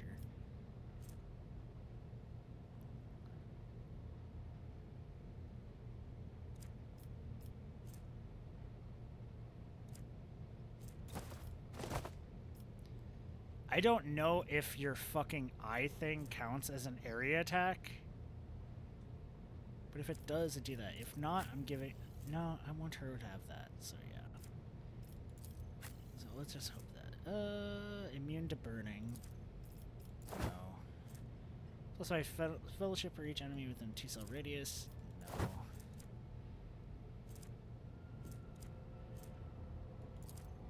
Don't need these.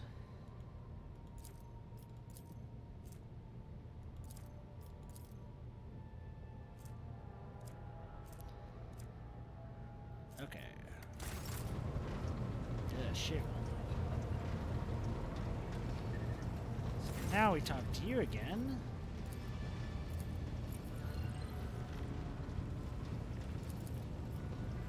Wrong one. Transport goods. No, not you, not you, not you. Not you.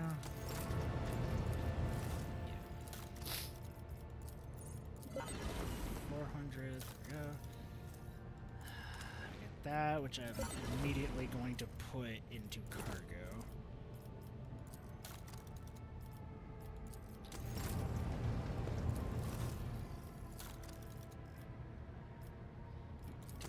There. Do anything with that. Can't do anything with that. Okay.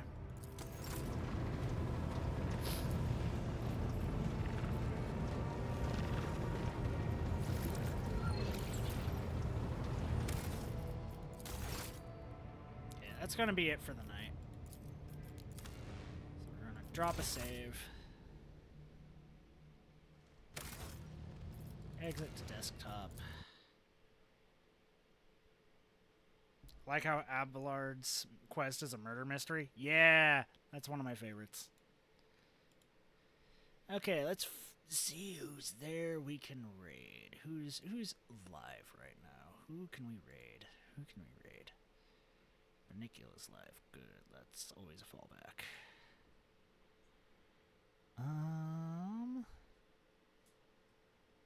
Oh, Seren's live.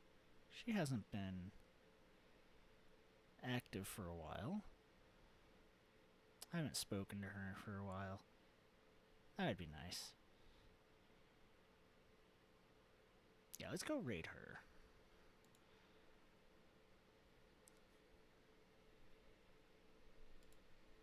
I did Pathfinder for her for a little bit, but didn't really pan out due to reasons.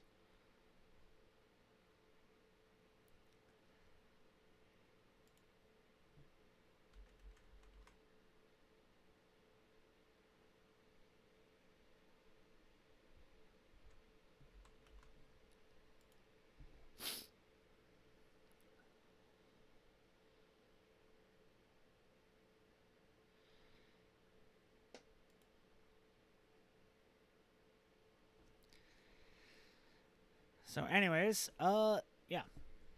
Thank you for showing up. Thank you for hanging out. Next stream, not sure when I'm going to be able to do it. The earliest will probably be Tuesday, unless something happens with work. Gonna continue this because now we're as far into the DLC missions as I've gotten. That's as far as it is. So now it's just doing base game side stuff and seeing where it goes from there. But anyways, be nice, be cool, have fun. See y'all later. Bye.